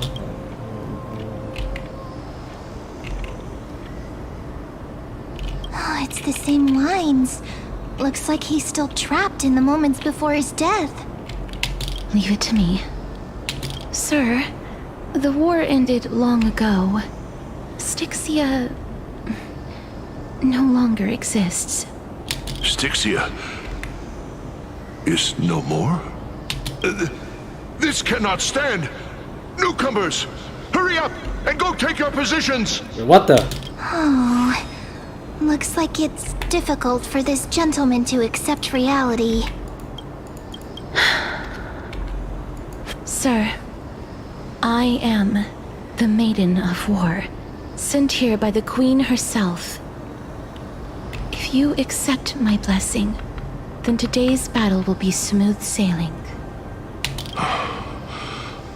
Maiden of War? I've never heard of this. There's little time to waste. Please don't take too long. Don't worry. I'm typically unwilling to prolong such a moment.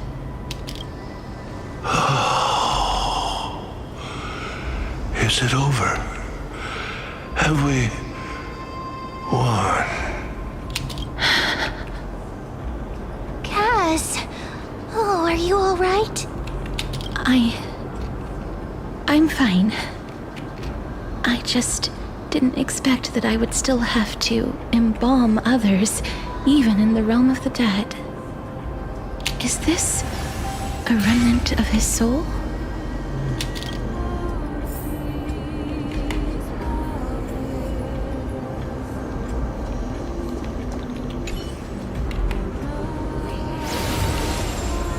Well then, why should I place my trust in you, holy maiden from afar? Wait, this is... I don't quite understand what you're trying to say.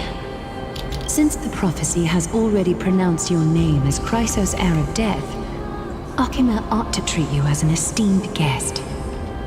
However, you seem to have no intentions of concealing your involvement with the Council of Elders, while most likely being aware of my issues against them. I cannot deny your claim. It was the Council that offered this room to me, and they had only one request. They want the curse of death to be completely subjugated to your will. I was agreeable to that request. But why? I am unable to rid myself of this innate curse. However, from this day onward, I shall use it according to your will. I will never make any superfluous moves on my own. I see. So that is how they plan to control the flame chase journey. They have shifted the heavy responsibility of granting death over to me. If I ever become obsessed with executing people, they will then have ample reason to terminate the Chrysos heir's journey.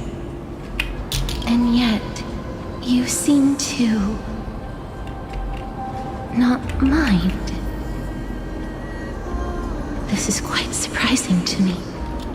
That's because the fate that we were born with is a burden far heavier than that of an individual's life. I've woven many unforeseen events into the tapestry of fate. This is but one instance. Tidy up your precious garments and come with me. Akima welcomes you, Castorice.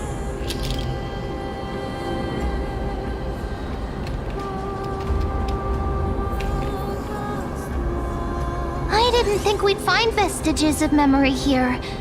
Maybe they've got something to do with Orynyx's rune? Perhaps, but I do not need a reminder from them. This memory is one that I will never forget. I really want to repay her for that trust. But why would this memory appear right now? Is this really Orynyx's power?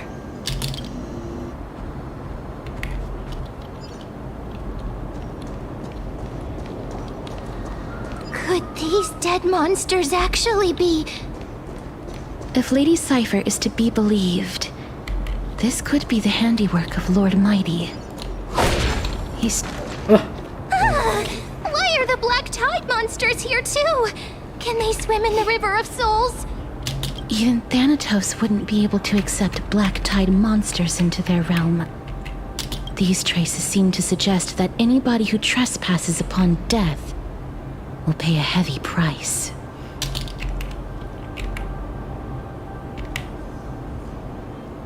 Since the realm of the dead must remain peaceful, it's imperative that we rid the place of such discordant noise. Please stay back. Let me deal with these enemies. Good question. Oh, season. Sure, I'll play along. Let's play for a while. Feeling spiffy? Free will, or was it fate on the still waters of oblivion? I weep for the departed. It too shall fall. Another blood debt repaid. The path ahead is blocked by the River of Souls again. In that case, let's go back to the past. This miracle sure is handy. This is yet another aspect of a Titan's divine power. If Dan Heng was around, he'd definitely be able to raise the waters of the River of Souls into the sky. If Lady Hycelens was still alive, I think she might be able to do that too.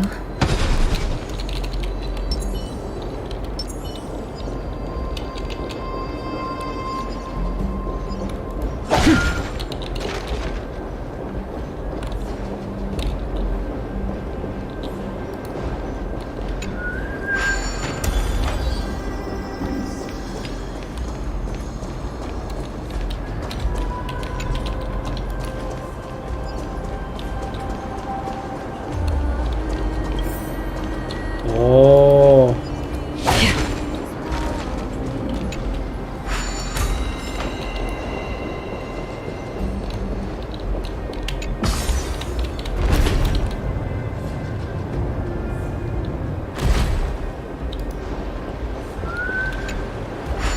You seem to be able to discern both the past and the future.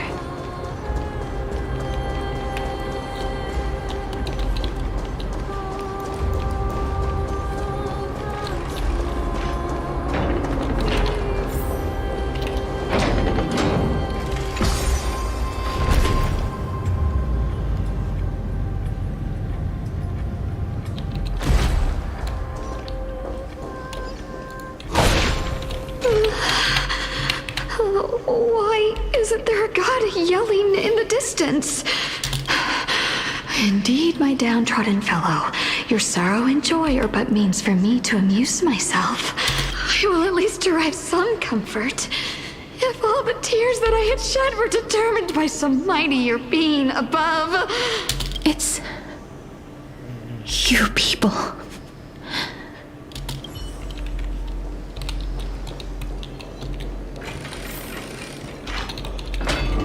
Oh, this place. It must have been a beautiful courtyard in the past. Yeah.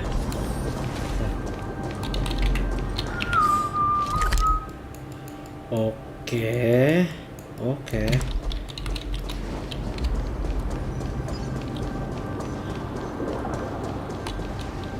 Please excuse me. I am but a scholar from a distant land who had the misfortune of falling into the River of Souls and turned into a member of the dead. Huh? This one seems to know that she's already dead. Oh, I was merely speculating. But it seems I was right. And you... I recognize you. You're the Holy Maiden of Death from Idonia, right? I'm sorry. I cannot bring you back to life. However, should you desire it, I can end your prolonged limbo. I'm well aware of that. Even if you were able to revive me, I would never choose that option.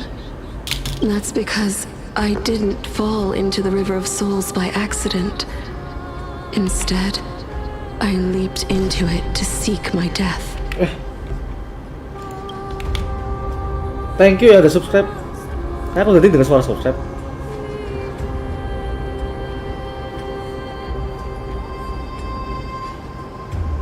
Wait. Thank you.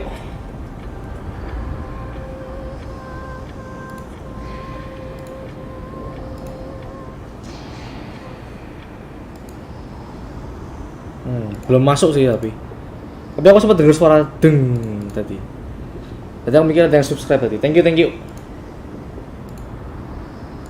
Why? If you could see the life I've led, then you would not reproach me so. My life was far too miserable. But I did not expect things to stay the same even in death. What a joke. In escaping my mortal life, I've entered a millennium of pain instead. Circe's above. What cowards humans are. For we fear both life and death simultaneously.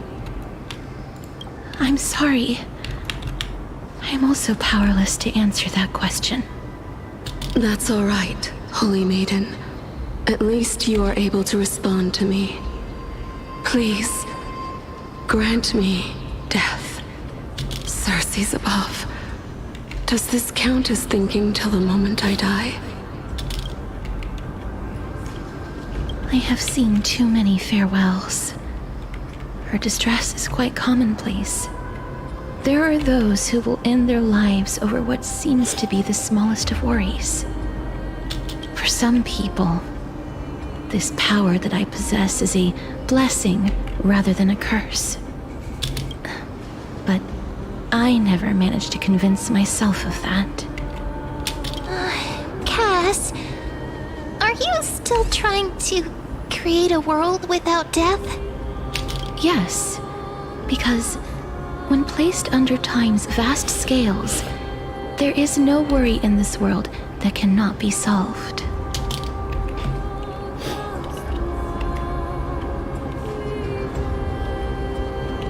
This is a wish that I've held for almost a millennium. My mind might have changed once upon a time if people managed to strike up a friendship with me. But I've never been more firm in my conviction. Now that I've learned about your near-death state, it is my duty to wipe death from the face of this world.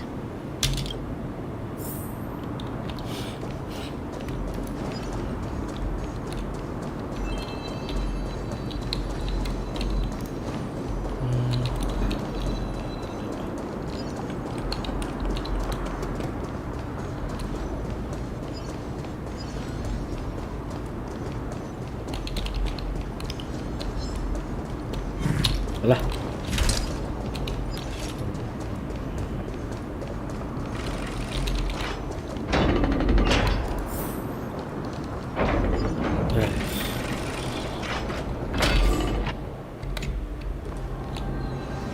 Wow, this place is so spacious.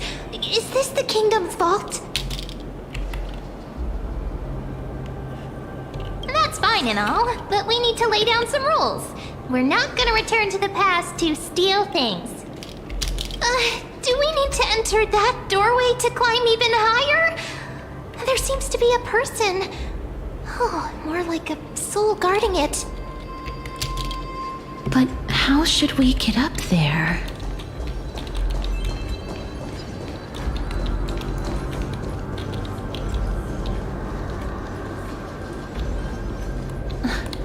The path is blocked yet again.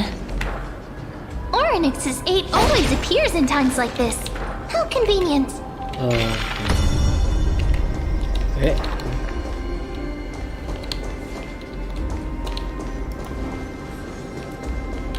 Look, there's even a platform lift over there.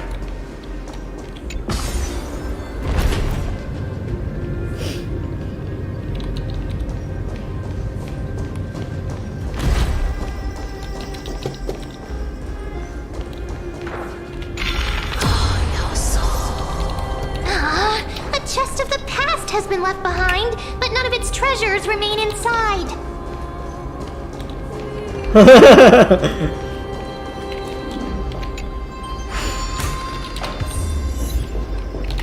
No, it's not your friend, what? Yes.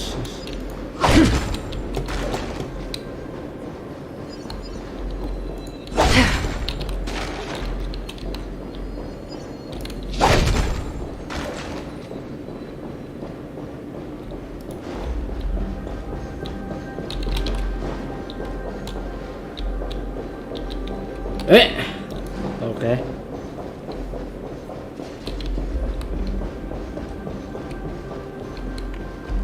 Wait, what if the miracle suddenly loses its effect? Ma'am, do you really want me to answer that? Aku tak login dulu bentar ya.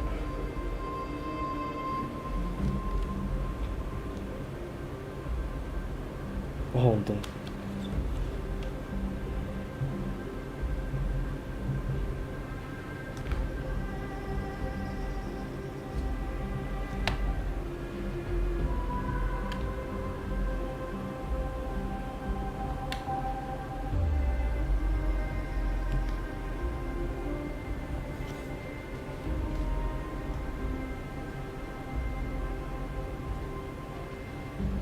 Oh iya, kafe tuh jam 2 lagi.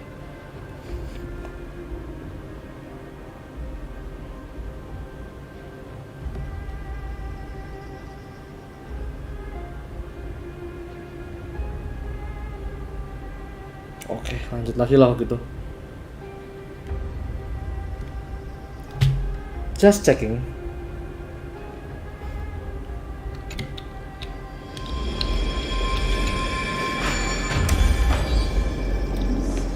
Stay back. Don't come any closer. Don't come near me. Huh? Why does he look so panicked? Did the black tide monsters frighten him? Or is he actually scared of his own extraordinary power? There's no need to be alarmed. We're just passing by the area. See? None of us look threatening. You have a point. Although, while this might once have been the royal vault, it's since been plundered empty. So please go away right this instant. You've misunderstood us. We simply heard your shouts as we were passing by, then decided to come over to find out what happened. My goodness. Did I really yell out loud? How rude of me. Di depanku lagi. I'm sorry to have bothered you. I merely saw a warrior. While that spirit didn't harm me, his blows really packed a hefty punch.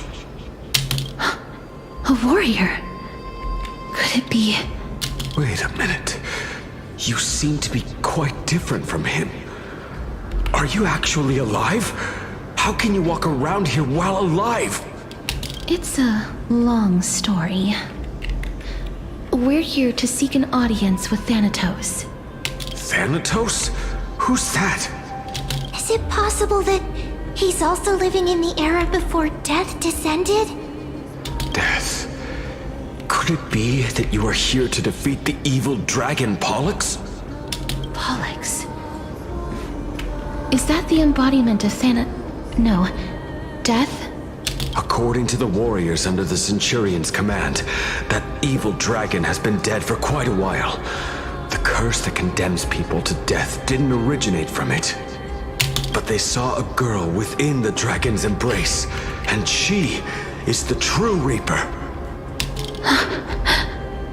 Pray tell, where is that girl right now?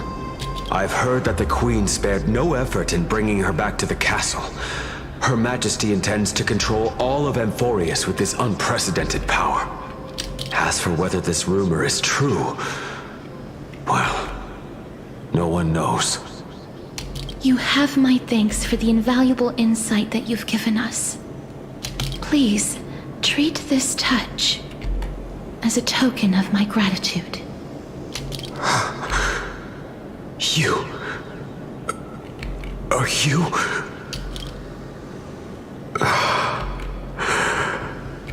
Thank you. This is his...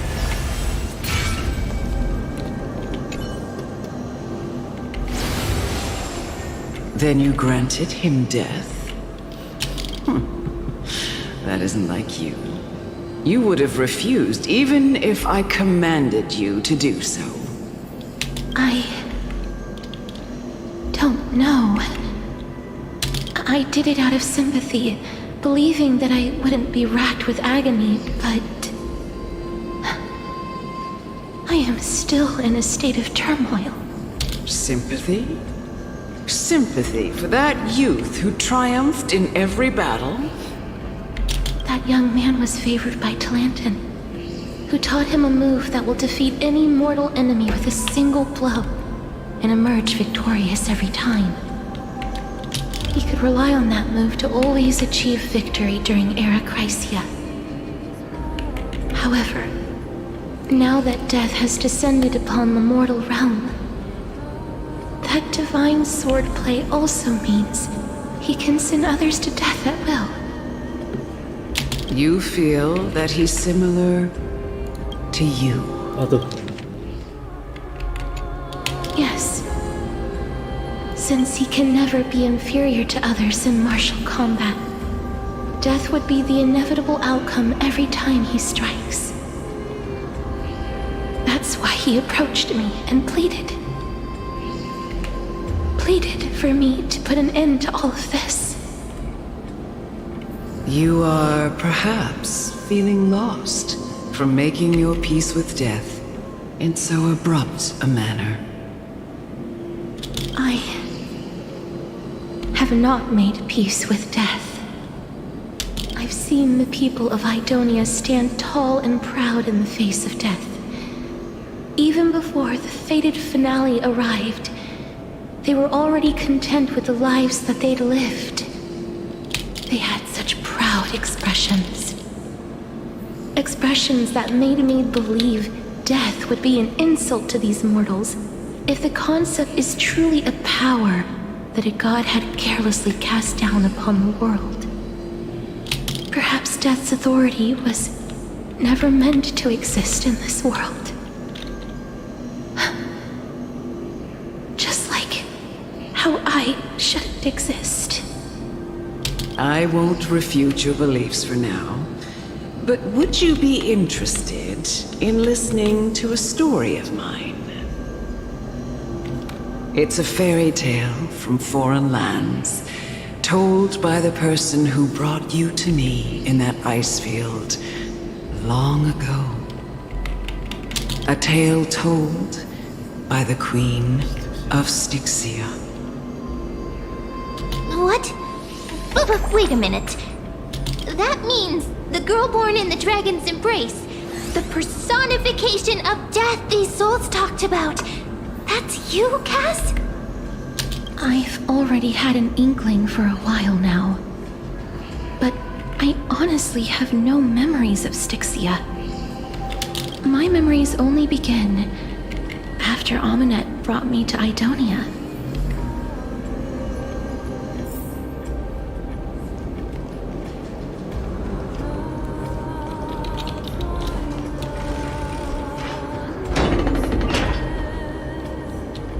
Don't look back. Keep moving forward. Always.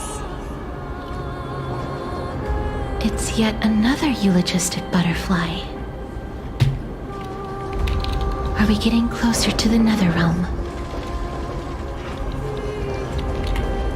Show me what they want. Shut up! Just shut up! Even if that girl is evil, there's no reason for you to absolve that monster.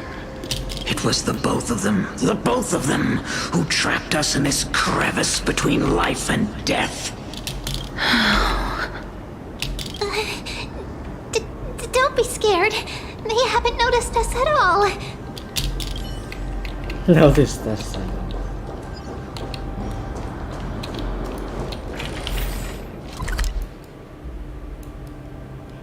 Holy moly.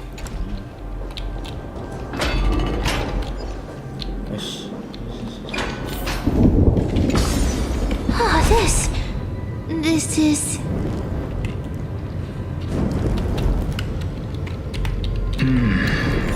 Living ones?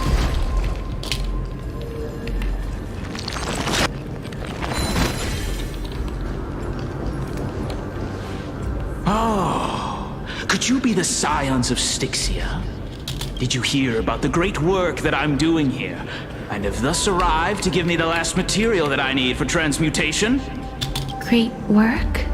Have you heard of the great name of Pollux, perchance? Ex-pilot. You have? Then that's good. During the age of myth, a time likely before your birth, I was the unsurpassed zenith of alchemy that none could reach.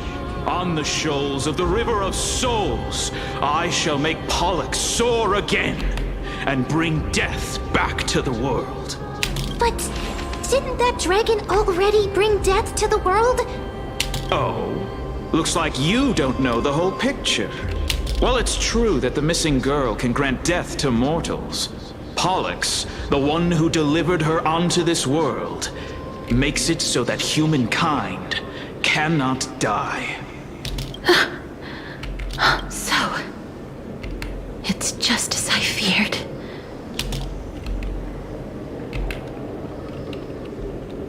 This is my guess. The deceased are supposed to drift down the River of Souls until they reach the end of the West Winds. But this River of Souls was blocked by Pollux's fall. Halo Leif. Halo Leif Hoshizora Samgem. Malam Bang, malam juga. Welcome to the stream. That's right. That's why it's imperative that I bring the dragon back to the mortal realm and make it soar the skies again. I have long since prepared my alchemical matrix in the tower, although I am still missing the most crucial material of all. That final ingredient, the final sacrifice, is none other than the girl who lives out her days with death. What's going on? You didn't touch him, did you? I know that I am no longer capable of carrying out that task. Take this, all of you, and please fulfill that great undertaking on my behalf. This... We had been inebriated in Fagusa's feast for too long before we began to seek divine bestowed death, so that we could be freed from the whims of fate. However, that brought doom upon us.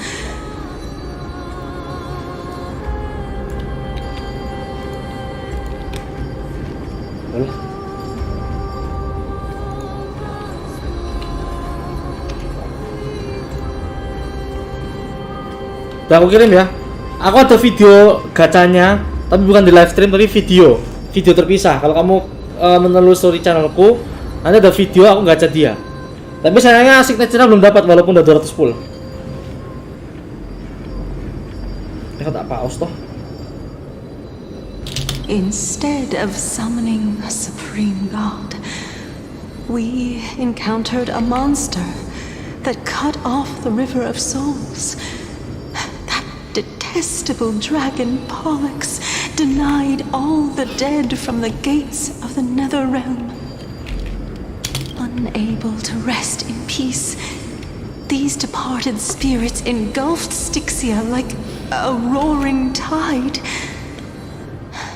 As a result, my city and its people no longer exist. Child is the only person whom I managed to save. Born within the evil dragon's abdomen, she has possessed the talent of death since her birth. She must have been granted to us by the gods as a chance for us to atone for our sins. Amunisi 66.000 jet cuma dapat E21. Dia kalah rate of. Ya sih, aku juga kalah sih. BTW itu nabung atau ngomel ya? Kalau nabung mantep sih. Berarti kan dedikasi dari awal amphoreus nggak gacha gitu, mana? I don't know. Please, must nurture her to adulthood and prevent her from experiencing all of the suffering that we went through. I promise that I will care for her as a mother, that I will protect her from the evils of death. Oh, second ID, okay. My Fagusa above, thank you for your kindness. As her mother, please bless this child with a name before I am swept away by the river of souls. Please let me know how I should address her in my next life. Kalau akun utama gacha Fugue atau Tingyun versi upgrade. Skip castorice mau saber. Oh, nanti pas collab itu ya, collab sama Fate itu ya. Mungkin gacha Cyper tipis-tipis. Semangat. Semoga aja Cyper bisa TP gitu loh. Kayak instant teleport kalau misalnya kalau kita teleport kan harus ke beacon kan. Seandainya dia bisa pakai kayak skill buat kayak mindah gitu loh. Mindah tapi kayak ke daerah yang nggak ada beacon tuh bagus sebenarnya. Kan aku habis main story ini kan yang di tengah-tengah ini kan ini Cyper dia bisa TP kan. Pakai koinnya. Nah, semoga aja bisa kayak gitu.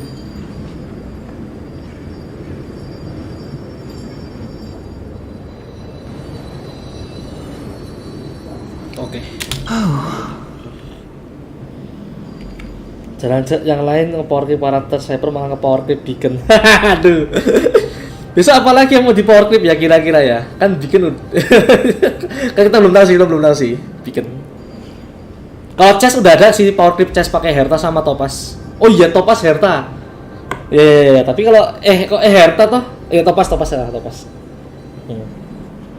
Nah, powercreep apa namanya? Interaktif map. Tapi kalau itu bisa nggak sih yang bukan chest?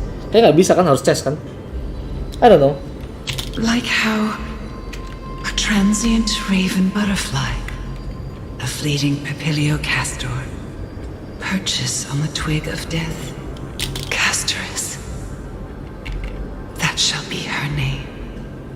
Oh ya udah, berarti yang kayak puzzle nggak bisa berarti kan? Ya kecuali kalau puzzle udah diselesain ada chestnya harusnya bisa sih. That's where my name comes from.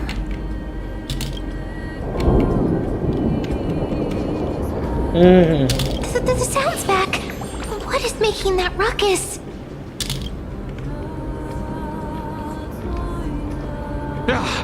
Living ones, don't waste your time bickering. The Netherrealm's wrath is falling upon you. Foto tempat chest di minimap, nambinya nyari di mana lokasi persisnya. Oh, ya. Herta nge-mark si Nambi atau mau jemput Ica. Babinya itu bisa ngejar, nyari tracking, tapi nyari lah trackingnya, bukan nge-marking. Black Tide Creations. When did they... Mister, please fight them with caution. Okay. Be careful not to suffer the same fate as those Black Tide creatures. Easy. Dua acheronku siap lepas. Hide behind me. A little more heat. Sure, I'll play along. I'll go easy this. Destined for oblivion. I weep for the departed. It too shall fall. There's so many of them. How are we holding up? Why not have a meal before you leave? Let's play. Can you find the answer?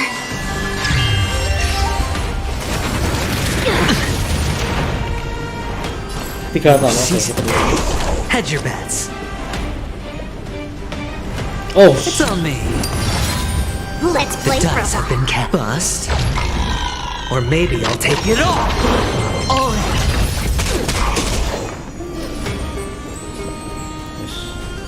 Feeling spiffy?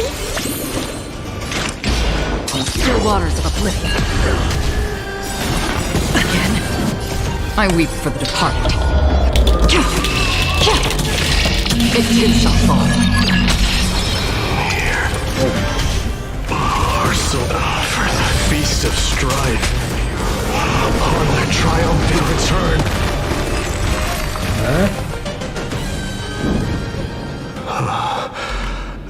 You?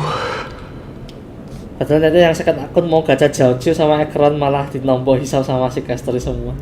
Waduh. Tapi siapa tahu dia bagus, apalagi kan dia kan punya eksklusif beberapa global pasifnya kan. Lord Mighty?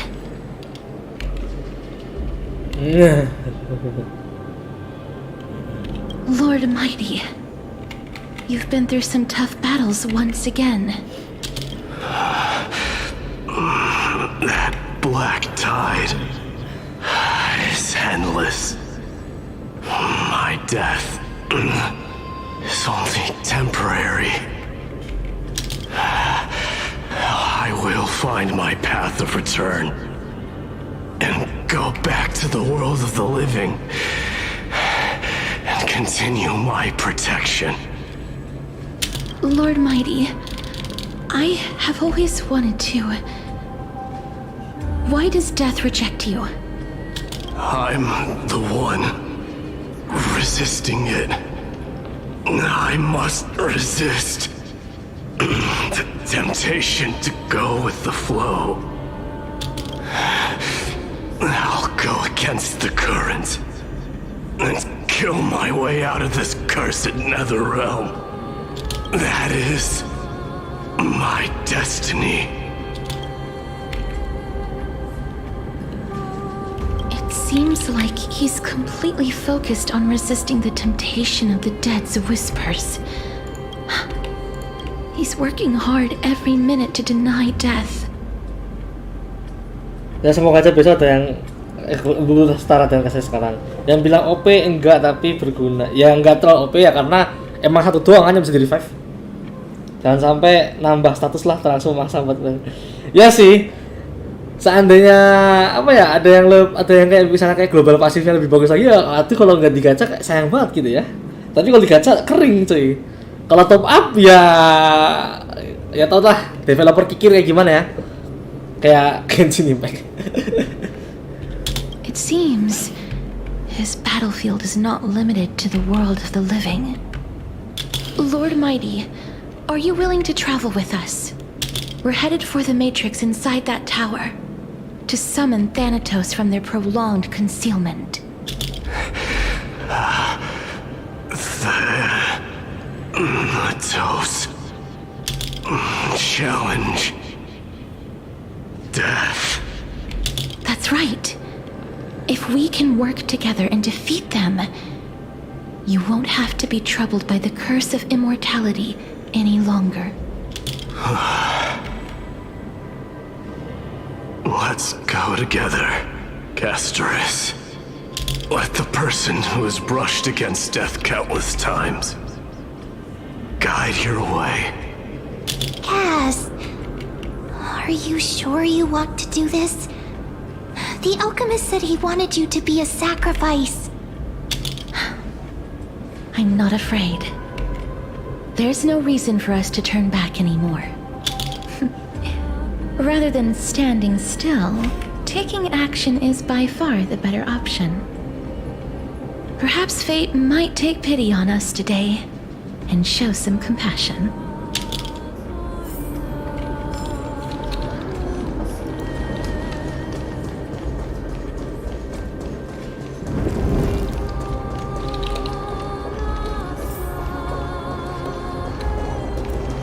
Oh, oke.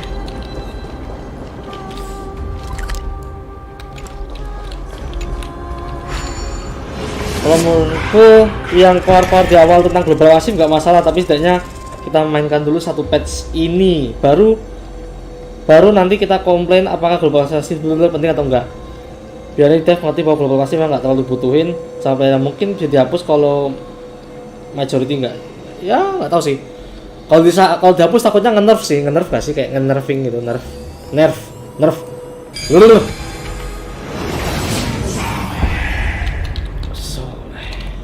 Life is a puzzle in and of itself. Wait, change direction.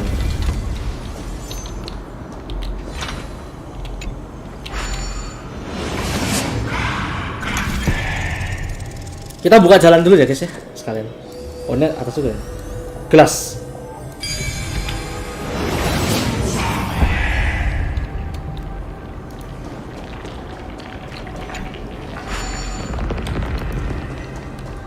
Oh iya, cek.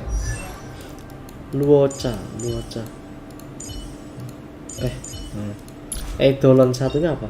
When the zone is active, attack of all allies increase. Ini juga bagus sih, tapi ya mending klaim ruanme lah ya.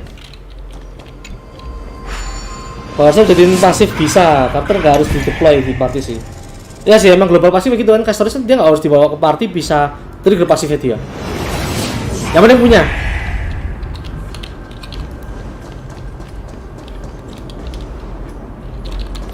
BTW belum. Ini belum. Nih. Rencana aku mau ambil Clara sih, tapi takutnya ntar nggak dapet well. Aku soalnya pengen koleksi well juga sebenarnya, tapi ya kalau Claranya nggak dienamin kayak sayang banget gitu. Kalau free-nya bebas mau diambil kapan, yang penting kita nggak tahu nih ya, apakah versi berikutnya dirotasikan ataukah ruannya masih ada di shop loh. Kalau misalnya ada di shop, aku tahan dulu gitu. Soalnya kalau kata-kata rumor, nggak tahu leak atau rumor, ya dia pernah ada yang ngomong kalau setiap versi bakal ganti kan karakter gratisnya. Nah kita nggak tahu besok apa gitu loh. Apakah tetap ruanme ataukah rotasi atau ruanme tetap ada tapi tambah baru gitu. Nah itu nggak tahu. Aku tunggu nanti aja patch live stream. Ini aja yang free bintang 5 standar yang dari versi 2.7 aja belum tak klaim sampai sekarang. Tapi harus diklaim sebelum versi ini selesai. Karena kalau enggak hangus. Iya sih makanya itu. Aku nunggu live stream mungkin bisa sih nunggu live stream masih nyantai kok. Aku nggak ada ruannya masih bisa bawa tim bronya MC Harmony Firefly E2S1 sama Galer. Aku nggak punya Linksa. Ya siapa tahu besok Linksa gitu kan. Tapi aku juga pengen ruannya ya karena buat tim Firefly. Kalau nggak buat nge-break yang lain gitu. Kalau buat Fugemu bagus juga sebenarnya. Fuge itu bisa pakai ruannya. Ya biar cepat-cepat nge-break aja sih sebenarnya sama boosting attack. Tapi ya terserah Anda. Asalnya kalau aku punya ruanme nggak punya LC juga nanggung sih. LC-nya harus nunggu dari BP kan. Kalau beli BP sayang duit. Nah itu. Kalau Linksa juga nge-break kan nggak salah. Dia masuknya nge-break. Nggak tahu ting dia masuknya nge-break atau apa. Dia kan follow up attack bisa healing. Terus juga skillnya tuh bisa nyerang 5 target kan. Bagus itu Linksa. Ya nunggu BP yang ini. Iya 4 version kan, soalnya kan tiap versi dikasih gratis 1. Katanya. Nih. Bukan yang ini yang top up. Nah. Tapi jangan lupa ya, yang kiri bawah ini diklaim ya. Ini jangan lupa diklaim kiri bawah ini. Satu full walaupun nggak guna tapi nggak apa-apa. Nah ini 1. Wah variable guys. Stay tune. Oke. Permanen. Permanen. Nah. Ini masih 0 soalnya belum dikasih. Tapi kalau kita beli BP, apalagi kita beli yang premium, beli BP yang murah sama beli BP yang premium tuh kerasa bedanya. Kalau kita beli BP yang murah yang $10, dapat satu ini, ya kan, satu ini. Nah, nanti beli yang bawah dapat satu lagi. Ini nih. Dapat 2. Tapi tetap aja nunggu versi berikutnya baru bisa dapetin LC.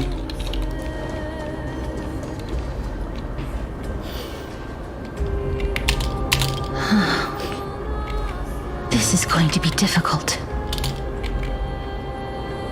I'm familiar with this kind of mechanism, but I've never repaired broken chains. If I was more powerful, I would be able to carry one person with each limb and fly the 4 of us to the other side. The Rune of Recollection is here, but I can't find the miracle orb anywhere. So weird. Oh, could it be in that collapsed tower in the distance?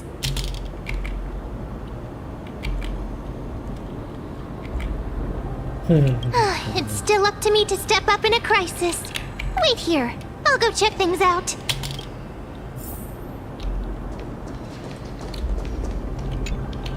Just shout for me when you need my help! Got it! Just leave it to me! Wow. Aduh. Enak. Mem did it. The pink squirrel. is very smart. Miracle's range is limited. Please come a little closer. Aren't I a good fit for Orynyx's priest? Of course. You're the most competent priest ever.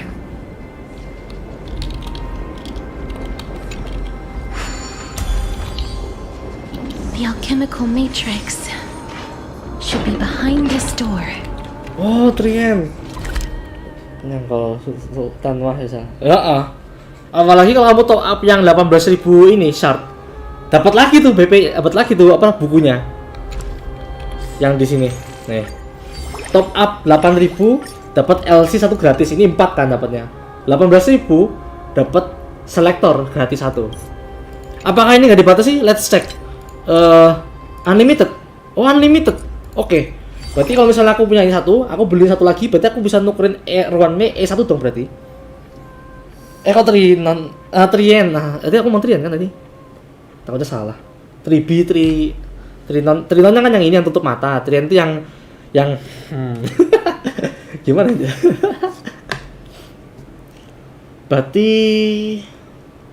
ya paling kalau mau nyari yang ini berarti kita 18.000 kan, 25.000 sih sama ininya. Ini beli sekali cukup sini. 2 whale ini cukup. Tapi ya duit, bro. Nah, itu. Oh ya. Santai aja. Is that?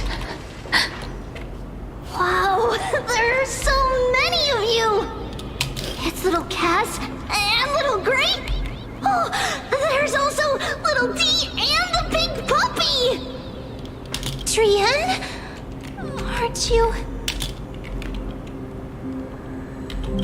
Get what?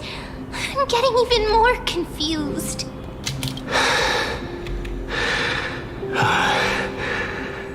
This is the first time I've encountered a deceased friend while going upstream in the River of Souls. It really works like this. Just like the other departed spirits we've encountered along the way. I'm also unable to sense the aura of the living on Lady Trian. Yup, you're right. Trian already knows that she'll not be able to return to everyone's side. But Trian believed that little Cass would eventually return to the Netherrealm. So, Trian has been standing here, at this spot closest to the world of the living, and waiting for little Cass. Oh, it must have been very tough for you. But according to what Trian said, we're almost at the entrance of the Netherrealm. Trian promised Trevi and Trinan that when little Cass got here, Trian would get the gift ready and be the first person to run over and welcome you. So, little Cass, don't cry. Please, accept this. We finally finished it! This is what Lady Trevi once mentioned. The gift for me that you didn't manage to finish. The Holy Maiden of Yanis. Even when separated by life and death, their thoughts are still connected. Trian spent a lot of time drawing this. Trian hopes that little Cass likes it. Seriously? It's seriously a wonderful drawing. Lady Trian.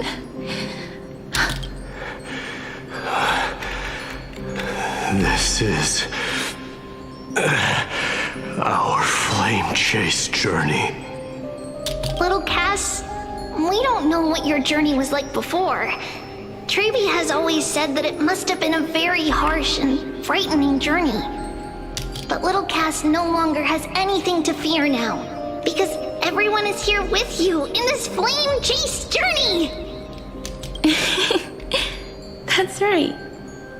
Only now, when I see Lady Trian's gift, do I realize that I've already obtained so many things I would never have dared to dream of since I embarked on the flame chase journey.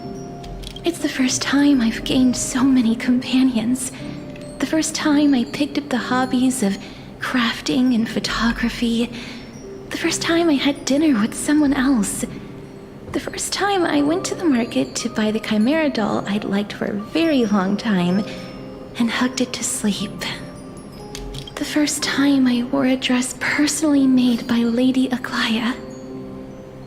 The first time I went for a walk with Lady Treeby, Lady Trian, and Lady Trinan. The first time I enjoyed the night breeze and looked up at the stars with Miss Hyacin. The first time I took care of Dromasis with the Trailblazer. Looking back at all these experiences I never thought were possible, it feels as though the scales of my life had shrunk from centuries and decades down to minutes and seconds. And all of them are so precious. I took countless photos in the past, but they're all black and white landscapes. I don't have a single one with friends. If I had known, I would have taken more pictures.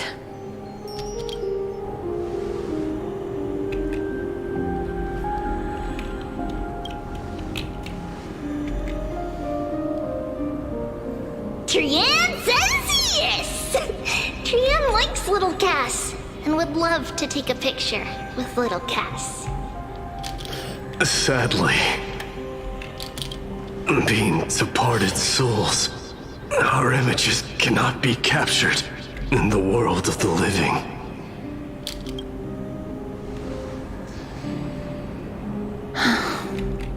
I thought so too. What? Are we seriously going to leave any room for regret?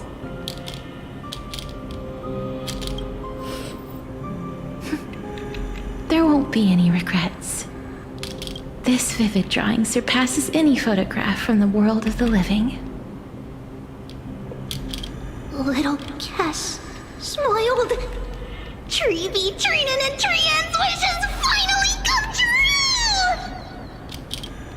I remember you once said that fate is not the flowers that bloom at the end of the road, but where people tread beyond the gate. Now, the path that belongs to me is about to reach the end. Thank you for bringing me the final key. Key? Little Cass, why are you talking in riddles all of a sudden? I have a feeling that soon, this gift of yours will become the key to saving Mister's life. Wow, that's amazing! Then keep smiling and carry on bravely! Little Cass, Little Gray, everyone, see you tomorrow!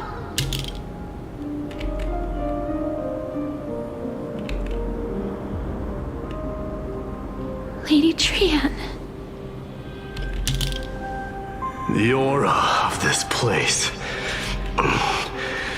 We have indeed reached the end of the stream of souls. If I go any further, I might lose myself. I must leave now, for the black tide still wreaks havoc in the realm of the living. Aku udah lapar nih. Aku istirahat dulu ya tengah stream ya. Soalnya emang udah lama aku duduk gini terus. Jadi ya stay tune aja paling 10 menit lagi ya, atau 5 menit lagi. Streamer mau makan malam dulu, udah lapar soalnya. Sama mau sekalian buang air karena udah berapa jam gak ke toilet. Sorry ya, mana ya saran teks. Kok ini sih? Sorry. Ya nggak ada lah. Aku off cam dulu atau gimana ya? Off cam aja kali ya. Where is it? Be back in 10 minutes. Aduh.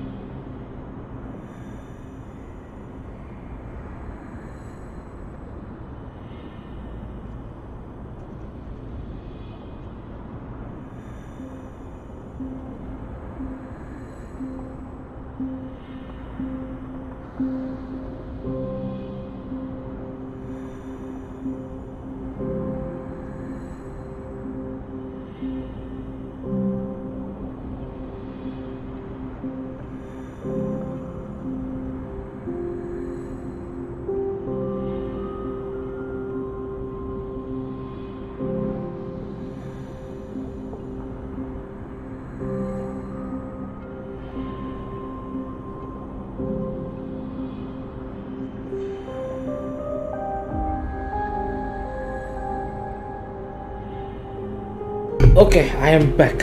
Ada.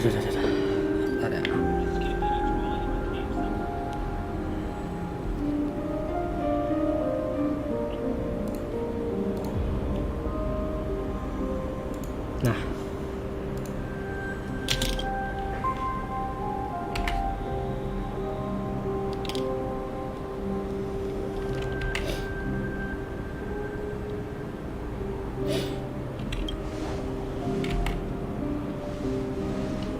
I have broken free from the chains of death countless times.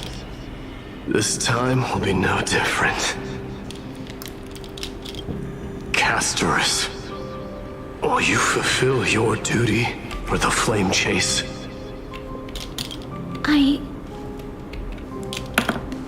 I have yet to make my decision, Lord Mighty.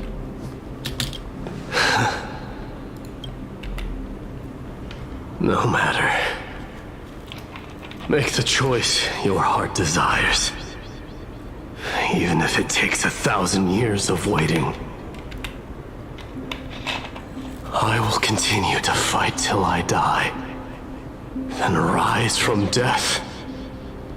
Till the miracle descends.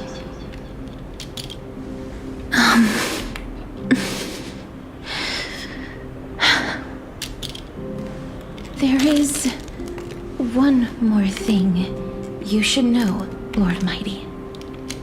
What is it? Professor Anaxa may have deduced the principles behind the Era Nova. You and I may be reincarnated as strife and death in the next cycle, becoming calamities wreaking havoc upon the world. I see.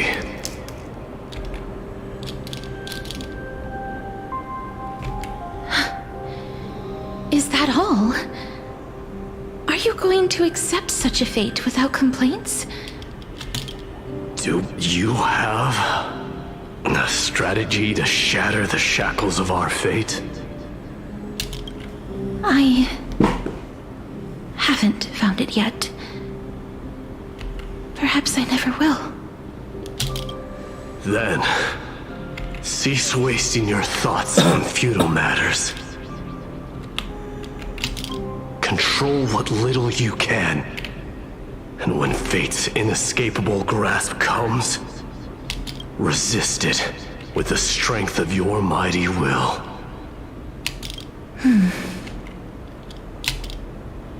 Thank you, Lord Mighty. I will find the right decision.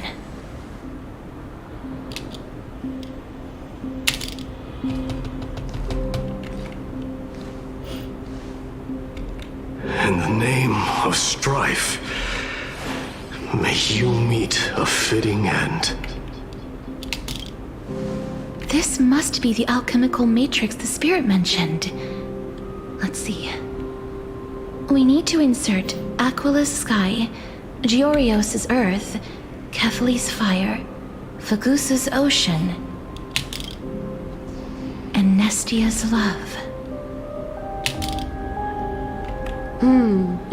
It seems our sweet Princess Homebody has made up her mind. In that case, seamstress, I suppose I no longer need to deliver your message. My time is rather precious after all. Whether you wish to break free from death or not, please, follow your heart. By the promise you once made, I ask that you fulfill your duty one final time. Castorice, please, live as a human, and die as one. According to that alchemist, the final piece is supposed to be me. However, he is not privy to the past, and therefore cannot see the full picture. The past? I saw the twins of death in Kefali's memory, and now I am certain that I was one of them. The trial of the Hand of Shadow demanded taking the life of your family.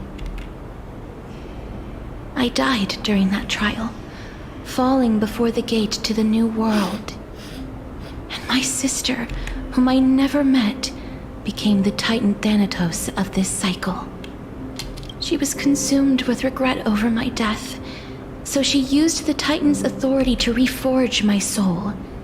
Yet, it also means she has never revealed herself to anyone, hidden away from the entire world. That's because the Titan she became already fell at the start of everything.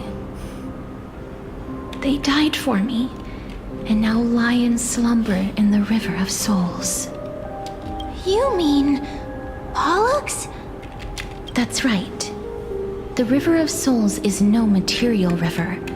It cannot be blocked by ordinary means. Only a divine corpse can prevent the dead from reaching the next world.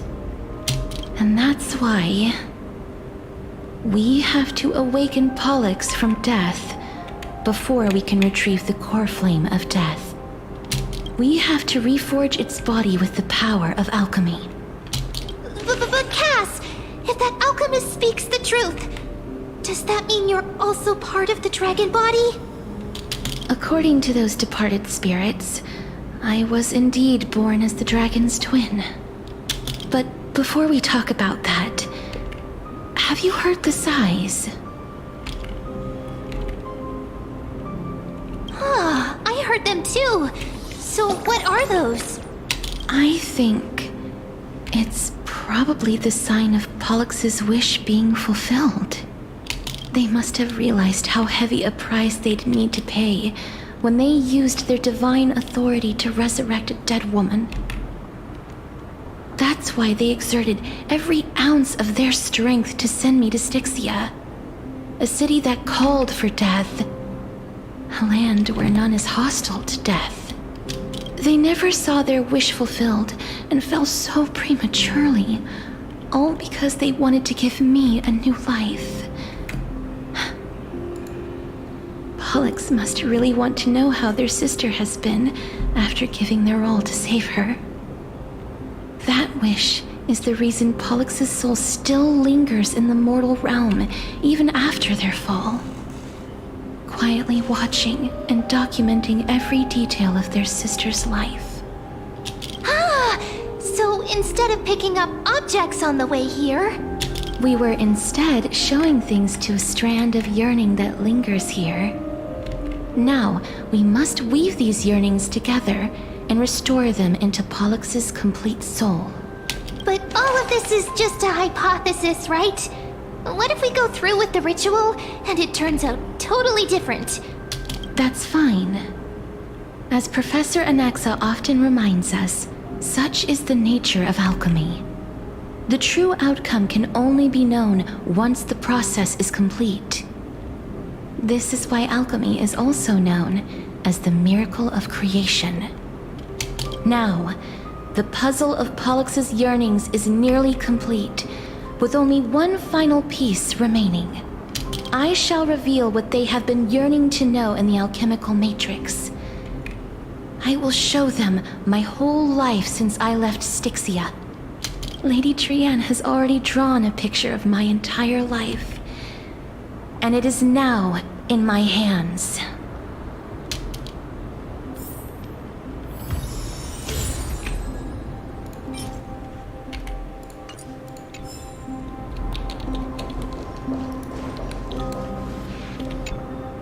Then, let the ritual begin.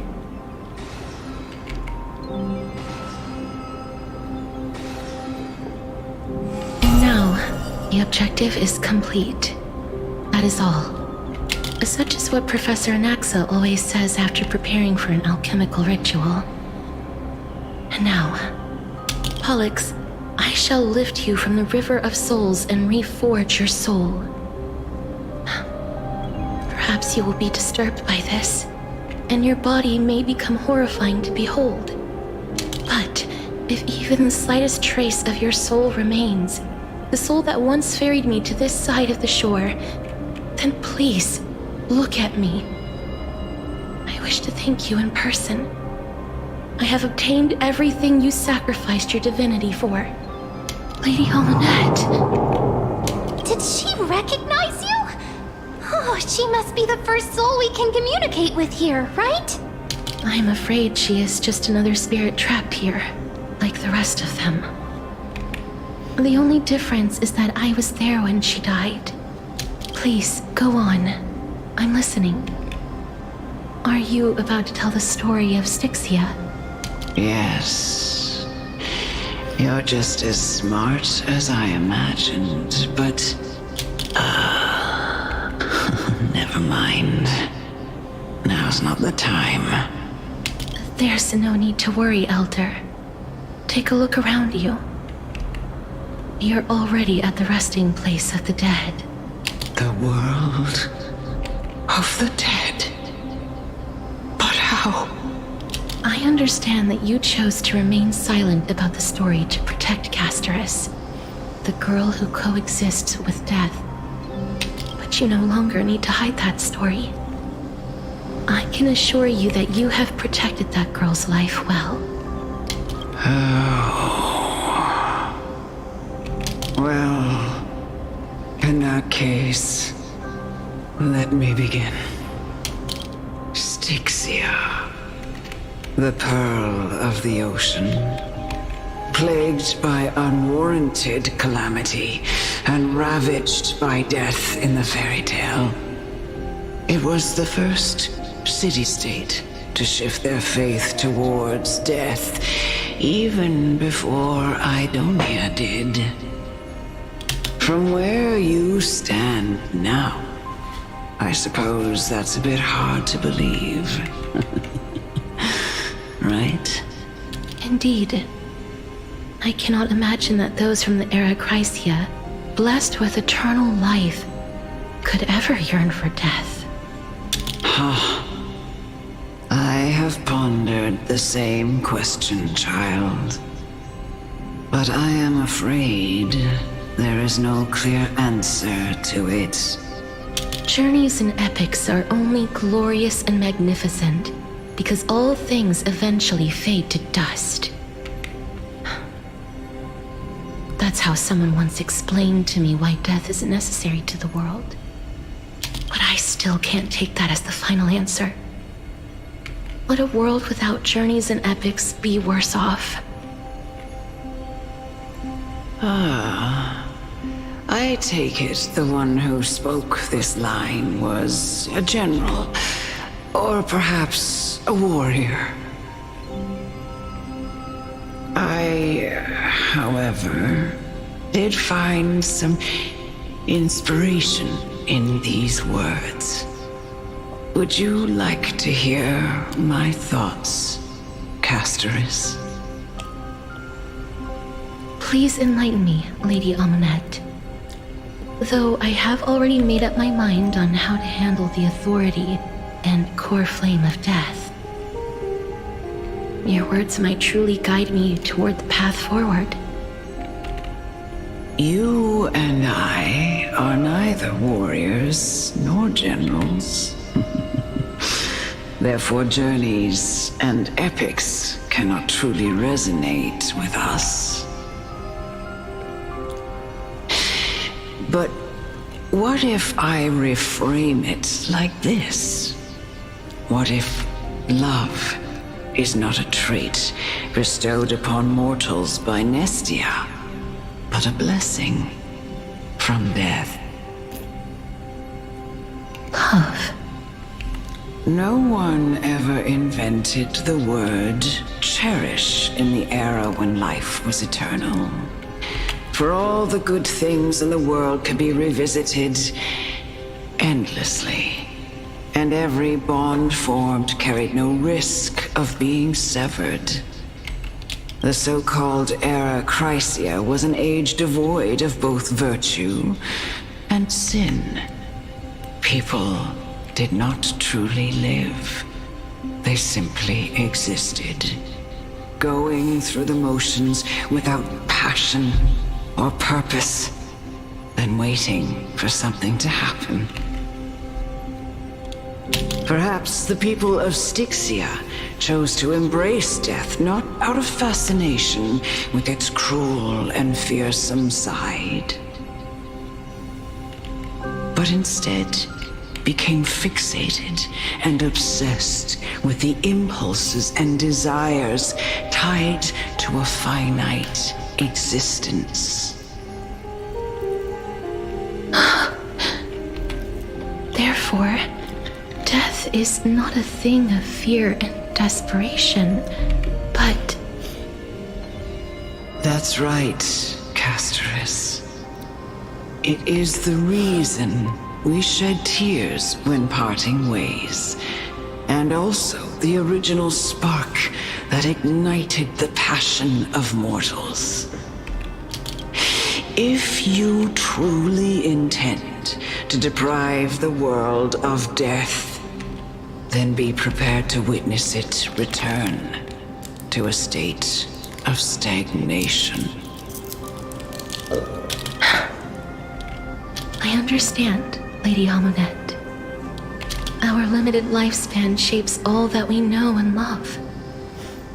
Not even the Death Titan has the right to take that away from humankind again. Nestia's love was the chrysalis of Gold's first blessing, but it most likely wasn't understood by mankind. We only learned to interpret this wonderful gift after Thanatos' arrival. If the world was bereft of death, then the Queen of Styxia wouldn't have played midwife in delivering me into this world. You wouldn't have welcomed me into Idonia, and Aglaya would never have invited me to join the Flame Chase journey. None of these stories would ever have happened, and I would never have lived, let alone found happiness. Thank you, Mother. I will use all the love I've experienced in this long life to complete the final miracle. My teacher, Anaxagoras, grant me the wisdom of all things. I call upon thee, the stripped dead dragon's corpse.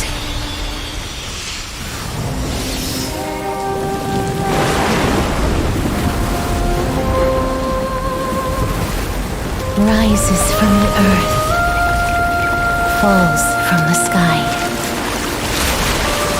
As above, so below. This is the greatest power of all powers, unstoppable in this world.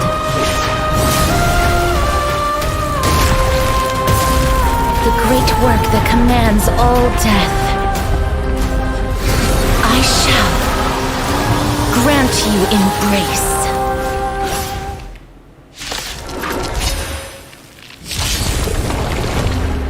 You refused the toast. You still want the wine? Needs a little more heat. I'm honored by your presence. Since you're already here, why not have a meal before you leave?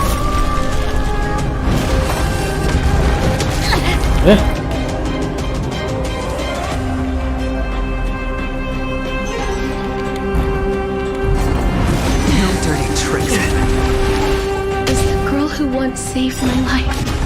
Truly gone? Or will you show yourself again once we eradicate this hatred and neglect? It too shall fall. Hedge your bets.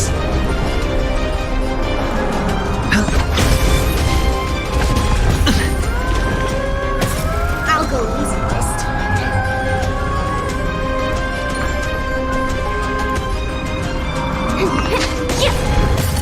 Another journey begins.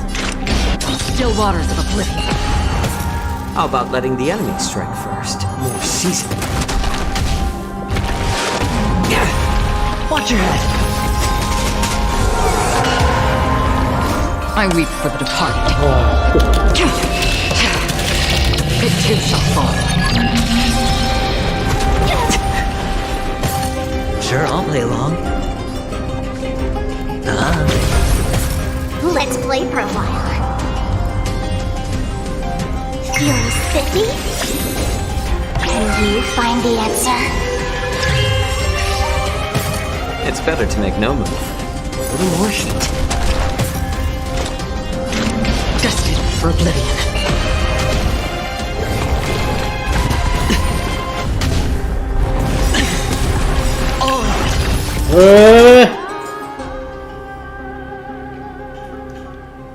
Perhaps kita harus pakai tim yang bener-bener tim cuy. Tapi masa ke basic nature cuy. I'm honored by your... Since you're already here, why not have a meal before you leave? I weep for the departed.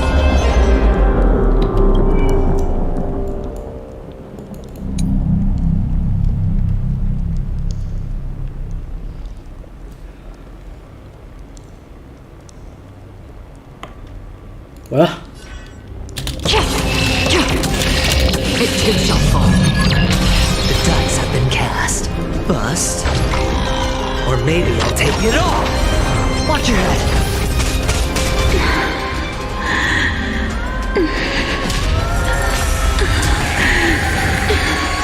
And I know you're anxious. Shh. Don't be afraid. I like adding fuel to the fire. More seasoning. I'll go easy this time.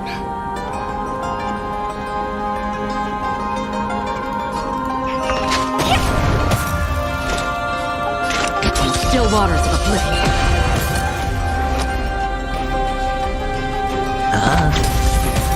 How about letting the enemy strike first? A little more heat. Let's play for a while. I weep for the departed. It too shall fall. There's no more need to weep and grieve. I will grant you peace.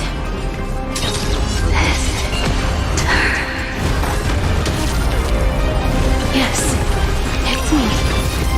I'm back. Again. Watch your head. I'm honored by you. Since you're already here, why not have a meal before you leave?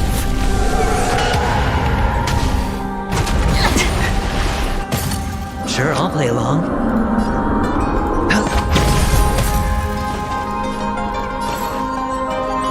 More seasoning. I weep for the departed. It too shall fall. I'll go easy this time.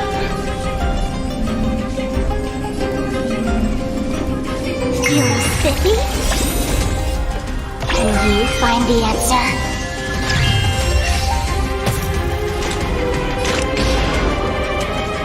Still waters of oblivion.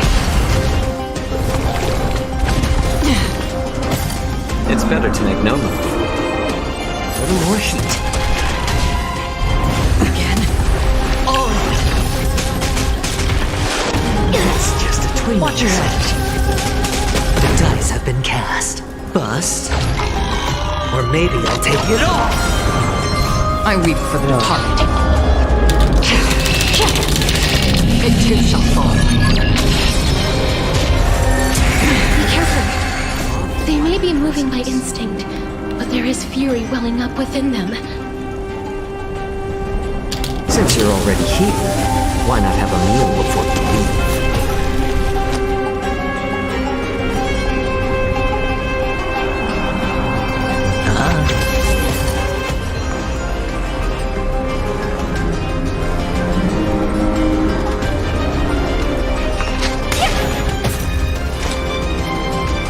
Destined for oblivion. More seasoning. Hedge your bets.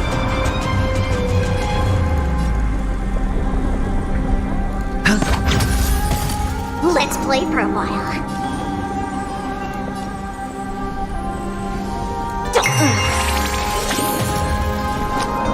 Spend freely. Free will, or was it fate? Still waters of oblivion. I weep for the departed. It too shall fall. Please, don't turn back to the nether realm.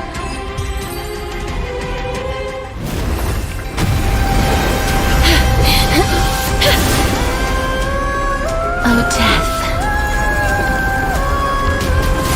Sleep in peace.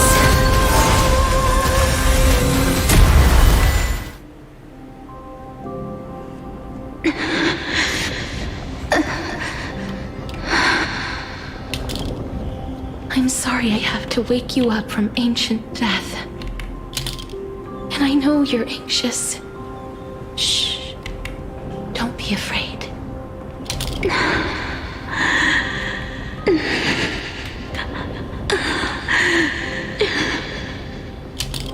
Do you remember me?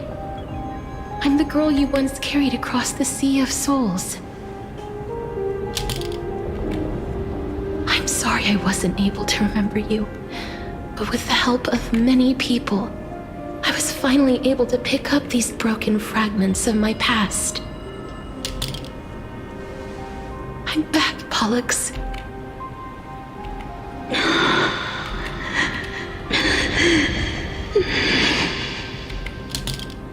I know this might not be what you wanted, but I have to do this.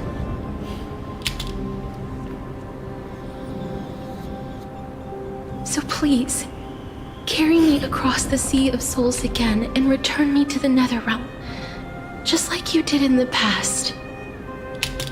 Please take me to where the core flame of death rests.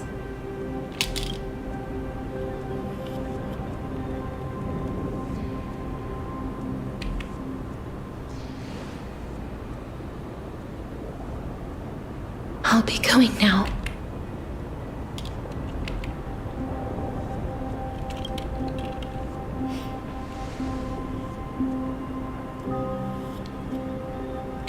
They may look scary, but as long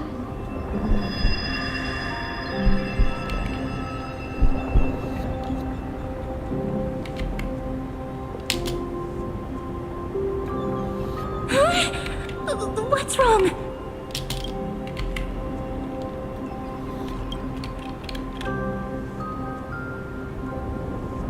Are you... What's wrong with him? His time is almost up. If I don't go now, I'm afraid his soul will return to Thanatos' embrace before me. What? Oh no! Is there anything we can do? Don't worry. I promised I would ask Thanatos for the Trailblazers' right to roam the Earth again. Mem, stay here and keep a close watch until I return, all right? All right. I'm the best at taking care of others. Go on, Cass. Make sure not to leave yourself with any regrets.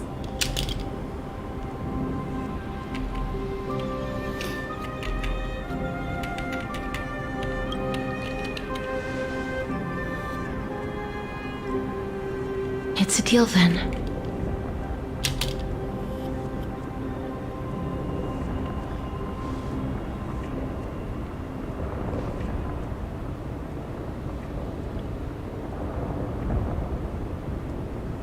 Please.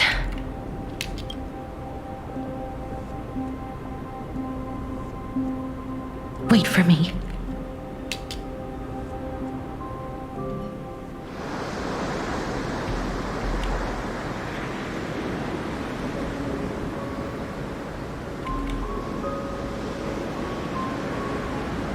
After all that, you still ended up back here.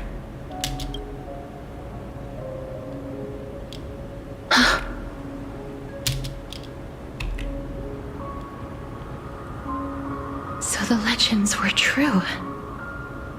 The Netherrealm really is a sea of flowers. Yes.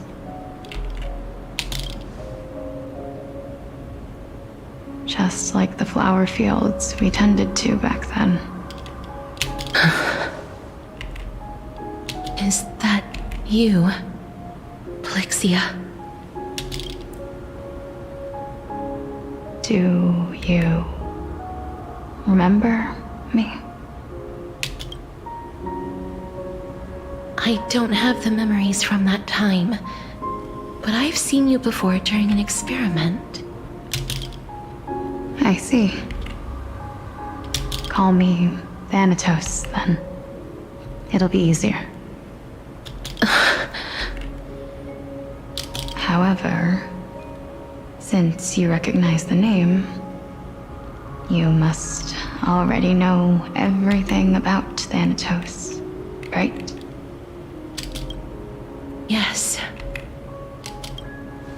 I'm here to reforge the order of life and death in Amphoreus.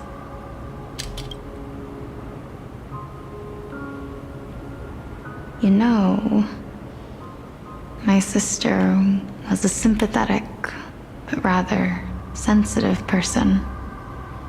Whenever she didn't want to say what was on her mind, she would avoid eye contact and look off into the distance. Just like what you are doing now. Can you tell me about the last Era Nova? What did you do, Plixia?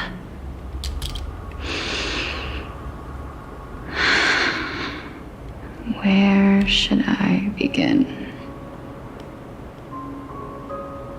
I suppose we can start from the beginning.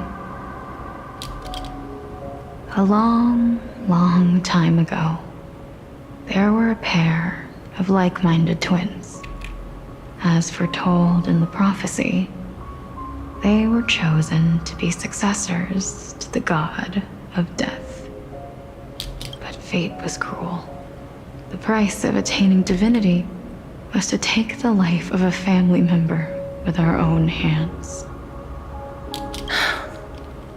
That trial was indeed recorded in that memory. Then you should already know that my sister voluntarily gave up her own life so that I could ascend as the demigod of death. But I couldn't accept that. Why did we have to kill each other for a future she'd never see herself? That's not fair. So, while weaving the laws of the new world, I shattered the forbidden bottom line for life and death. I reshaped my sister's soul and took the form of the great dragon Pollux to carry her up the River of Souls and back into the mortal realm. But our fates were already decided and manifested in unexpected ways in response to my futile actions. Aging is an unbreakable law of nature laid upon humankind, created at the same time as death. When the living die, their souls will meet Thanatos, who would determine where every soul goes. If the Reaper raises their left hand, the soul is granted death and allowed to enter the Netherrealm to await reincarnation. If they raise their right hand, the soul is rejected by the Netherrealm and returned to the mortal realm to continue walking the earth. That's why the Hand of Shadow can only lay down judgment and not embrace another being. Yes. Death was originally a pair of hands, but they were split in twain when we reached the mortal realm, never to touch each other ever again. The half of Thanatos that represents life, the undying human who grants death, that was the curse I forced upon you. Then, what about you? As the half of Thanatos representing death, I shoulder the fate of defying death. I died the moment I entered the world of the living. From then on, my Titan also no longer existed in this world. The cycle of life and death stopped. Souls were denied their audience with death, and were left stranded within an ever-rising river of the dead. What irony. My selfish desire to save your life gave you and the world a fate far worse than death instead.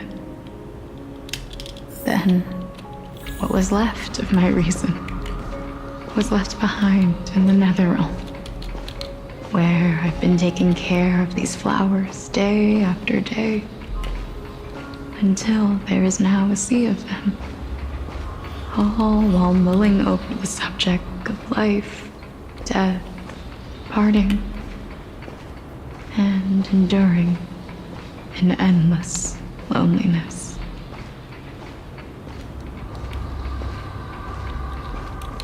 Fate is absurd indeed. Our lives were a mirrored image of one another, like a pair of hands. Even so, we arrived at the same destination.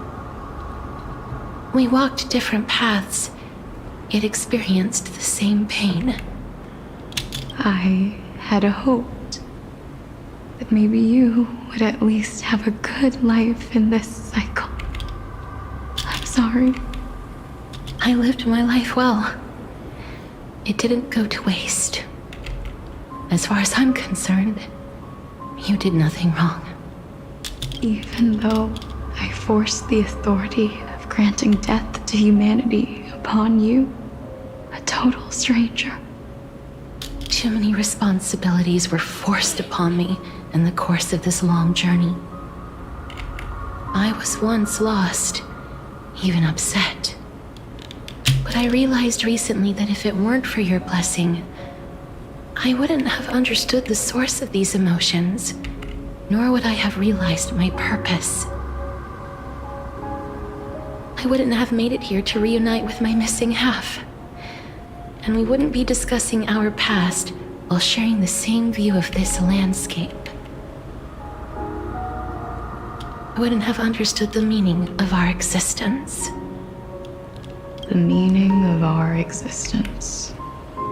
This sea of flowers blooms on dead land because we sowed it with the seeds of our separation and watered it with our tears of loneliness.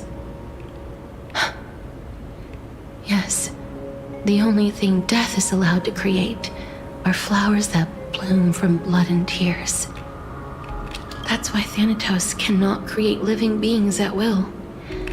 Nor can the hand of shadow determine a person's remaining days. Because the life and death of mortals should never be dictated by another's will. Are you saying there's no point in Thanatos' existence? No. No single being can bear the scales of life and death on their own. Not even a god. Life and death weigh equally heavy. We both know that now, don't we? You, too, must have had a difficult life.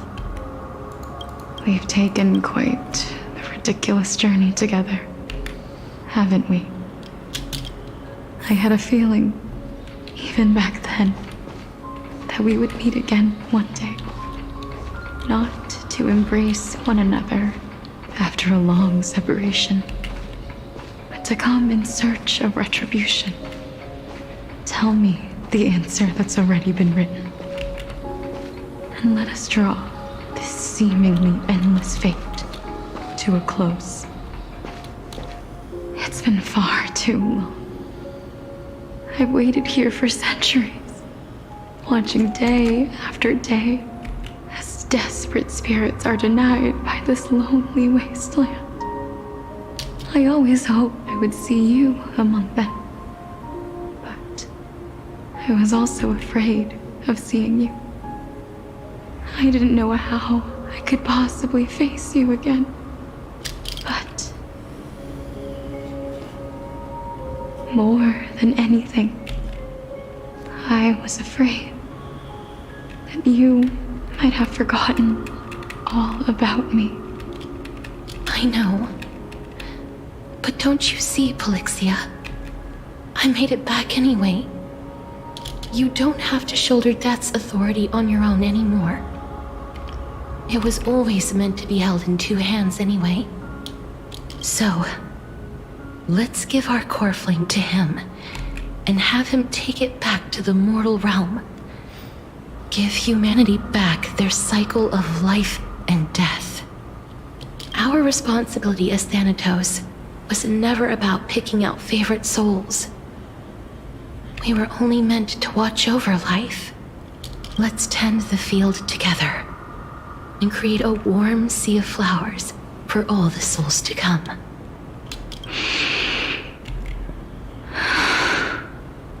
What do you think, Polixia?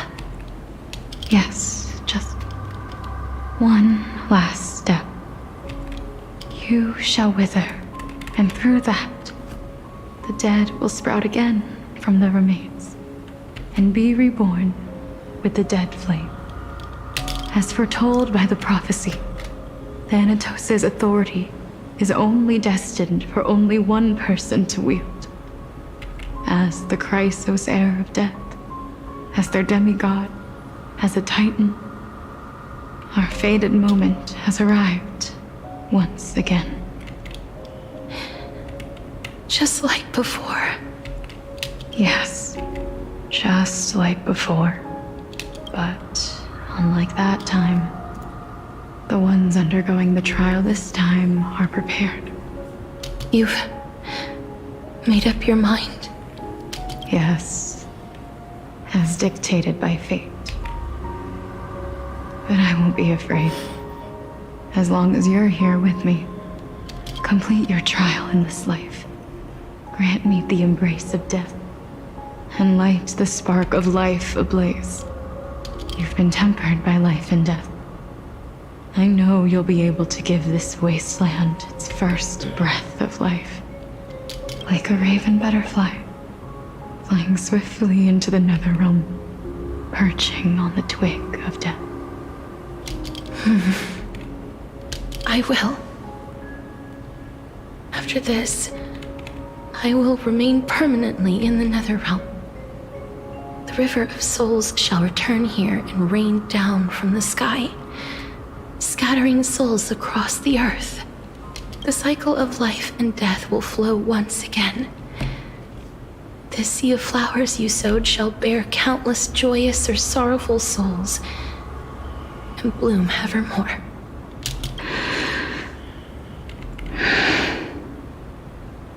Thank you. Just one last thing. Can you grant me one wish? Of course. What is it? Please, don't forget me. I promise you, when we meet in the next world, even if I have endured another reincarnation, even if we do not know each other's names, I will still hold you tightly in my arms, just like what I did when we were born. Castorice. Castorice. You're as beautiful as a fleeting butterfly.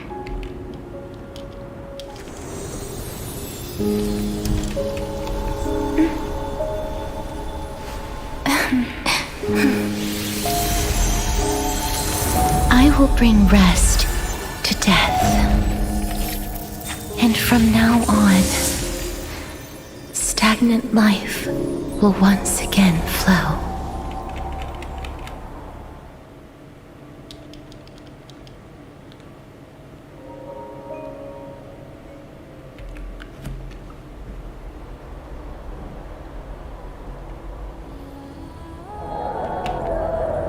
Time flies. In the blink of an eye, the 15th entry hour is already at hand. When this farce is over, your soul will be placed on the scales of life and death. Are you ready? No need to ask so many times. Of course I am. Then why do you drag your feet? Is your fear of crowds holding you back again? I simply find them too noisy. Paying attention to conceited fools like them would be an utter waste of my time. Such harsh words. As I see it, you are no less arrogant than they are. I couldn't agree more. Oh. I did not expect to hear that from you. Are you not going to refute me? I know myself better than you think I do. At the very least, better than a stowaway like you. And they say men whose ends are nigh have but kind words. Well, that is exactly why I chose you. Should I thank you for the compliment? The hour of the trial has come. Do you have an answer for me? And how will you prove the veracity of your argument? I suppose there is no point in putting this off any longer. Do you recall where we stopped the last time? You were saying that Amphoreus's history is cyclical. Indeed. The demigods that bear the core flames eventually become the new titans at the world's end. Remember what happened on the Holy Mountain? Calypso, Naias. As their destined ends approached, one by one, they left this world, leaving only the twins, who are fated to succeed death. Unfortunately, while their journey is consistent with ours, you and Calypso, as well as Nicodor and Naias, act as supporting evidence. I can only come up with a rough sketch for my theory of a cyclical history. For all the pains I took to reach this point, I had already lost hope of ever obtaining definitive proof. After all, the past is in the past. Proving that we are the legacies of heroes of the past is a hopeless endeavor. That is, until I met a girl named Polixia and her sister. If Castorice was truly sent from the past to the present for the Titan's self-serving reasons, then having lived through 2 cycles, and with Styxia as the pivot, she will no doubt be the link to connect all of this together.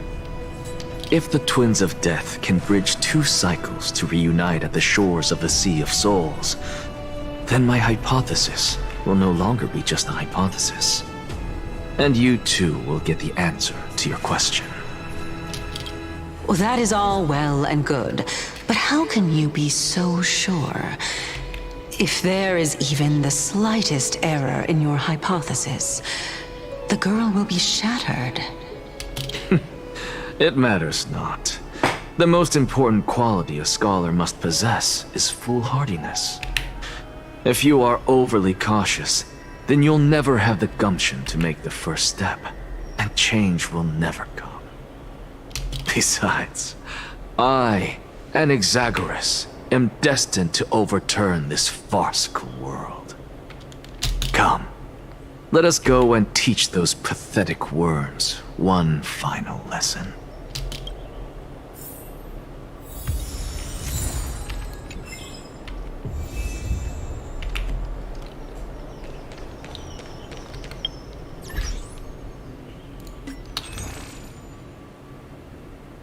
My welcome.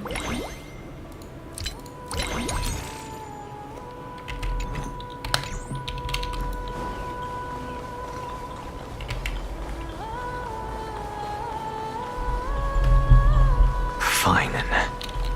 So they are leaving the final debate to him.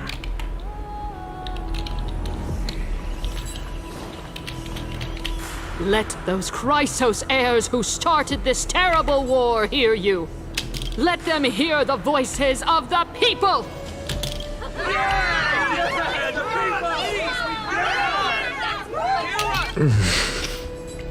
As always, that woman knows how to stir up a crowd.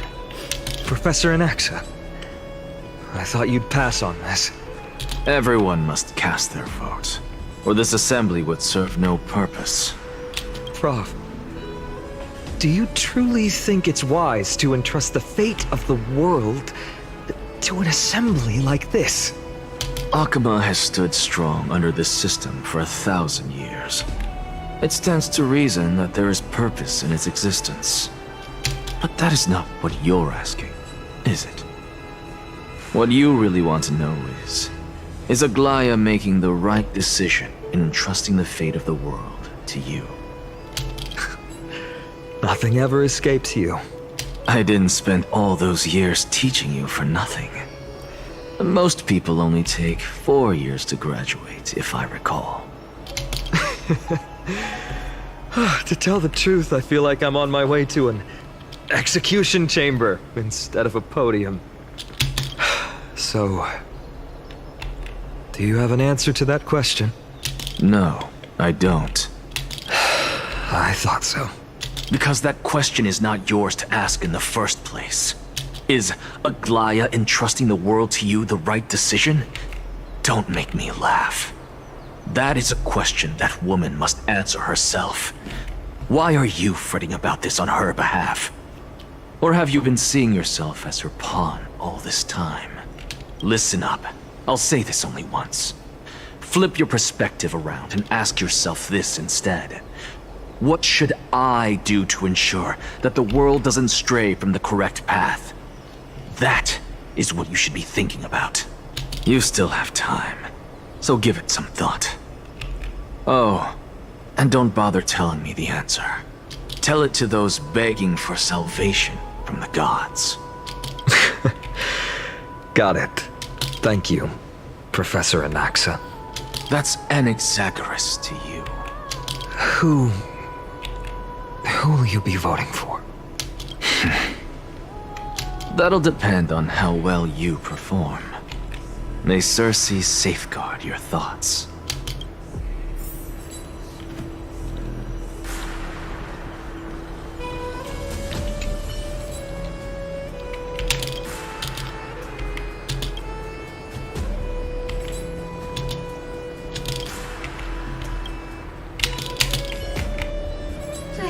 Actually, don't necessarily find things remaining the way they are. Elders and citizens, silence, if you please. As the Theoros, I present to you Phinin of Ides Elysiae, virtuous citizen of Akama, and the last speaker of the assembly. Much obliged, Lord Lycus. I remember him. He's the penniless lad working for Aglaya. Where's Lady Goldweaver? Why is she sending this guy to give the last speech? Is this really the end of the flame chase journey? Can this dude really face down kindness? I actually don't necessarily find... By Kefali above, dear citizens of Akama, as you look upon me, so too do I see you. I see your fear and misgivings, your apprehension about the discord between the Chrysos heirs and the Council of Elders, and your uneasiness about the future of the Holy City. Yet, before you contemplate something as grand as the fate of the world, I ask that you look closer. Look beyond the horizon illuminated by Kefali, at the crisis threatening to overwhelm us. What? Ides Elysiae, my beloved hometown, is a village forgotten by time. It is a place with the most invigorating breeze and wheat fields that spread all the way to the sea. I once thought that there I would enjoy a lifetime of peace and quiet with my friends and family. How I wish I could invite all of you to that paradise, far from the noise and chatter of the world. Alas, I can't, because she and all that she nurtured all that I loved. They have long been devoured by the black tide. My beloved home is no more.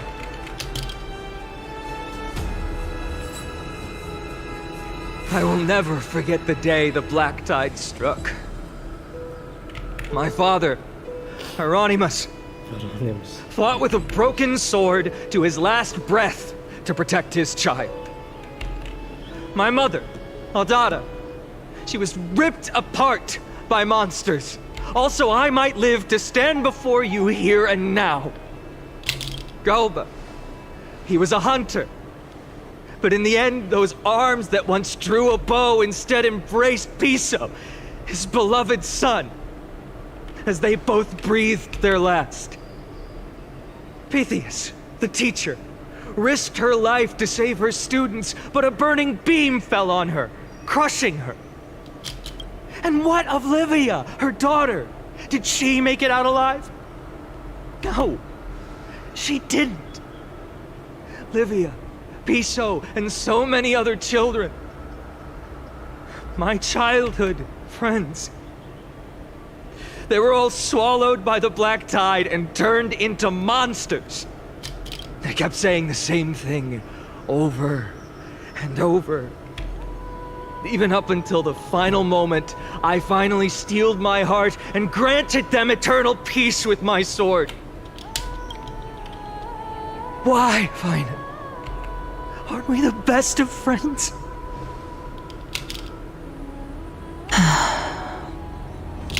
That is the black tide.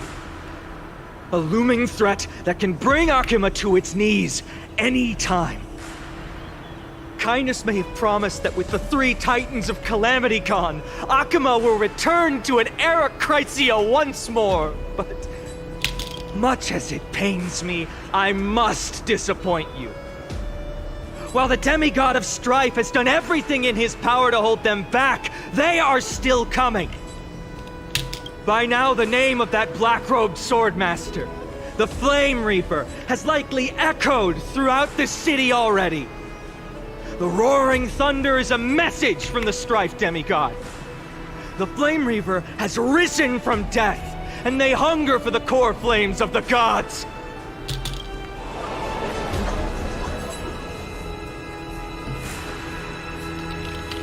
Lies! If such a powerful enemy is indeed approaching, why is Akuma still a picture of peace? Exactly! The city of Akuma shows no signs of pandemonium or chaos. And why is that? I beg you, spare a moment to think about this. Are we able to stand here and hold this assembly in peace today because the danger has passed? No! This peace we enjoy is no gift of fate. We are able to stand here today only because the Chrysos heirs have stepped up and shielded Akuma from calamity. With her golden threads, Aglaya has preserved and continues to preserve these idyllic days that all of you hold dear. The Council of Elders claims that Aglaya will one day forsake the people because her divinity is eroding her body and soul. But ask yourselves this. Rather than offering her aid and support, why do they choose to watch and push Akuma away from the Flame Chase journey? The answer that no one can bring themselves to speak of. A truth stained in blood and buried in greed, fear, and vanity. Allow me to lay it bare before you. It is because the Council of Elders, which bears Akuma's history and honor, along with this citizens' assembly we once took so much pride in, are now infested with vermin.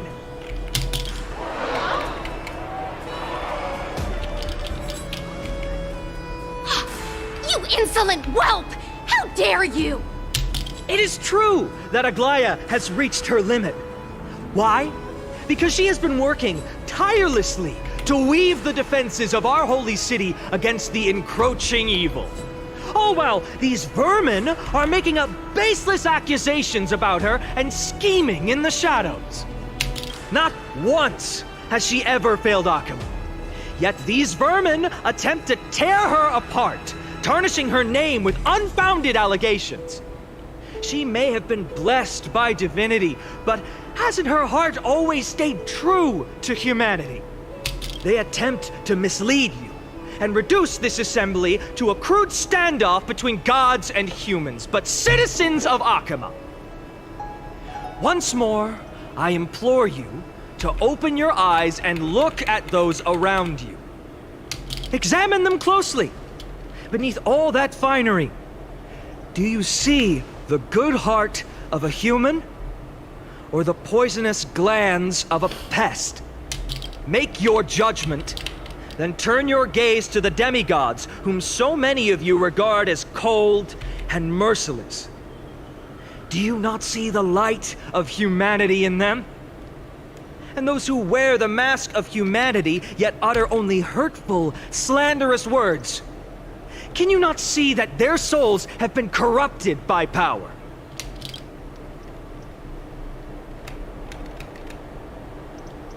Yet, no matter what your answer is, and no matter who your vote goes to, rest assured that you have nothing to fear. For Aglaya, Tribios, and I will remain your faithful guardians and pledge our lives to upholding your decision.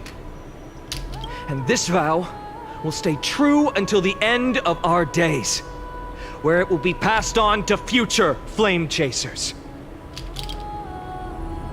A steadfast and unwavering promise that shall endure through the ages.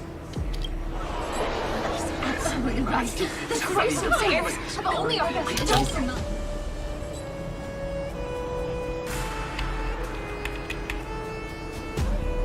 At the present time, on the scales of Talenton, those who call for the continuation of the Flame Chase journey, and those who demand its suspension. Each faction holds an equal share of votes, resulting in a perfect balance. As expected, this is the moment when the Flame Chase journey is the closest to its end. And now, it's your turn to vote, Lord Anaxagoras. Is there anyone else who hasn't voted? No, you're the last. Cast your vote with care, for your decision will break this impasse. I have long since made a decision. Very well.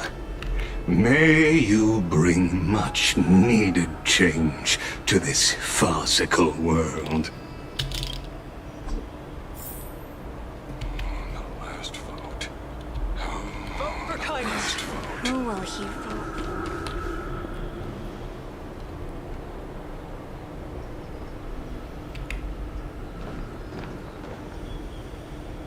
You've done well, Finan. Given the circumstances, delivering a rousing speech to stir up emotions was a prudent move. Thank you all for your patience. On behalf of the 7 sages of the Grove of Epiphany and the scholars of Amphoreus, I, Anaxagoras, am ready to cast my vote. But before that, in the interest of fairness, Lady Goldweaver, I pose a question to you before all who are gathered here. Will you, as Finan has promised, stand by the decision made in the Assembly, regardless of outcome?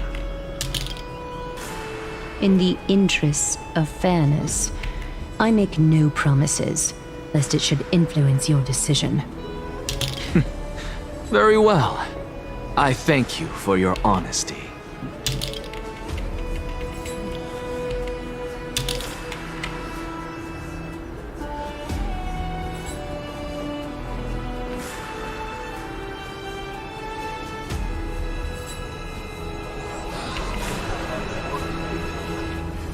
What's he doing?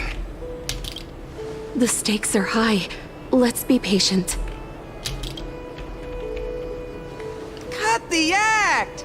Who do you think you are wasting our time like this? Lord Anaxa, please do not forget that I... Rule number 1. Do not call me Anaxa. Rule number 2. Never interrupt me. Silence is golden.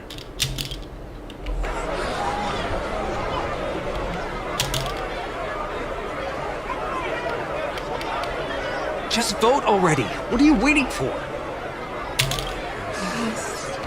Your vote. Cast your vote. Cast your vote.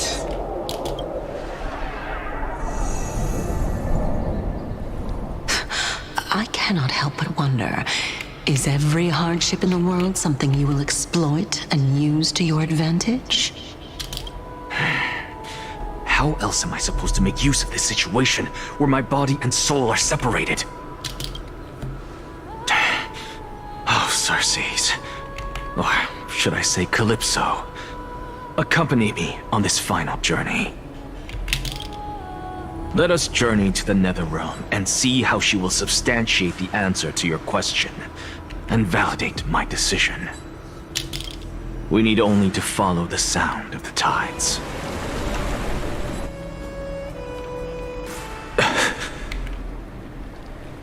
You are... Well done, child. Just as I foresaw, you have achieved great things. Teacher. What a twist of fate. A blasphemer raised in the doctrines of the Venerationists. It's like a foal kicking its mother in the belly after taking all her milk. I respect you immensely, sir, but... You cherish the truth even more. So, child, do not be troubled by the criticisms I have borne. Do not let those voices hinder you as you forge ahead. As the sage of the Venerationists, I am duty-bound to oppose you. But, as your friend and mentor, Anaxagoras, I say, go forth, for the truth is already in your hands. I will keep that in mind. Go now, child.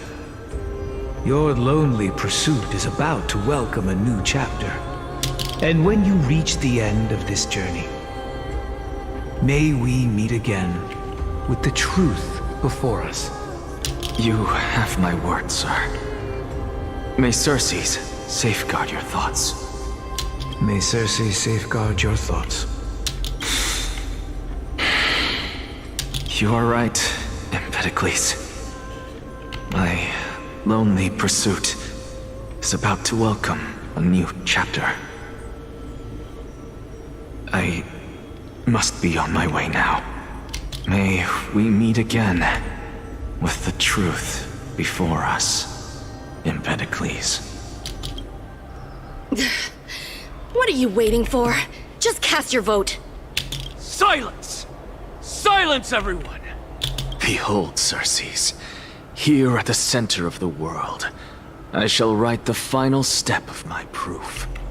For this place is but one step away from the truth.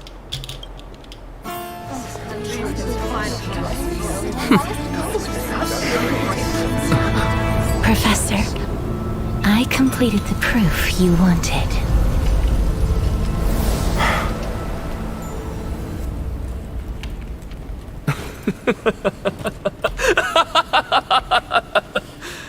Thank you, Castorice. The answer is plain as day. My vote goes to the Flame Chase journey and nothing else! Elder Kindness, I have deciphered the truth of this world!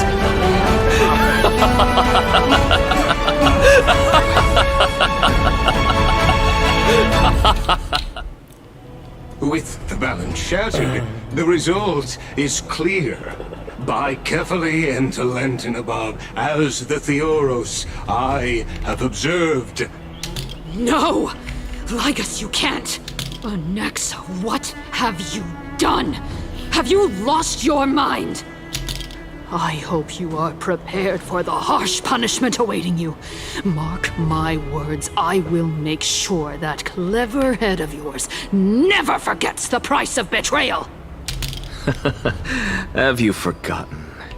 I told you that happens to be one of my rare talents. You put on such a grand performance just to aid their preposterous flame chase journey? Performance? No, you are quite mistaken. I may be paranoid by nature, but I've always been known for my honesty. If you really understood me, Lady Kindness, you'd realize that I never had any interest in your pathetic little game of politics. Factions, standpoints, they are jokes in my eyes. I have never once switched sides. Because I, and I alone, am the truth.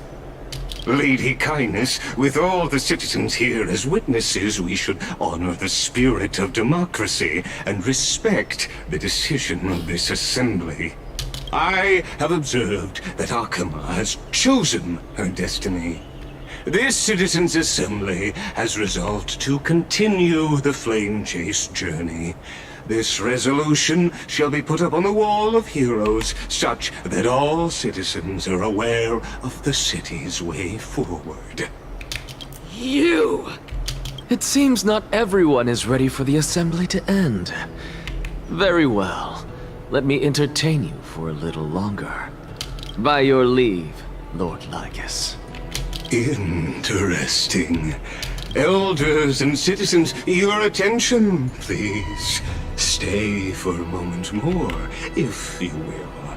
Anaxagoras of the Grove of Epiphany has an announcement for the assembly. What is this performer up to now? Just moments ago, all of you made a decision on the fate of Amphoreus. As a supporter of the Flame Chase journey, it pleases me to see the choice you have made. But I regret to say that I still harbor doubts about this outcome. Thus, I hereby challenge this resolution. Tell me, who among you dare swear to Kefali's name that Era Nova will truly welcome the fairy tale ending that the Chrysos heirs have promised? A beautiful new world free of calamity and madness? Nonsense! That's impossible! No one? Must I pick somebody to answer? Very well. You, the one acting so wise and profound, in front of all present here, do you dare swear that it will happen for sure? No? Fine. Next. You, the one with ignorance written all over your face. Yes, you. Do you dare swear by it in front of the Titan? What are you trying to do? Useless. Your turn, then. With that smug look of yours, you must be confident that the Flame Chase journey is the best course to take, right? Hey! Mind your tongue! So, no one? I see. In that case, fine then. Answer me this. Your speech was filled with such passion just now. How confident, then, are you in making this promise? Professor, what are you doing? Let him continue with his performance.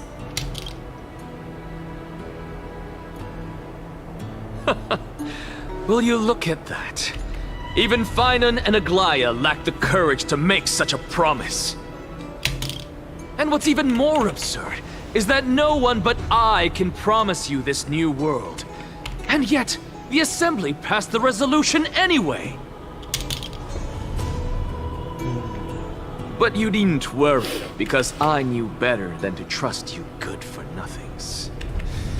That is precisely why I am here today.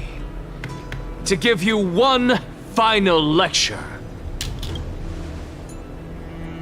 Now listen up and listen well. I, Anaxagoras of the Grove of Epiphany, hereby declare everything that the Flame Chase journey promises is true! Finan of Ides Elysiae, the prophesied demigod who shall succeed Kefali, will reforge each and every one of us in the new world with his complete, intact memories. What? The core flame-bearing titans were the Chrysos heirs of yesterday, and the Chrysos heirs who carry the core flames today will become the titans of tomorrow. All of our souls shall endure for eternity in the miracle of the World-Bearer. And all under Kefali's protection shall step into that new world.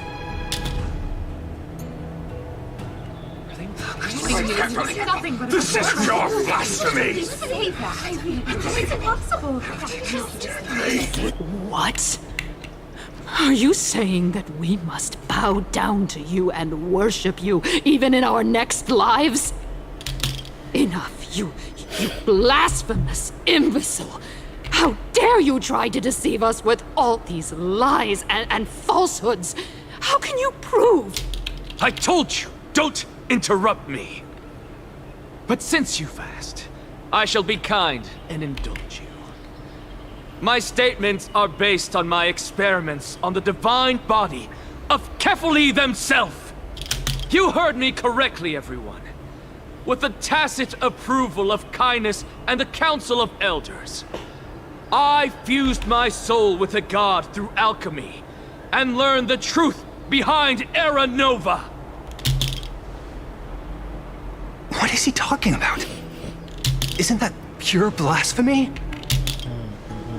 I, the vile, wretched blasphemer, deserve nothing less than death for my sins. And the Council of Elders, which granted me consent and aided in committing this atrocity, should face punishment alongside me. By the gods, even Kindness has betrayed Akuma. The catalyst. What Kefali about?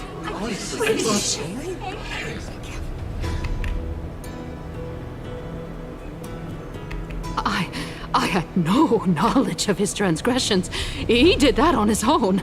The Council of Elders bears no responsibility for his actions. Lord Lygus, as the esteemed Theoros, are you going to simply stand by and allow the Council of Elders to be dragged through the mud? If the accusation is true, I will acknowledge it. If not, my conscience stands unburdened. Lady Kindness, the reputation of the Council of Elders was not built in a day, nor will it be shattered overnight.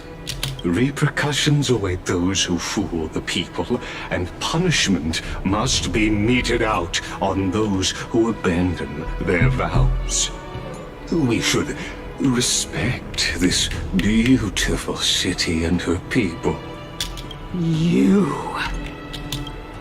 Lady Aglaya, the Gold Weaver, I humbly ask that you take on the responsibility of overseeing this judgment in the name of the fairness of Talantin and the justice of Kefali. Considering the circumstances, and in accordance with Akuma's codex as the only demigod among us, you shall rightfully wield this authority. The honor is mine to bear. How is this permitted? Elders and citizens, silence, if you please. Anaxagoras of the Grove of Epiphany has made his statement clear. As per Akuma's codex, I request all present citizens to stand with me in exercising the right of judgment. First, Elder Kindness of Akuma and Lygus the Theoros, stand accused of neglecting their duties and abusing the law, leading to the egregious blasphemy against a god. In the names of Talanton and Kefili, Akama is to form a committee before the 7th action hour to conduct an investigation and disclose the findings to the public for subsequent judgment. Yes! That's what we deserve! Curse you! Now, concerning Anaxagoras of the Grove of Epiphany, he has confessed to grave blasphemy against Kefili. In the names of Talanton and Kefili, the accused must be allowed to hear the people's voice prior to the execution, for a chance at a reduced sentence and possible pardon.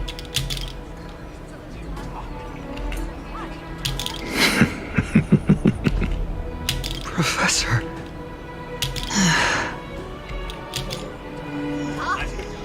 Let him die. Let him die! Let him die! Let him die!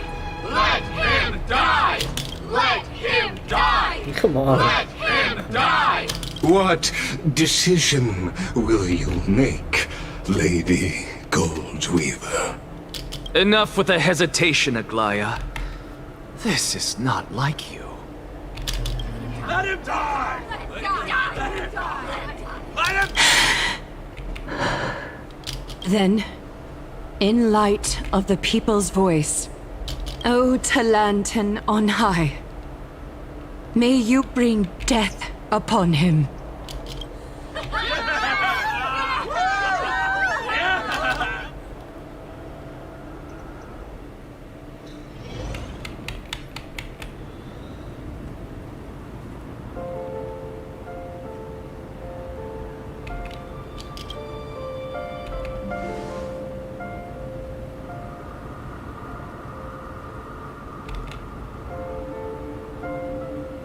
Allow me to reintroduce myself.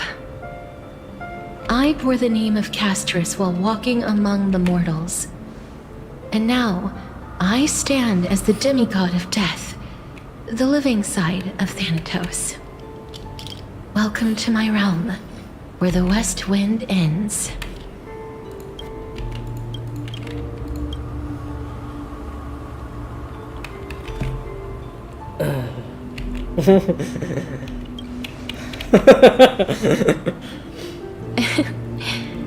Every departed soul who has arrived here has expressed the same. Did you know? Every flower here was planted by Thanatos themselves. These flowers were originally both lifeless and immortal, but in the first rain brought by the River of Souls, they were given new life, flourishing as the bearers of countless souls. And it is my duty as the Master of Death to tend to their well-being and foster their growth in this serene haven. Similar to the structured cycle of life and death in the mortal world, these flowers too shall wither and fade, returning to the earth and then ascending to the sky with mist and tides. Eventually, they will descend to the mortal land as gentle rain. Every soul undergoes the perpetual cycle of reincarnation, albeit in varied forms, until the world meets its end. Yet, sadly, there's no time left for Amphoreus to wait for when the flowers bloom again. Now, death is the power at my fingertips. It once led the souls of the deceased here, but I shall open the gate of the netherworld and return you to the realm of the living. In exchange, please, take the core flame of death with you and complete the flame chase journey. Do not let our work thus far be in vain.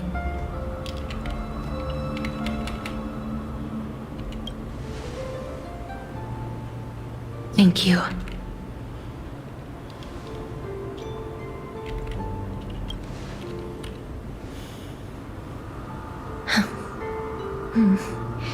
Just like the other demigods, I will stay here and embrace my destiny. That being said, it is not easy to guide a lost soul back to the mortal realm. The whispers of death are sweet and alluring. If your determination wavers, you will succumb and be forever ensnared by the netherworld's grasp. Please consider this a one-time exception. I will do everything in my power for the flame chase journey. And for your life, the only life I can save. I am glad to hear that.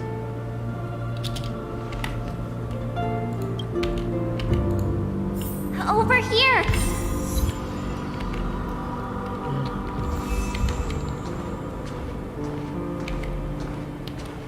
I believe in you.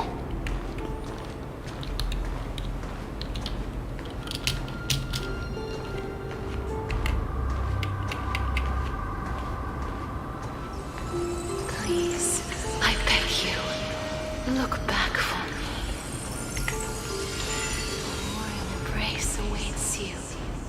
Lift your chin up high and step forward with us to war tomorrow! That's right. Keep your eyes on the dawn. Onward. Show me your courage.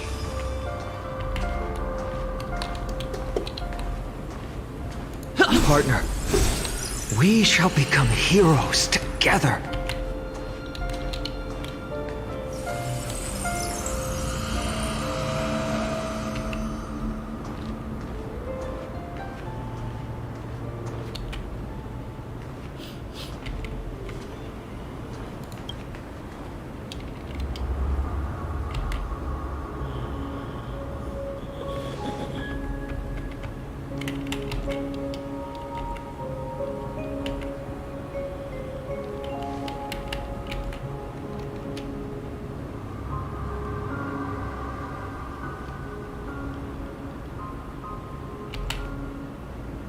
No choice.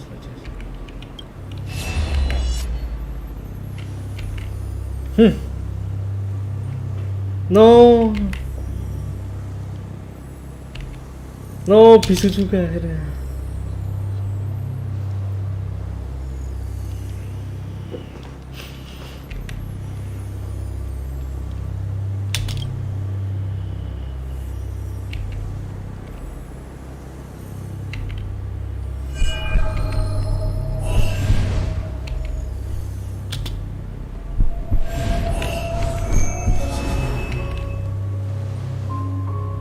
All of this is proof that you once lived. Your soul, your memories, the years you've journeyed through, and the path they revealed, leading you back home. So, continue onward. Do not stop moving forward, and do not let her sacrifice and the support of all who have stood by you be in vain. Over here, friend! Take my hand! Let's go home.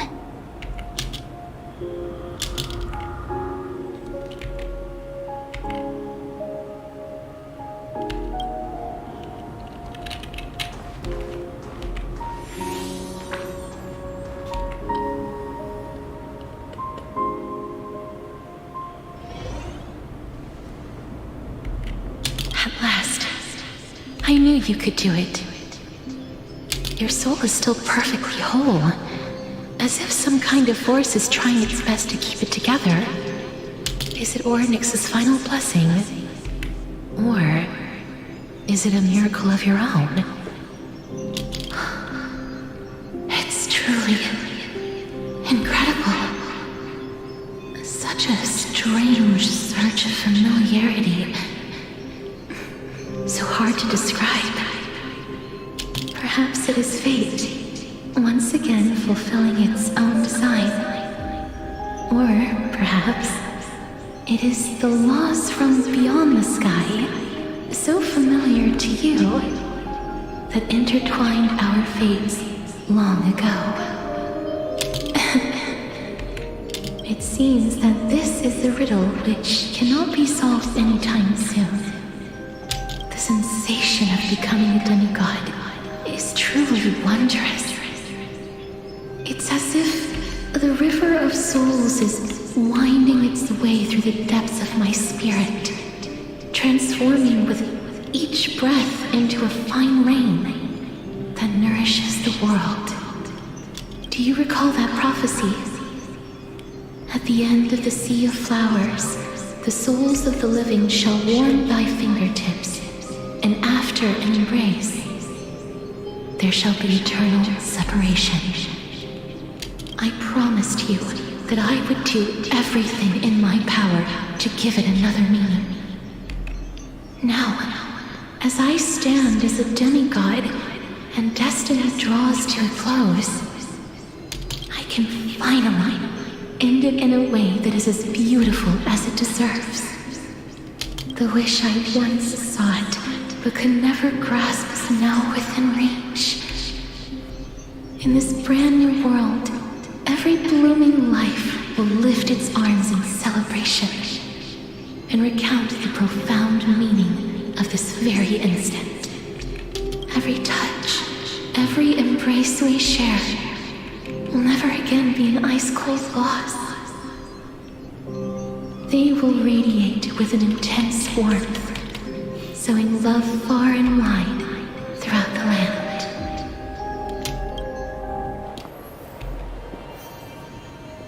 The other shore is very cold.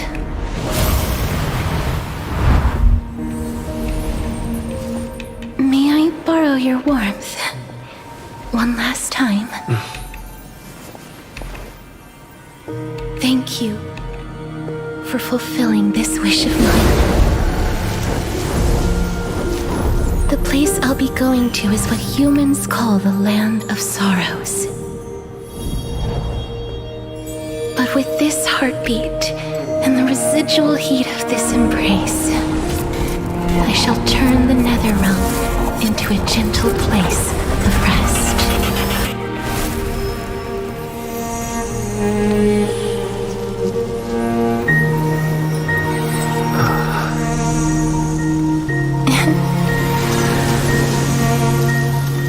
This embrace may be brief, but it's the proof that I once lived. Farewell, then. May we reunite in the new world.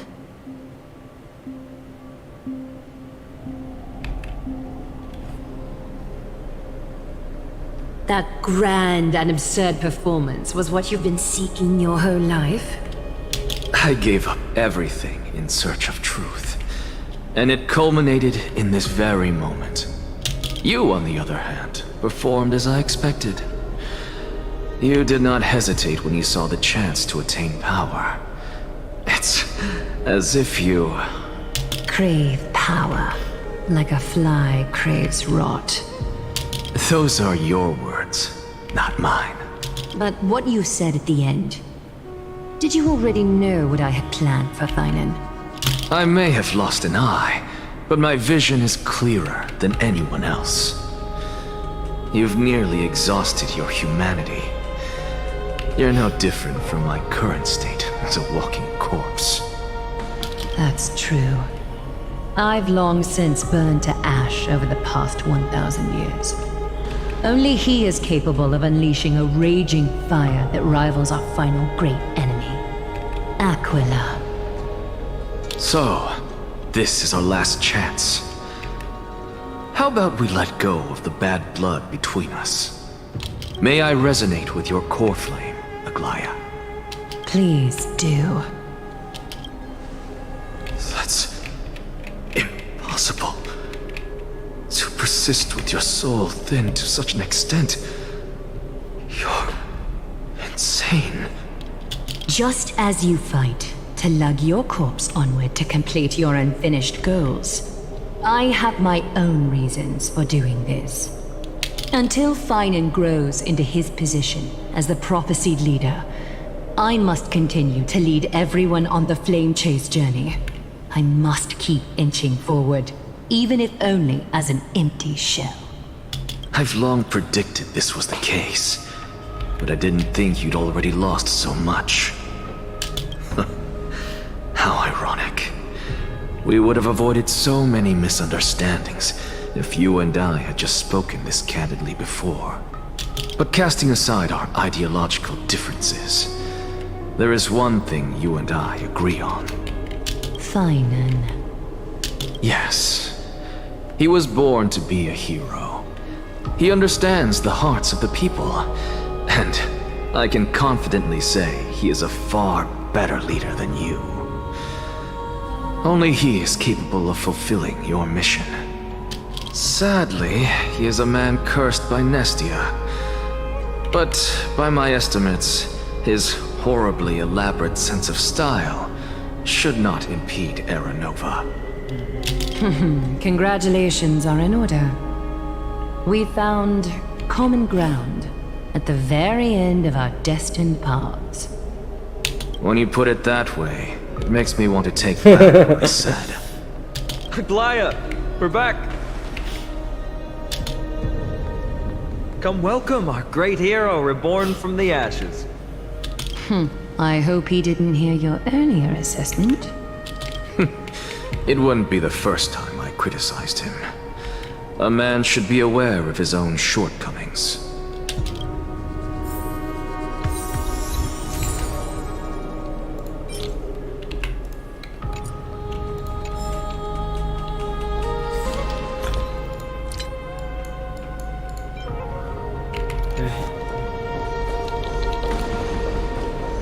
I'm gladdened by your... But I don't see castorice among your number. It looks like she not only helped me prove my theory, but helped you fulfill your mission as well.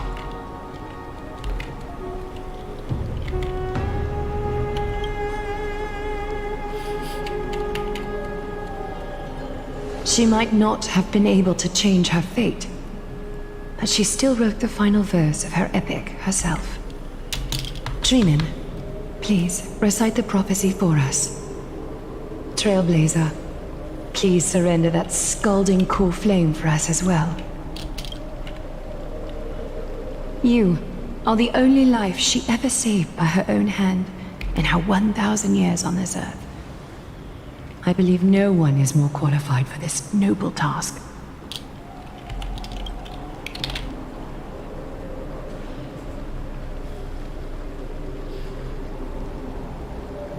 O gods who have returned, and gods who are still watching, today we bring you a soul laid bare.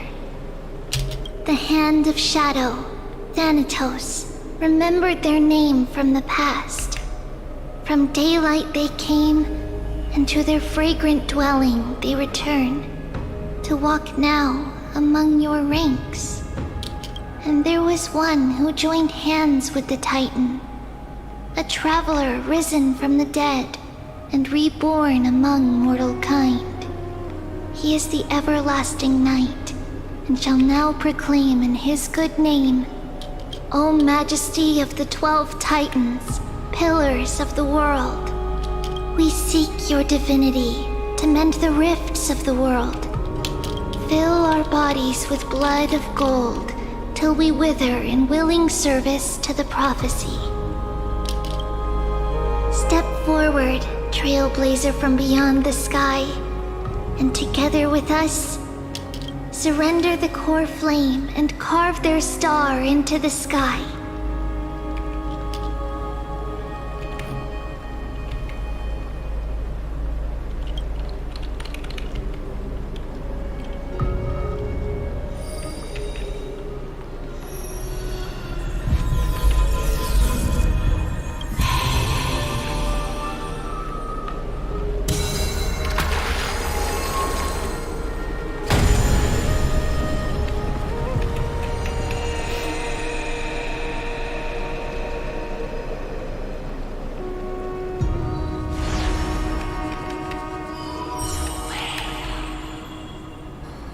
A constellation for death. For life and death, to be more precise.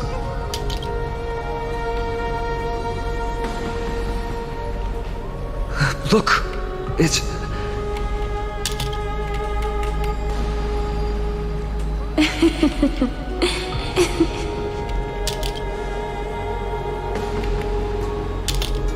No, it's only a divine echo. I think she's here for the trial.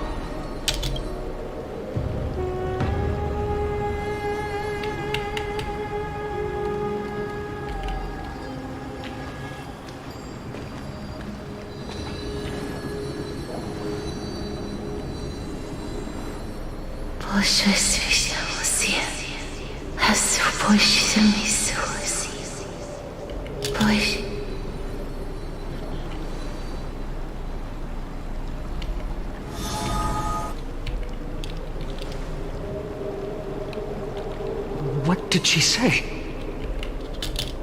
That's the language of the Titans.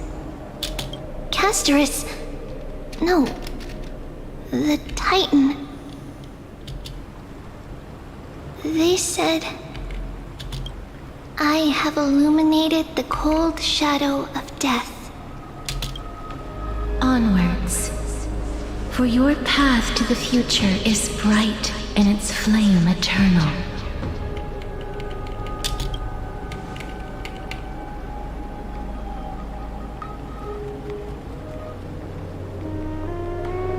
Do not forget.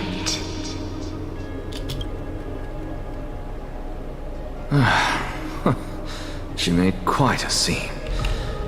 I suppose it's my turn now. I won't stop you. Professor, you... What's with that look? You were present. So, let's get this execution over with. We wouldn't want to bring shame to Akima's divine laws or keep me from creating a new world. You never change, do you, Professor? I don't understand. If your theory is correct, you'll lose all memories of your past life once you become a Titan. So what's the point of becoming a god? Of course there's a point. Even if I forget who I am, I'll still have my brilliant mind. It goes without saying, I'll find a way to retrieve memories of my past life. Besides, I still have you, don't I? I still don't really understand what you said during the assembly. Even if it were true, things reforged from memory could never be the same as the original anyway. Then allow me to tell you right now that you're wrong. What exactly are we? My answer is that the Chrysos heirs are the future Titans and vice versa. Of course, this answer only applies to us. So, what are we when it comes to regular mortals? The very essence of the world, our souls, are tiny invisible seeds that hold records of each person's memories of the world. And we are the buds that sprout from these seeds to grow into great trees. Is that what new sporism means? Correct. Once our physical bodies are born, we become new extensions of the world. From there, we plant our seeds into someone's memories and then scatter them into the hearts of countless people in the future. Just as seeds are affected by their environment, so too will our appearances differ across memories. But the partial memories we carry will always be the same, because that is just how the world is. To destroy our very existence, one must destroy the world itself. But we have someone who will still live on with his perfect memory. That person is you, child of Kefali. This is what it means to be the world-bearing Titan. So, carry everything of this world and live on. Don't disappoint those most precious to you. Don't disappoint Lady Goldweaver. And especially, don't bring dishonor to my theory. Anaxa, I swear to you, I'll lead everyone to our reunion in the new world. Good. That is all I have to say. Farewell, everyone. May we meet again in the next life. Farewell, great performer. May Circes safeguard your thoughts. Are you satisfied, Honorable Titan? Very. I hereby swear I have borne witness. Anaxagoras of the New Sporists and the Grove of Epiphany has successfully overcome the trial of reason. Thus, I shall confer upon you these words. You shall transcend the peaks of purity and return to corruption and hardship. Oh, so that's a god's prophecy. It sounds like you just rephrased my past, present, and future. Oh, Circes. Is that all you've got? Well, you've already transcended the peaks of purity, and you were never the type to give me any leeway. That is true. But I do still have one question. I knew it. What is it? Maybe we're thinking of the same thing. As you've so boldly stated, we and the world itself live on through the memories of others. If that is the case, whose memories did the very first new spore sprout from? How should I know?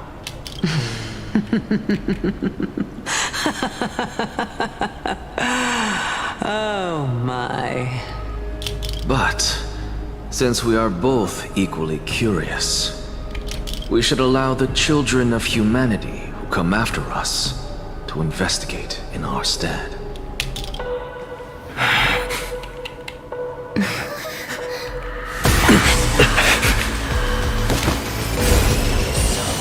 Rejoice, Circes. I sow the seeds of suspicion in the new world with your soul!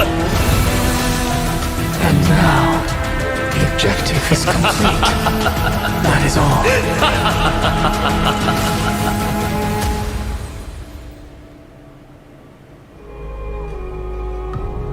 Thankfully, she's still alive. Was March 7th also in this condition when she was first rescued by the Express?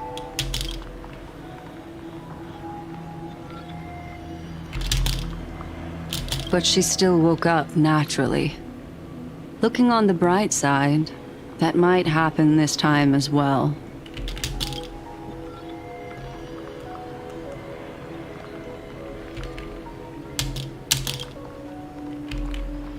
I do not have conclusive evidence, but judging by her current condition, perhaps March 7th's memories have been hijacked. Think about it, Miss Himiko.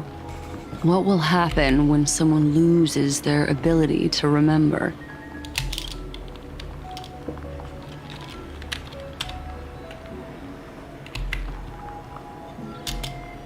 Unfortunately, short-term memory is an entirely different concept from the inability to remember. Perhaps it is difficult for you to imagine, but an individual who has lost their ability to remember turns into nothingness. The belief of the Garden is that everything in this universe can be interpreted through memories. This is the driving force behind the continuance of this path. The past is made up of memoria, while the future is a possibility that will eventually be converted to memoria. But the present, it doesn't really exist, and it's only an abstract expression. Therefore, when a person is affected by the path and loses their ability to remember, their physical form will also be affected. These ice crystals are a manifestation of that.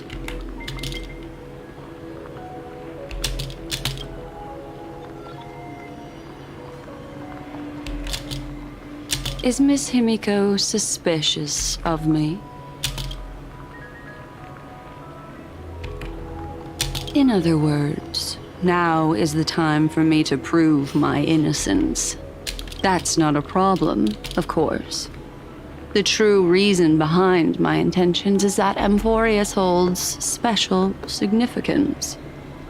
For some memo keepers of the garden with extremist views, it is a perfect example.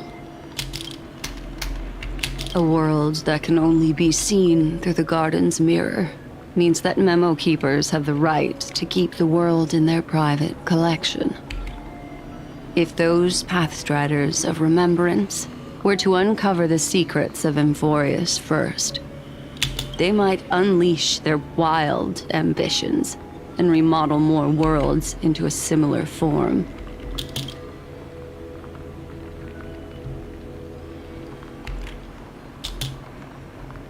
I chose to remain quiet before, because I did not want to involve you in the garden's internal conflicts.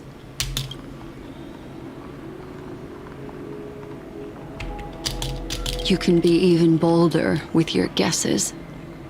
The people that I'm talking about, they aren't just individuals. They are an organization that has already attached itself to the pinky finger of Fu Li. I cannot be certain, but at the very least, they are capable of doing so. I am deeply sorry about what has happened to March 7th, but the deal that I propose still remains a fair one. Amphoreus is still an excellent destination, and investigating further might allow us to uncover the truth behind the accident. Miss Himiko, the wisest choice right now is for us to continue cooperating.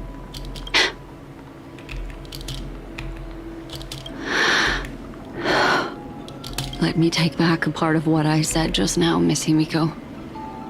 Although we indeed, like I, have involved you in some unforeseen danger, please accept my deepest apologies. It's Fu Li. Their gaze has just swept across amphoreus. Oh, how interesting. You're gonna be kidding me. I never expected a mere memo snatcher to be actually hiding so much inside her head. What's even more interesting is that the word amphoreus has appeared in her subconscious. This lady seems to be having fun. Is she usually like this? It's, hard to explain. What are you two whispering about? Has it not occurred to you that I can hear everything clearly? Oh, please pardon me, Madam Herta. Would you mind sharing with us what you've discovered? The ones who need help are the Astral Express. You will have to put up with my methods, even if they are rather unconventional. Let's get back to the topic. By using the fourth mirror, I rummaged through the brain of this memo snatcher and learned a good deal. Not only does this person know of amphoreus, but there are also many memo keepers who are interested in the place. I searched through her consciousness and found the following terms: the Eternal Land, the Rejected Land, and the private collection of the Garden of Recollection. It seems like Miss Black Swan is indeed hiding some things from us. Since I'm not able to find any useful clues from the outside, why don't I personally visit this mysterious amphoreus? You're planning to head to Amphoreus yourself? Yes, but not in the flesh like you all foolishly did. See these Herta mirrors? With them, I can project my data spirit entity to any corner of the cosmos through spatial warps, without even needing to leave my room. But of course, these corners of the cosmos must be within the coverage zone of inter-astral peace communications. After all, this is collaborative technology. I see. You do seem like the more indoor type. Although that star zone is not within the network of the IPC, the Express itself can serve as a signal station. Come, give me the astral chart coordinates. Then sit back and enjoy the show.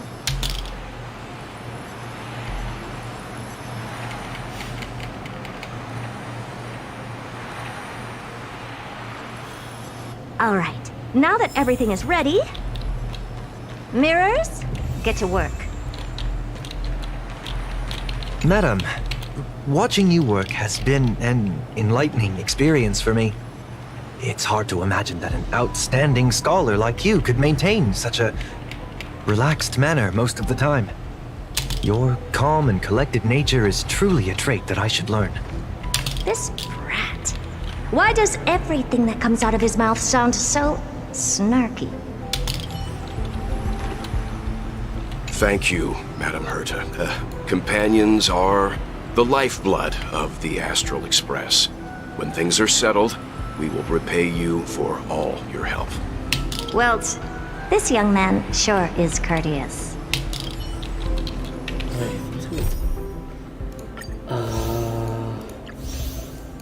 Oke. Oke.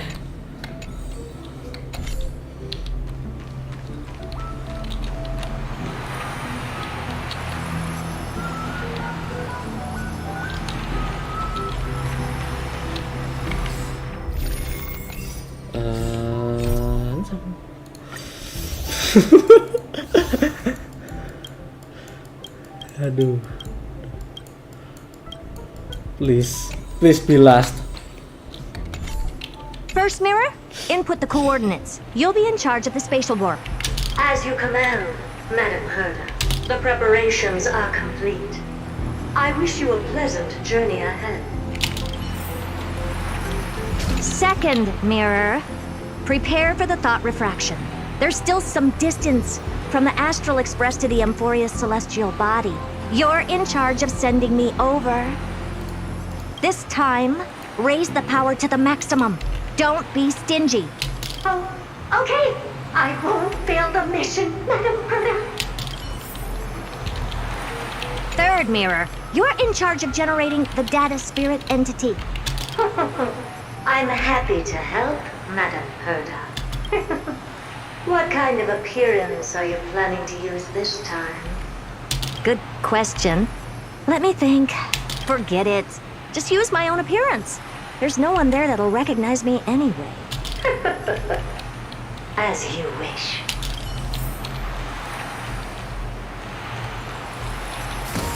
Fourth mirror, you'll be in charge of... It seems like I have nothing for you. Just stand by and wait for orders. Ah, standing by again. That's so boring. Next time, can you count down from 4 instead? Preparation of the data spirit entity complete. Thought refraction at max power. Excellent. First mirror, let's get going. Have a safe trip, Madam Herta. May your journey yield good results. Coordinates input complete. Preparing to activate spatial warp. Destination, unknown celestial body. Amphoreus. Spatial warp countdown. 5, 4, 3, 2, 1. Warp activated. Oh! So that's amphoreus? Its appearance is, well, sure is unique. Second mirror, prepare for thought refraction. It's time to send me in. Alright, please read the safety protocols carefully. Can't you hurry up? Yes, ma'am. I didn't expect it to be so turbulent. I should have asked the second mirror to use slightly less power. What a magnificent sight! Is this the entrance to Amphoreus? Let's see. Perhaps I'll be able to find a way in.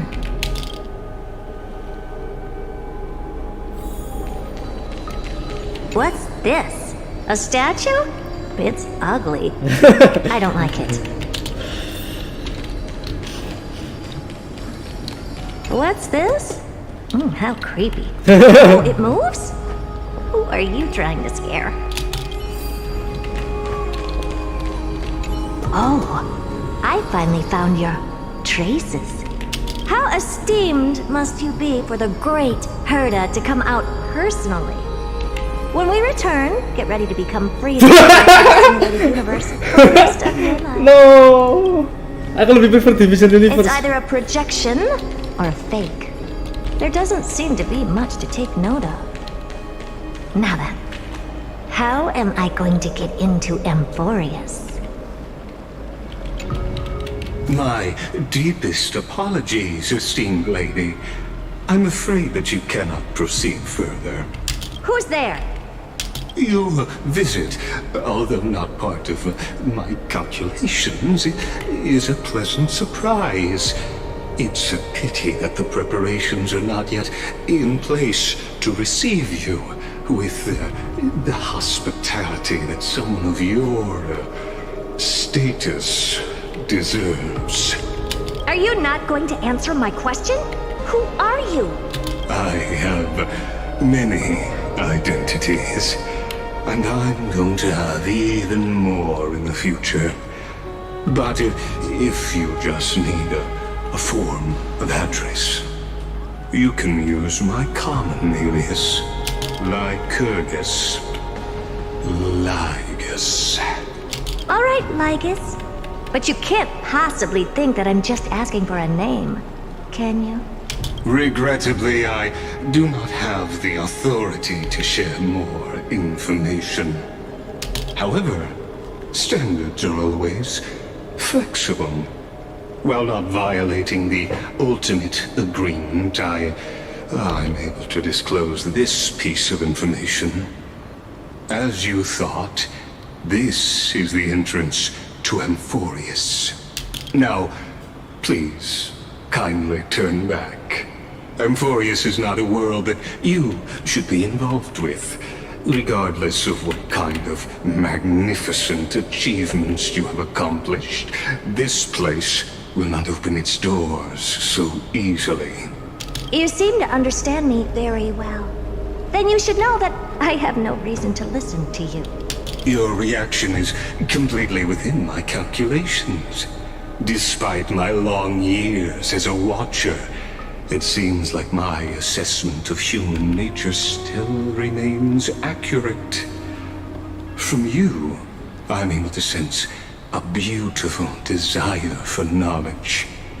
But my answer remains unchanged. Madam, it is with the utmost goodwill that I suggest you return to where you came from. Let's assume for a second that I'm not so well-mannered, and that I insist on uncovering the secrets hidden behind you, Mr. Lygus. How do you plan to dispel this notion of mine? Within the scope of the ultimate agreement, there are 178,244 logic chains at my disposal to convince you. After filtering through them, I have determined that I only require 3 to attain the results that I desire. Oh? I'm all ears. First, for reasons that cannot be disclosed, Amphoreus is a completely isolated celestial body. Apart from me, no one else will be able to help you enter. That's not a good argument.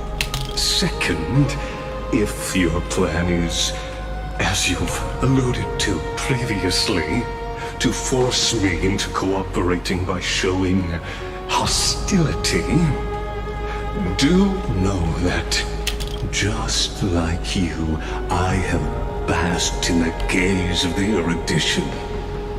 I stake my honor and assure you that, in the worst-case scenario, our mutual destruction will be inevitable. Oh, no wonder I couldn't find a back door. When I did a scan of our surroundings, the safety protocols on you are comparable to Screwy's. How interesting. I assume that you still wish to hear the third logic chain? Of course. Why wouldn't I? Third, even if you exhaust all your means and find a way to break through. You will surely give up once you understand the consequences of your actions. After all, throughout your long life, as much as you'd hate to admit, your conscience has played a crucial role. What a brazen robot. You think that you can actually understand me through your paltry calculations?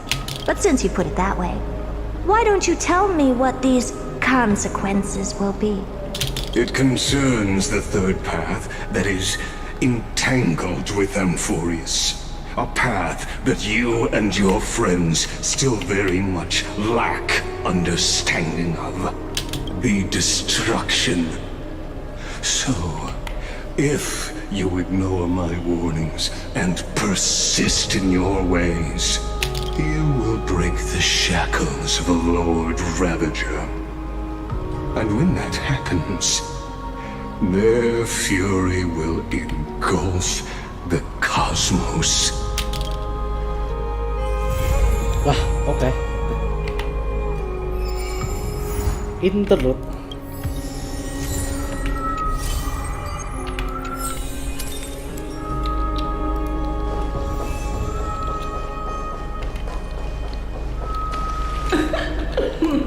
Poor me.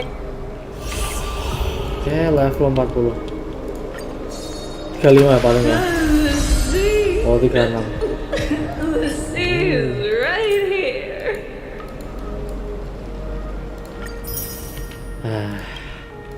Oke guys.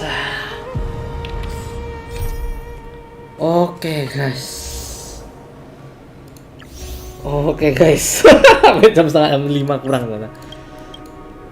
Berarti last sampai topnya Herta. Kita sudah menyelesaikan Archon Quest 3.2 buat Honkai Star Rail. Kita cek, kita sudah live hampir 8 jam ya guys ya, tapi masih mending daripada live yang kemarin sampai 9 jam. Anjir, itu yang versi pertama tapi versi 3.0. Ya paling untuk karakter aku belum klaim tuan Messi. Kita klaim dulu aja kali ya. Atau mau klaim nanti? I don't know. Sepertinya kita tahan dulu aja guys ya. Nah, aku mau cek dulu punya berapa pool di sini. Oh iya, login. Oh iya.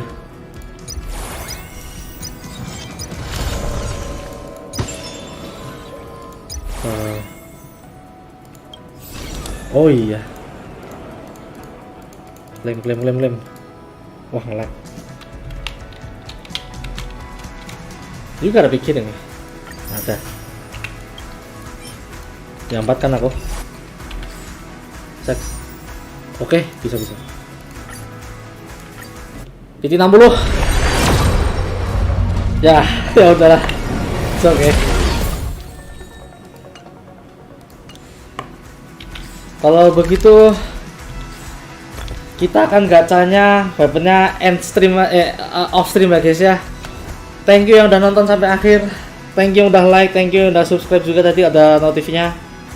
Yang belum mohon bantu dukungannya. Terima kasih. Saya sudah gak kuat, saya udah lapar banget nih. Oke. Sampai jumpa di stream selanjutnya. Kalau nggak Clash of Clans paling ya, kalau Genshin mah nunggu versi 6 lah ya guys ya. In the meantime kita mungkin bisa live Terraria. Oke guys, kurang lebih mohon maaf. Sampai jumpa di stream selanjutnya. Kita live berapa jam? 7 jam 55 menit ya, sampai istirahat. Ya 7,5 jam lah sorry ya guys ya. 7,5 jam. Oke. Bye bye.